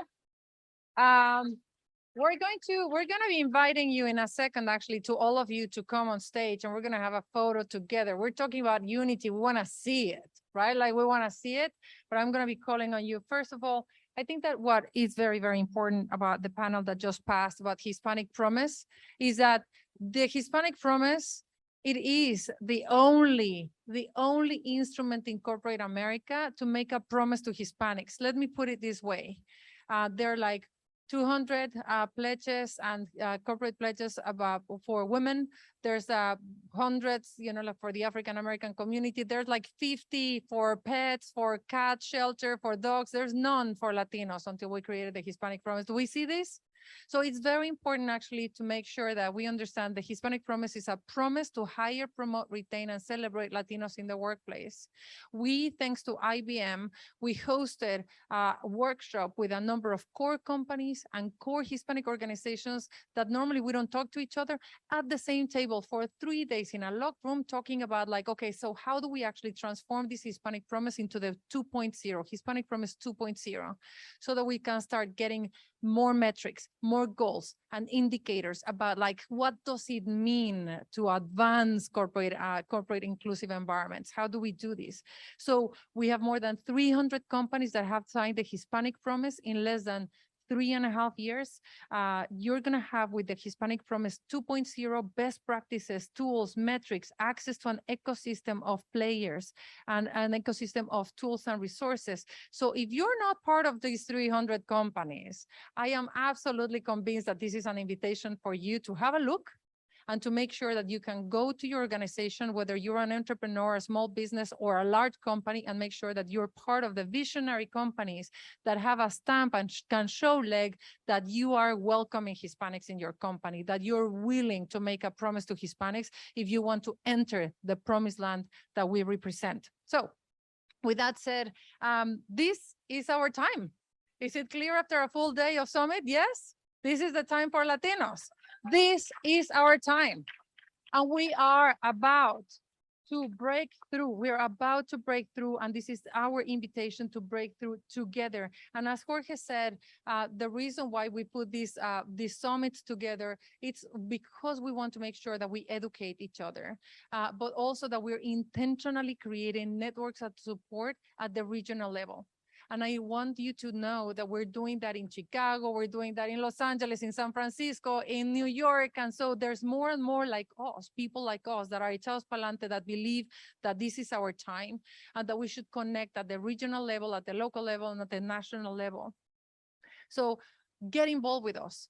Be part of Hispanic Star. Be part of what we're doing. Leverage our insights, our data, our evidence-based data that is on every single level. Leverage the ecosystem of the companies and the leaders and all stakeholders that are part of a movement that want to make sure that Latinos have their deserved place and an equal opportunity for us. Join Hispanic Star to get the visibility platforms and the brand usage that we have.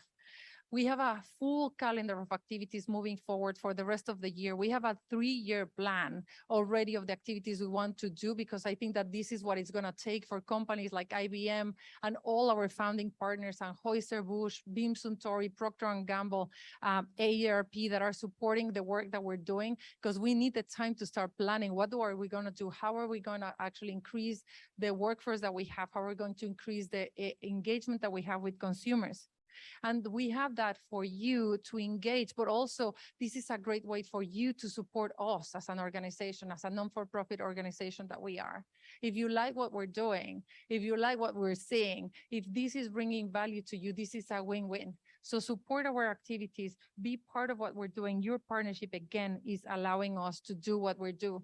And one open invitation and one great way actually for you to support what we're doing is to come to our gala. At the end of the year, we're having on December 8th that coincides with the Latina Equal Pay Day, our gala in New York. For all of you that can come, that comes after our Hispanic Leadership Summit. This year is going to take place at the United Nations, again, hopefully. And our gala, it aims to be the Met Gala of the Latino community. So Thank you all for coming here. Thank you for our sponsors for today, for Google.org, for Telemundo, our media partner, and for the University of Miami. Thank you, our founding partners and our partners, and all the companies that are supporting us, for all the Latino organizations that are supporting and that are part of what we're doing. So this is a wrap. We're closing our Southeast Regional Summit. Thank you so much for coming. I hope that today was rich in data. I love whomever was like all of us, like, let's love statistics. Yes, let's actually all of you be impregnated, take the data, like take a shower with the census and actually start loving it. Let's nerd around, and the data is cool. So become a factivist, get the data, share the data, become a factivist, become an educator. As you rightly say, we have a responsibility and a pleasure. The data is with us. So become like, I really hope that you got a shower on the data. I hope that you understood our agenda. The agenda of the Latinos is called progress. And our progress is based on the 4 priorities that we have to overcome: education, gender, health, and decent jobs. But our job in those are to advance unity, representation, and perception, and be optimistic, not even optimistic, be possibilistic, because this change is possible and we're going to go and get it doing.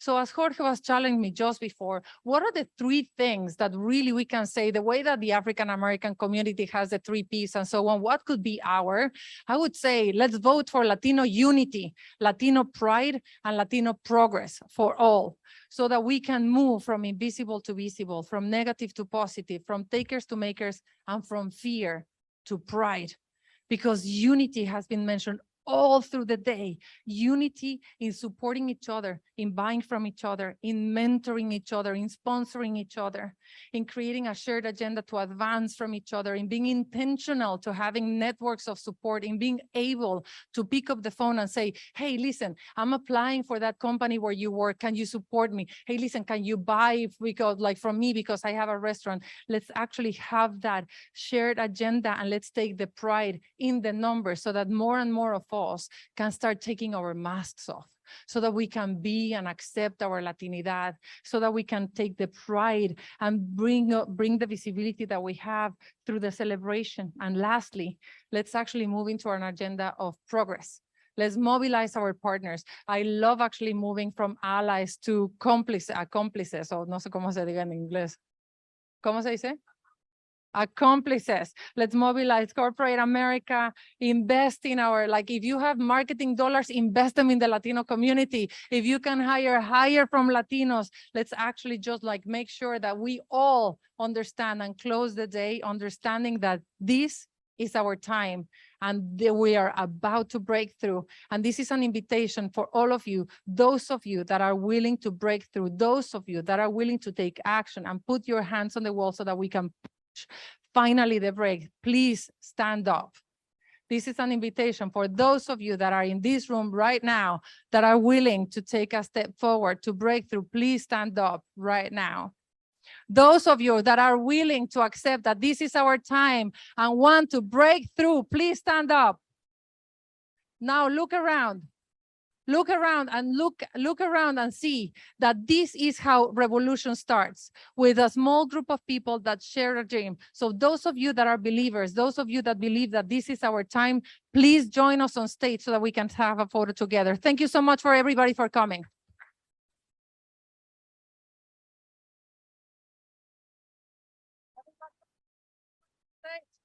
Everybody, let's go on stage.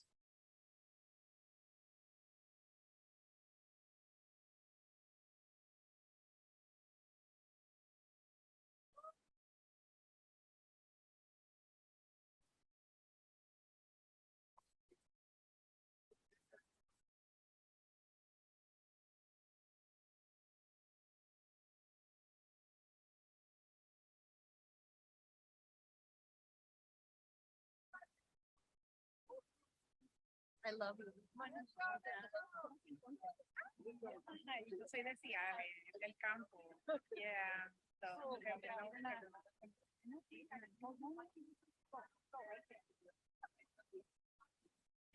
can we move? Yeah. Yes. Yes, that would be great. Oh, I thought you were. They might want the name. No, it's heavy.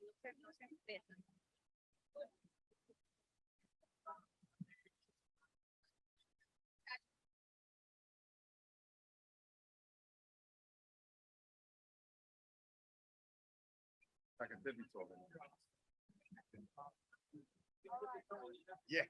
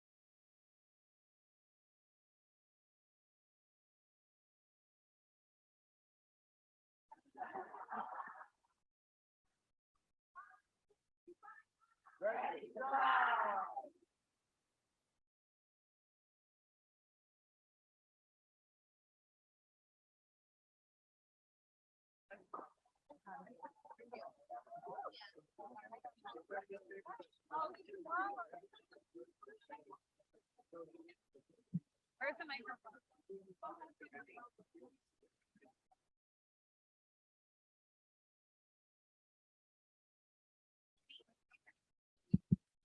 Hello, everybody. If you're going to the reception, please leave through that door on the right, that side of the stage, and it'll take you straight to the reception area out there. ELE. Oh, sorry. ELE. ELE.